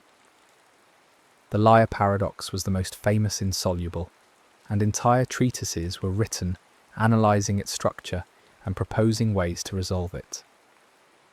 These medieval logicians developed intricate theories of supposition, which described the different ways terms could refer to things, and they used these theories to try to untangle the self-reference in the liar paradox. One medieval approach was to distinguish between different levels of reference. A term could refer to things in the world, or it could refer to other terms, or it could refer to itself. The liar paradox, according to this analysis, involved a term referring to itself in a problematic way. By carefully tracking the levels of reference and imposing restrictions on self-reference, some logicians hoped to block the paradox. This approach anticipated, in a rough way, the hierarchical solutions that would be developed in the 20th century. But despite centuries of effort, no consensus emerged. The paradox remained unresolved, a persistent thorn in the side of logic and semantics. Different philosophers proposed different solutions, but none was universally accepted. The paradox seemed to resist every attempt to domesticate it. It remained wild, untamed, a reminder that language and logic were more complex and more fragile than they appeared. In the modern period, the paradox took on new urgency because of developments in mathematics and logic. In the late 19th and early 20th centuries, Mathematicians were attempting to place mathematics on a rigorous, logical foundation. The goal was to show that all of mathematics could be derived from a small set of logical axioms, using purely logical rules of inference. This project, known as logicism, promised to eliminate doubt and ambiguity from mathematics. It would show that mathematical truths were logical truths, grounded in the unshakable bedrock of logic itself. But the project ran into problems. One of the most devastating was Russell's paradox, discovered by the British philosopher and mathematician Bertrand Russell in 1901. Russell's paradox is closely related to the liar paradox, though it arises in the context of set theory rather than semantics. The paradox concerns the set of all sets that do not contain themselves. Does this set contain itself? If it does, then it should not, because it is the set of sets that do not contain themselves. If it does not, then it should, because it meets the criterion for membership. The structure is identical to the liar paradox, a self-referential definition that generates a contradiction. Russell's paradox was a crisis for logicism because it showed that naive set theory, the foundation on which mathematics was supposed to rest, was inconsistent. If the foundation was inconsistent, the entire edifice collapsed. Mathematics could not be grounded in logic if logic itself contained contradictions. The paradox forced mathematicians and logicians to rethink their approach. They had to develop more careful, more restrictive systems that avoided the paradoxes. This led to the development of axiomatic set theory, type theory, and other formal frameworks designed to block self-referential contradictions. The most influential response to these paradoxes came from Alfred Tarski, a Polish logician working in the mid-20th century. Tarski's insight was that the liar paradox arises from a confusion of levels. When we talk about the world, we use a language, call it the object language. When we talk about the object language, we use a different language, call it the meta-language. Truth is a predicate that belongs to the meta-language, not the object language. A sentence in the object language cannot make a claim about its own truth, because is true is a meta-language predicate. The liar sentence attempts to collapse this distinction.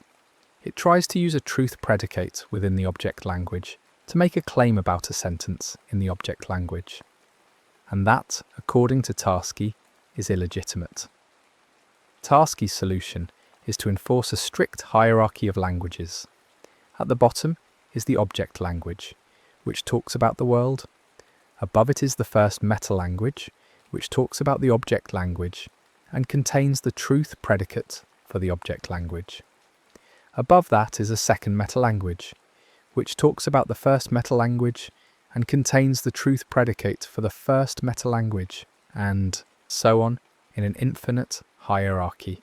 At each level, you can talk about the truth of sentences at the level below, but you cannot talk about the truth of sentences at your own level. This blocks the liar paradox, because the sentence, "This statement is false," cannot be formulated.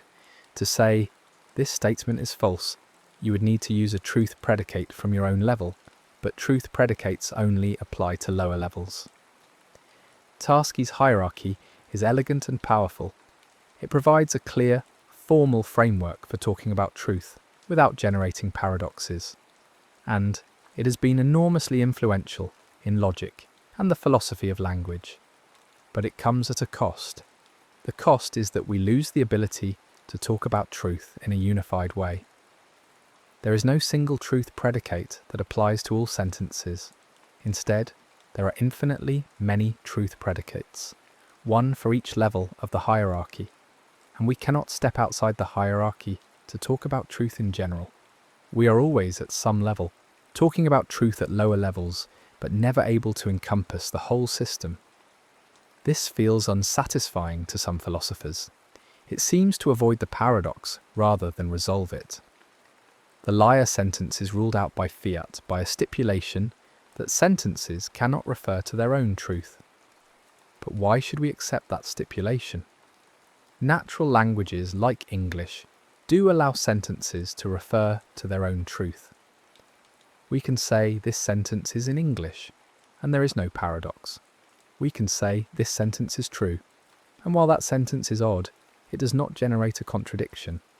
The problem arises only when we combine self-reference with negation, as in, this sentence is false. So the restriction seems too broad. It rules out more than just the paradoxical cases. Moreover, the hierarchy feels artificial. In ordinary language, we do not carefully track levels and make sure we are using the right truth predicate for each level. We just talk about truth, and most of the time, everything works fine. The hierarchy is a formal device that works well in mathematical logic, but it does not seem to capture the way truth actually functions in natural language. And if the goal is to understand natural language, rather than to construct a formal system, the hierarchy may not be the right tool. Other philosophers have taken a different approach. Instead of ruling out the liar sentence as ill-formed, they accept it as a legitimate sentence, but deny that it must be either true or false. This requires abandoning the principle of bivalence, the principle that every statement is either true or false. If we allow a third option, such as neither true nor false, or indeterminate, or paradoxical, then the liar sentence can be assigned this third value, and the paradox dissolves. This approach is appealing in some ways. It allows us to keep the liar sentence as a meaningful expression while avoiding the contradiction. We do not have to rule it out as nonsense or impose an artificial hierarchy. We simply acknowledge that some sentences do not fit neatly into the true-false dichotomy. They occupy a kind of liminal space, and we need to expand our framework to accommodate them. But this approach also has costs. The principle of bivalence is deeply embedded in classical logic. Many of the rules of inference that we use depend on it. If we abandon bivalence, we have to revise those rules. We have to develop a many-valued logic, a system that can handle 3 or more truth values. And we have to decide how these new truth values interact with the old ones. If a sentence is neither true nor false, what happens when we negate it? What happens when we combine it with other sentences using and or? The answers are not obvious, and different many-valued logics give different answers. Moreover, it is not clear what it means for a sentence to be neither true nor false. In what sense does the liar sentence fail to be true or false? It is not vague, like, John is tall, where the truth value might depend on how we define tall. It is not ambiguous, like, I went to the bank, where the truth value might depend on which meaning of bank we have in mind. The liar sentence is perfectly clear and unambiguous. It is just contradictory. So what does it mean to assign it a third value?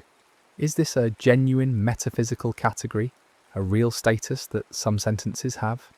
Or is it just a formal device, a way of labelling problematic sentences without actually explaining what is going on? These questions do not have easy answers, and that is part of what makes the liar paradox so fascinating and so difficult. It is not a problem that can be solved by a single decisive move.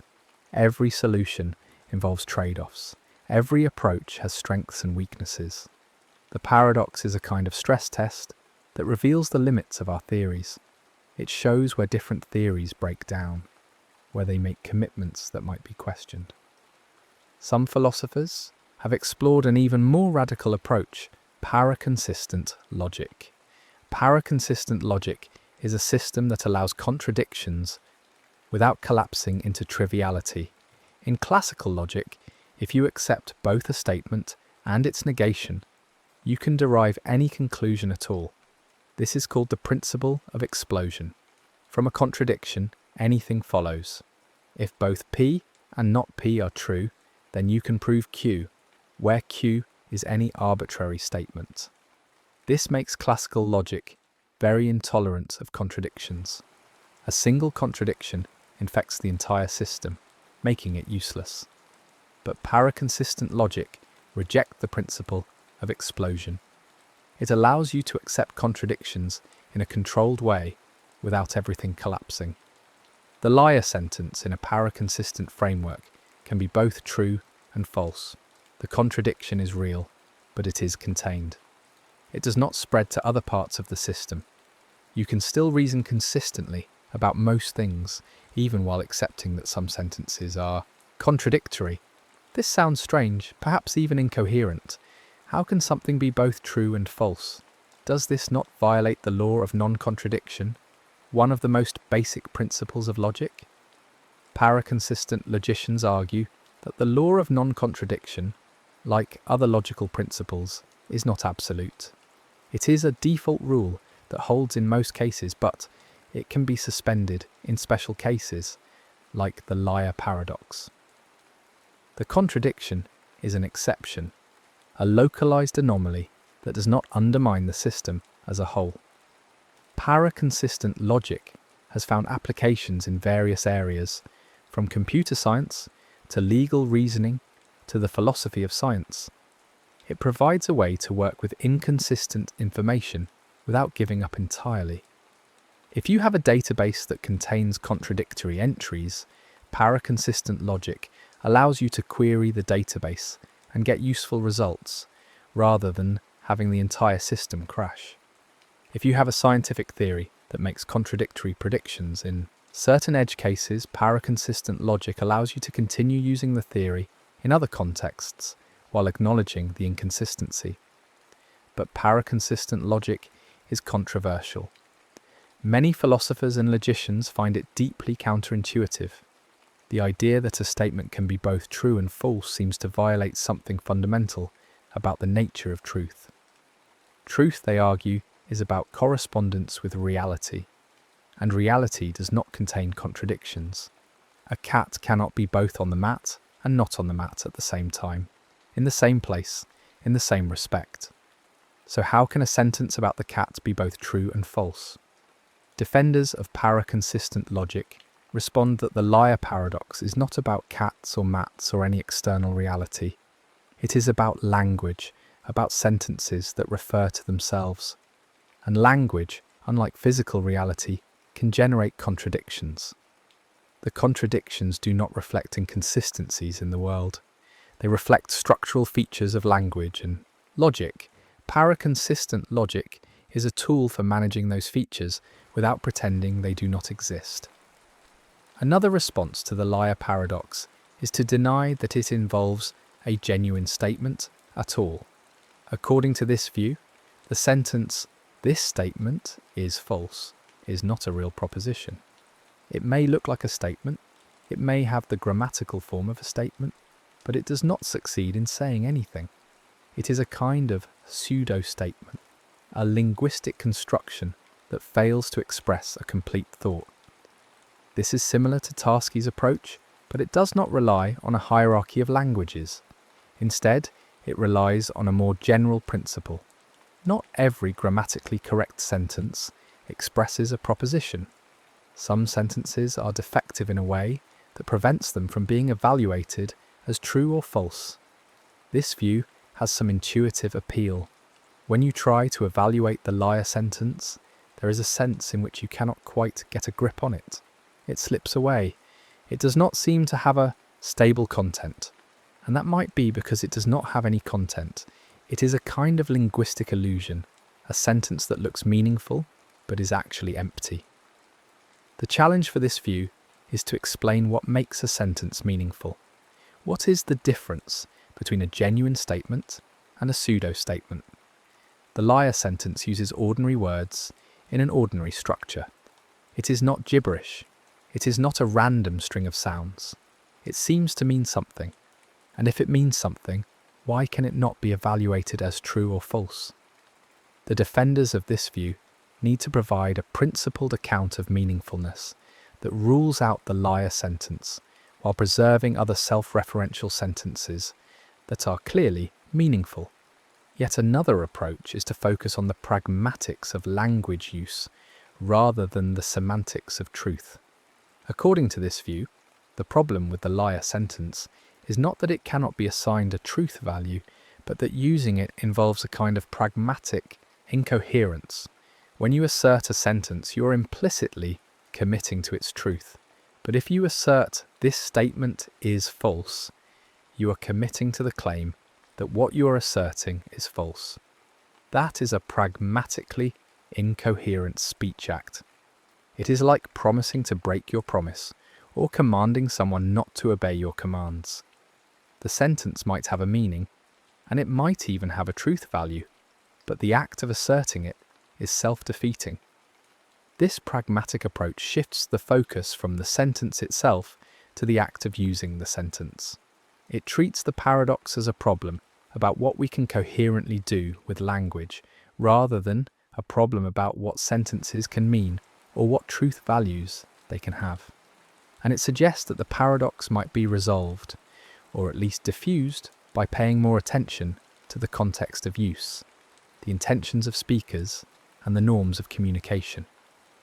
Each of these approaches offers a different perspective on the liar paradox, and each reveals something about the underlying assumptions we make about language, truth, and logic. The paradox is a kind of mirror, reflecting back the structure of our conceptual frameworks.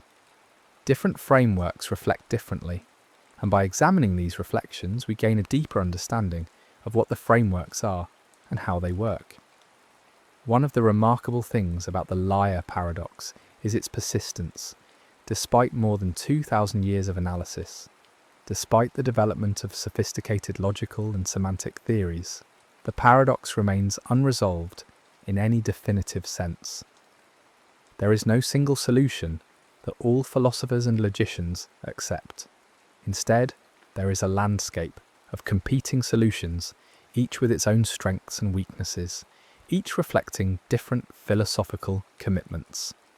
The paradox has not been defeated, it has been accommodated in various ways by various systems. But it remains a challenge, a test case, a puzzle that continues to generate new insights. This persistence is not a failure, it is a testament to the depth of the paradox. The liar paradox touches on fundamental issues that do not have simple answers. What is truth? What is meaning? What are the limits of logic? These are not questions that can be settled once and for all. They are questions that each generation of philosophers must grapple with anew, bringing new tools, new perspectives, new ideas. The liar paradox is a constant companion on this journey, a touchstone that helps us measure our progress and test our theories. The paradox also has implications beyond philosophy and logic. It connects to issues in linguistics, computer science, cognitive science, and even physics. In linguistics, the paradox raises questions about the structure of natural language and the limits of semantic theory. Can a theory of meaning handle self-referential sentences? Should it? In computer science, similar paradoxes arise in the context of self-referential programs and recursive definitions. A program that checks whether it will halt faces a paradox, analogous to the liar. In cognitive science, the paradox raises questions about how the mind represents self-referential thoughts. Can we think this thought is false? What happens when we try? In physics, some interpretations of quantum mechanics involve self-referential measurements, where the act of observation affects what is being observed in ways that create loops reminiscent of the liar paradox. These connections suggest that the liar paradox is not an isolated curiosity. It is part of a broader pattern, a family of problems that arise whenever systems fold back on themselves. Self-reference is a powerful and ubiquitous feature of complex systems. It allows systems to represent themselves, to modify themselves, to reason about themselves. But it also creates the potential for paradox, and understanding how to manage that potential is crucial in many domains. In mathematics, self-reference has been both a problem and a tool. Gödel's incompleteness theorems, arguably the most important results in the foundations of mathematics, are based on a kind of self-reference. Gödel constructed a sentence that, in effect, says, "This sentence is not provable in this system." If the sentence is provable, then what it says is false, which means it is not provable, a contradiction. If it is not provable, then what it says is true, which means the system is incomplete. There are true sentences it cannot prove. Gödel used this self-referential construction to show that any consistent formal system powerful enough to express arithmetic is incomplete. There are truths that the system cannot prove. Gödel's proof is a kind of cousin to the liar paradox. It uses self-reference to generate a result that is deeply surprising and profoundly important. But unlike the liar paradox, Gödel's result is not a contradiction. It is a demonstration of a limitation. This sentence is not provable, does not create a paradox because provability and truth are not the same thing. A sentence can be true without being provable. So Gödel's sentence can consistently be true and unprovable. The paradox is avoided, but a remarkable consequence follows. Formal systems have inherent limits. This shows that self-reference, carefully managed, can be a source of insight rather than contradiction. The key is to distinguish between different properties and to avoid collapsing them into each other. Gödel distinguished between truth and provability. Tarski distinguished between different levels of language. These distinctions create space for self-reference to operate without generating paradoxes. But the liar paradox shows what happens when the distinctions are not maintained. When truth folds back on itself without any separation, without any buffer, the result is a loop that cannot be resolved. The paradox also raises questions about the nature of truth itself. What is truth? This is one of the oldest and most central questions in philosophy, and the liar paradox puts pressure on almost every answer that has been proposed. If truth is correspondence with reality, then what reality does the liar sentence correspond to? It does not describe the world, it describes itself. If truth is coherence with other beliefs, then how do we evaluate a sentence that contradicts itself, no matter what we believe about it? If truth is whatever is useful or pragmatically successful, then what use can we make of a paradoxical sentence? The liar paradox does not fit comfortably into any of the standard theories of truth. It is a limit case that exposes the weaknesses of each theory. Some philosophers have concluded that truth is not a single, unified concept. There may be different kinds of truth, or truth may be context-dependent, or truth may be a family of related but distinct notions. The liar paradox, on this view, is a signal that we need a more nuanced, more flexible understanding of truth. We cannot assume that is true always means the same thing, or that it always functions in the same way. Sometimes truth is a matter of correspondence, sometimes coherence, sometimes pragmatic utility, and sometimes, in pathological cases like the liar, truth simply does not apply. This pluralistic approach has its own challenges. If there are multiple kinds of truth, how do they relate to each other? Is there a core concept that unifies them? Or are they fundamentally different? And how do we know which kind of truth is relevant in a given context? Without clear answers to these questions, pluralism can seem more like an evasion than a solution. It avoids the hard work of defining truth by multiplying definitions. Yet there is something appealing about the idea that truth is more complex than it initially appears. Our everyday concept of truth is remarkably robust. We use it constantly in a wide variety of contexts, and it usually works well.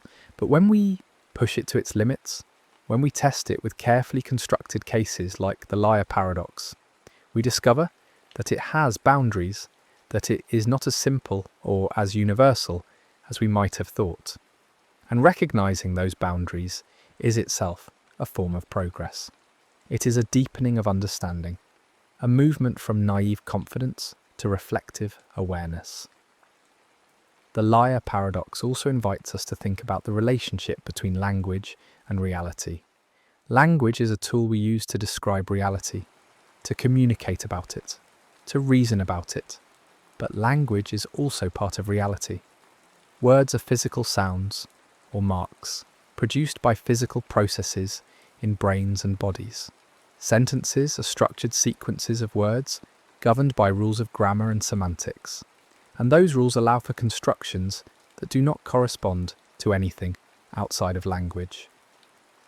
Self-referential sentences are linguistic objects that refer to other linguistic objects, namely themselves.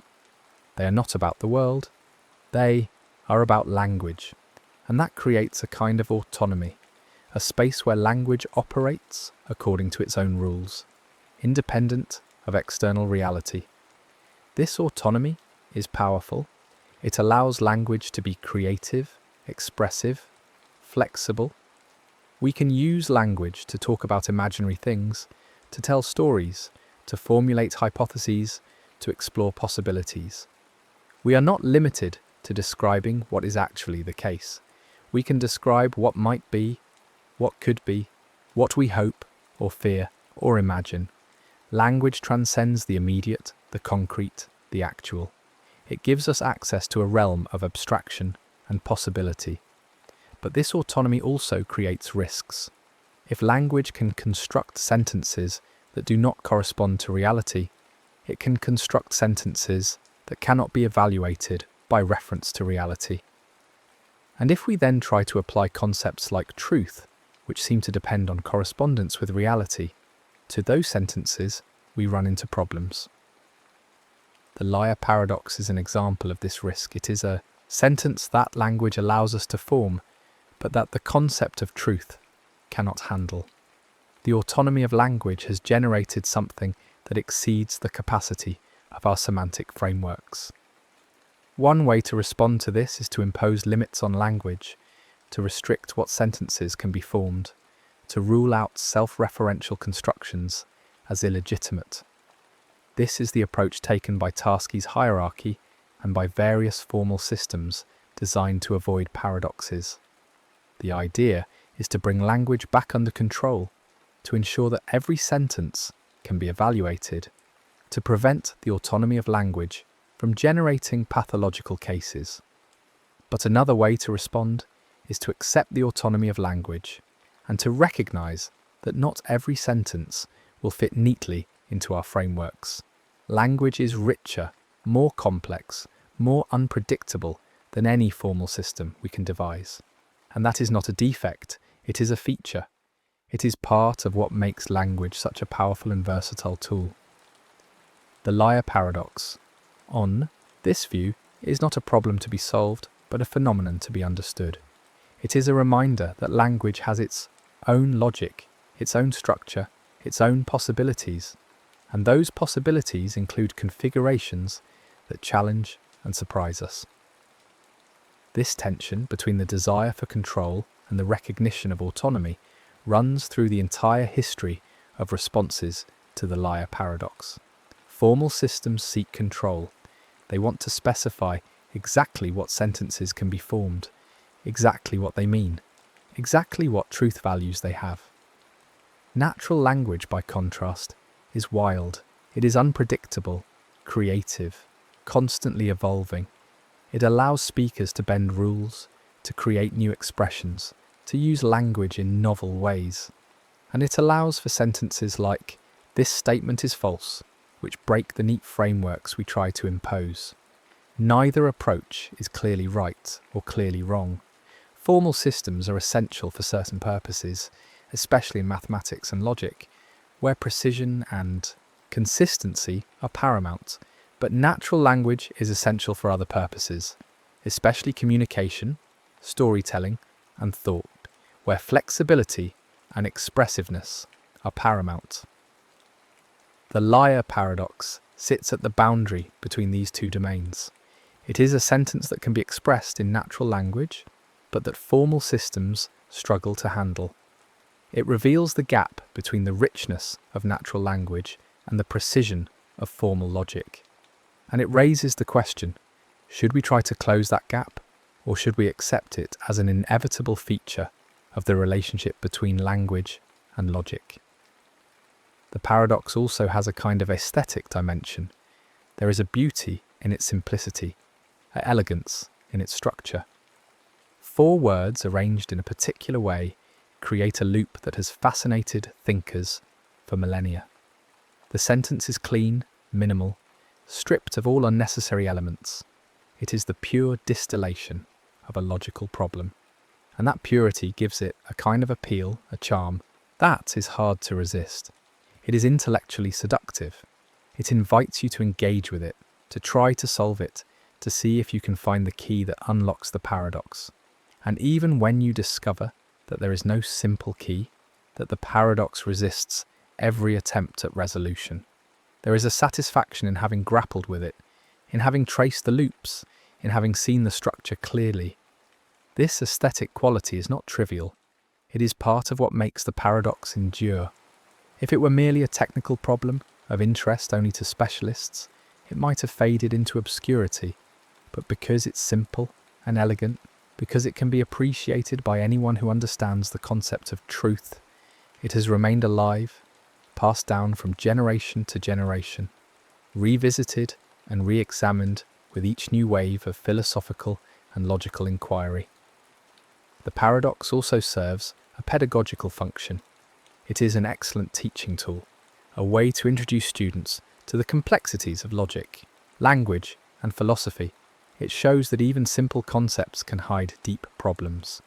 It demonstrates the importance of careful reasoning, of paying attention to structure, of being willing to question assumptions. And it invites students to think for themselves, to engage with a problem that has no authoritative answer, to develop their own views and arguments. In this way, the liar paradox is not just a problem, but an opportunity, a gateway into philosophical thinking. For anyone encountering the paradox for the first time, there is often a moment of disorientation, a sense that something has gone wrong, but it is not clear what. The reasoning seems valid, the sentence seems meaningful, and yet the conclusion is impossible. That disorientation is valuable. It is a sign that the mind is encountering something genuinely new, something that does not fit existing patterns. And it is an invitation to think more deeply, to question assumptions, to explore alternatives. The paradox is a challenge, and challenges are how we learn and grow. There is also a playful quality to the paradox. It has a kind of trickster energy, a mischievousness. It lures you in with its simplicity, makes you think you can solve it easily, and then pulls the rug out from under you. It is frustrating, yes, but the frustration is part of the fun. It is like a magic trick where you know there must be a secret, but you cannot figure out what it is.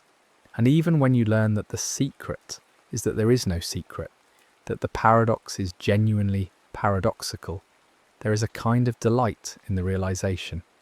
The mind enjoys being surprised, enjoys encountering things that exceed its grasp.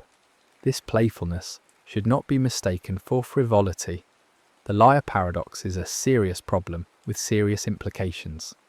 But it is also a reminder that intellectual inquiry does not have to be dry or joyless. Thinking can be fun, puzzles can be engaging, and the search for understanding, even when it does not lead to definitive answers, can be deeply satisfying. The paradox also connects to broader cultural and intellectual themes. The idea of self-reference, of something turning back on itself, appears in many contexts beyond logic and language. In art, there are self-portraits, where the artist depicts themselves in the act of painting. In literature, there are stories about storytelling, where the narrative reflects on its own nature. In music, there are compositions that quote themselves, that build structures that fold back on their own beginnings. In film, there are movies that show the making of the movie, that break the fourth wall, that acknowledge their own status as fictions. All of these are forms of self-reference, and they all share something with the liar paradox. They create a loop, a folding back, a structure that points at itself. Self-reference is a way of stepping outside the usual flow, of creating a meta level, a perspective that looks down on the thing itself. And that perspective can be illuminating, can reveal structures and patterns that are invisible from inside, but it can also be destabilizing, can create ambiguities and paradoxes, can blur the boundaries between levels. The liar paradox is an extreme case where the destabilization is total, where the self-reference generates a contradiction that cannot be resolved.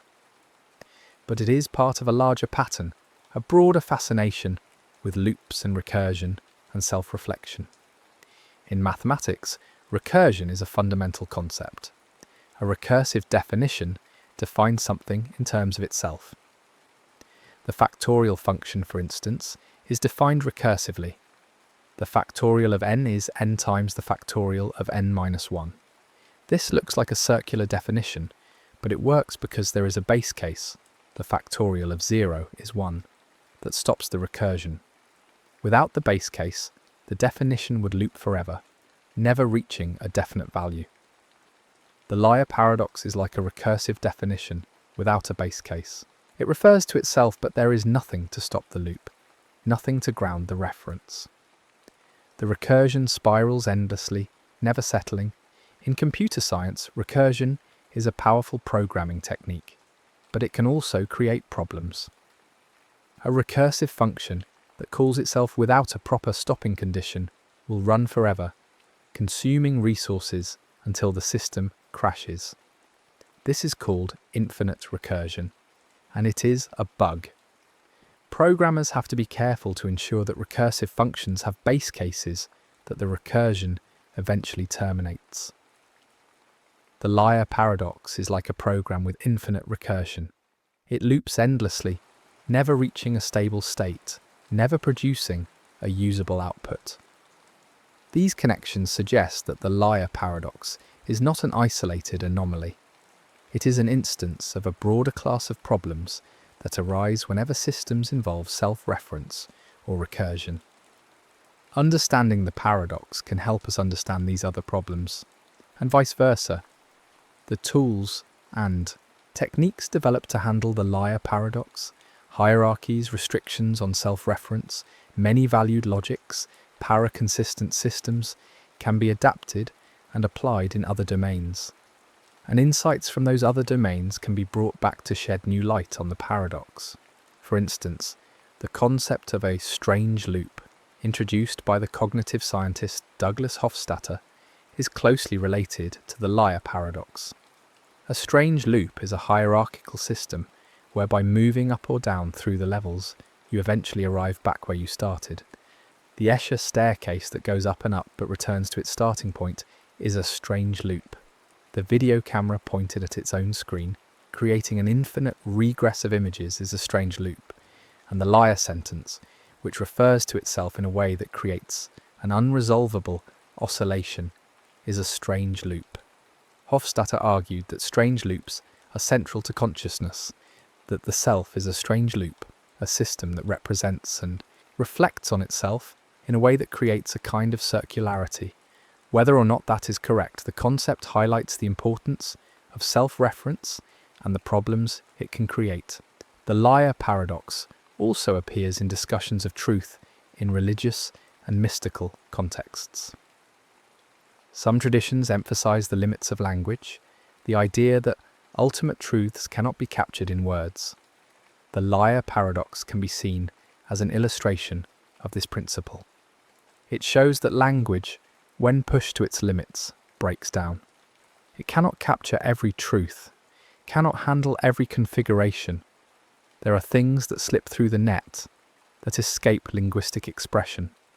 This is not a defect of language, but a reflection of its nature. Language is a finite tool, and it cannot encompass the infinite. The liar paradox is a reminder of that finitude, a sign that points beyond language to something language cannot grasp. This perspective is different from the logical and philosophical approaches, but it is not entirely disconnected. It shares the recognition that the liar paradox reveals limits, boundaries, edges. Whether those edges are logical, linguistic, or metaphysical is a matter of interpretation. But the phenomenon is the same, a sentence that resists the frameworks we use to understand it, that points to something beyond those frameworks. In the quiet of contemplation, the liar paradox can be a kind of meditation object. Like a koan in Zen Buddhism, It is a puzzle that cannot be solved by ordinary reasoning. The more you think about it, the more it slips away. And that slipping away can be instructive. It can teach you about the limits of thought, about the places where logic ends and something else begins. It can cultivate a kind of intellectual humility, a recognition that not everything can be understood, that some mysteries remain. This meditative quality is part of what makes the liar paradox suitable for a sleep-friendly narration. It is a problem that does not demand urgency. There is no need to solve it tonight or ever. You can turn it over in your mind, trace the loops, appreciate the structure, and let it be. There is a calmness in that acceptance, a peace in recognizing that the paradox is what it is, that it will not change, that it does not need to be fixed. The loop continues, the oscillation persists, and that is fine. It is part of the landscape of thought, a feature of the terrain, something to be acknowledged and appreciated rather than eliminated. The paradox also invites us to think about the nature of problems themselves. What makes something a problem? Usually, we think of problems as obstacles to be overcome, challenges to be met, difficulties to be resolved. But the liar paradox is a different kind of problem. It is not a barrier to progress. It does not prevent us from doing anything important. It is more like a marker, a signpost that says, here is an edge, a boundary, a place where the usual rules do not apply, and recognizing that boundary is itself valuable. It tells us something about the territory, about the structure of the conceptual landscape. It maps the limits of our frameworks. In this sense, the liar paradox is not a problem to be solved, but a feature to be understood. It is a permanent part of the logical landscape, a fixture that will always be there, no matter how much we refine our theories. And that permanence is not a failure. It is a success of a different kind. It is the success of having identified something real, something stable, something that persists across different frameworks and different approaches. The paradox is a touchstone, a reference point, a constant against which we can measure our theories. The history of philosophy is full of problems like this, problems that do not admit of definitive solutions, but that continue to generate insight and understanding. The problem of free will, the mind-body problem, the problem of induction, these are all questions that have been debated for centuries without resolution. And yet the debates have been enormously productive.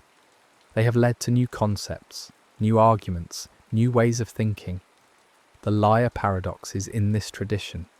It is a problem that does not go away, but that continues to teach us, to challenge us, to deepen our understanding. There is also a kind of comfort in the fact that some problems are permanent. It means that there is always more to think about, always more to explore. The intellectual landscape is not a finite territory that can be fully mapped and exhausted. There are always edges, always frontiers, always mysteries. And the liar paradox is one of those mysteries. It is a reminder that thinking is an ongoing process, not a destination. There is no final theory, no ultimate framework, no end to inquiry. There is only the journey, the exploration, the perpetual engagement with questions that matter. This perpetual quality is soothing in a way. It takes the pressure off. You do not have to solve the liar paradox. You do not have to arrive at the correct answer. You can simply appreciate it, engage with it, learn from it. The paradox is not a test you have to pass. It is an invitation to think, to wonder, to explore. And that invitation is always open. The paradox will still be there tomorrow, and the day after, and 100 years from now. It is patient. It does not hurry. It simply waits, ready to engage with anyone who approaches it with curiosity and care. In the context of sleep, this patience is especially valuable. The mind preparing for rest does not need urgent problems or pressing demands. It needs gentle engagement, calm reflection, a soothing rhythm. The liar paradox, with its quiet loop and its endless oscillation, provides that. It is a thought that can be held lightly, turned over slowly, set down, and picked up again. There is no rush, there is no deadline, there is only the gentle movement of thought, tracing the same path over and over, finding a kind of peace in the repetition. The paradox also connects to the experience of falling asleep itself. Sleep is a kind of loop, a daily cycle of waking and sleeping, consciousness and unconsciousness. The mind winds down, thoughts slow, awareness fades, and then, after a period of rest, the mind winds back up. Thoughts resume, awareness returns. The cycle repeats, day after day, throughout a lifetime. It is a loop without a clear beginning or end, a pattern that continues as long as life continues. And within sleep, there are deeper loops. The stages of sleep cycle through the night, from light sleep to deep sleep to REM sleep and back again. Dreams arise, vivid and strange, and then fade as the sleeper shifts to a different stage. The mind in sleep is not shut off, but actively cycling through different states, different modes of being, and those cycles, like the logical loop of the liar paradox, do not have a simple resolution. They simply continue, unfolding according to their own rhythms. There is something fitting about contemplating the liar paradox as you drift towards sleep. Both involve loops, cycles, patterns that repeat. Both involve a kind of letting go, a release of the need for resolution. In sleep, you do not try to control your thoughts. You let them wander, let them fade, let them dissolve into the formless void of unconsciousness. And in contemplating the paradox, you let go of the need to solve it, to pin it down, to force it into a category. You simply let it be what it is, a loop, a cycle, a pattern that continues. The liar paradox, in the end, is a teacher. It teaches about language, about logic, about truth. It teaches about limits, about boundaries, about the edges of our conceptual frameworks. It teaches about self-reference, about recursion, about the strange loops that arise when systems fold back on themselves. And it teaches about acceptance, about humility, about the recognition that not everything can be controlled or resolved. These are valuable lessons, and they are lessons that do not need to be learned all at once. They can be absorbed slowly, over time, through repeated engagement with the paradox. Each encounter with the paradox reveals something new, or reinforces something already learned. The first time you meet it, you might be puzzled, disoriented, unsure what to make of it. The second time, you understand the structure better, see the loop more clearly. The third time, you appreciate the elegance, the simplicity, the power. With each return, the paradox becomes more familiar, more comfortable, more like an old friend. And that familiarity does not diminish its value. It deepens it. The paradox is not a one-time revelation. It is a companion for the journey, a presence that accompanies you through the landscape of thought. In the stillness of night, with the world quiet and the mind calm, the liar paradox offers a kind of gentle companionship. It does not demand anything. It does not insist on resolution. It simply presents itself over and over in its perfect paradoxical form. This statement is false. True implies false. False implies true. The loop continues, the oscillation persists, and there is a kind of peace in that persistence. It is a reminder that some things do not change, that some patterns endure, that some mysteries remain. And as the mind traces that loop, following the path from true to false and back again, thought slows, awareness softens, and the boundaries between waking and sleeping begin to blur. The paradox becomes a rhythm, a gentle pulse, a cycle that carries the mind toward rest. The loop does not end, but it does not need to end. It simply continues, as it always has, as it always will, a quiet presence in the landscape of thought, a companion on the journey towards sleep.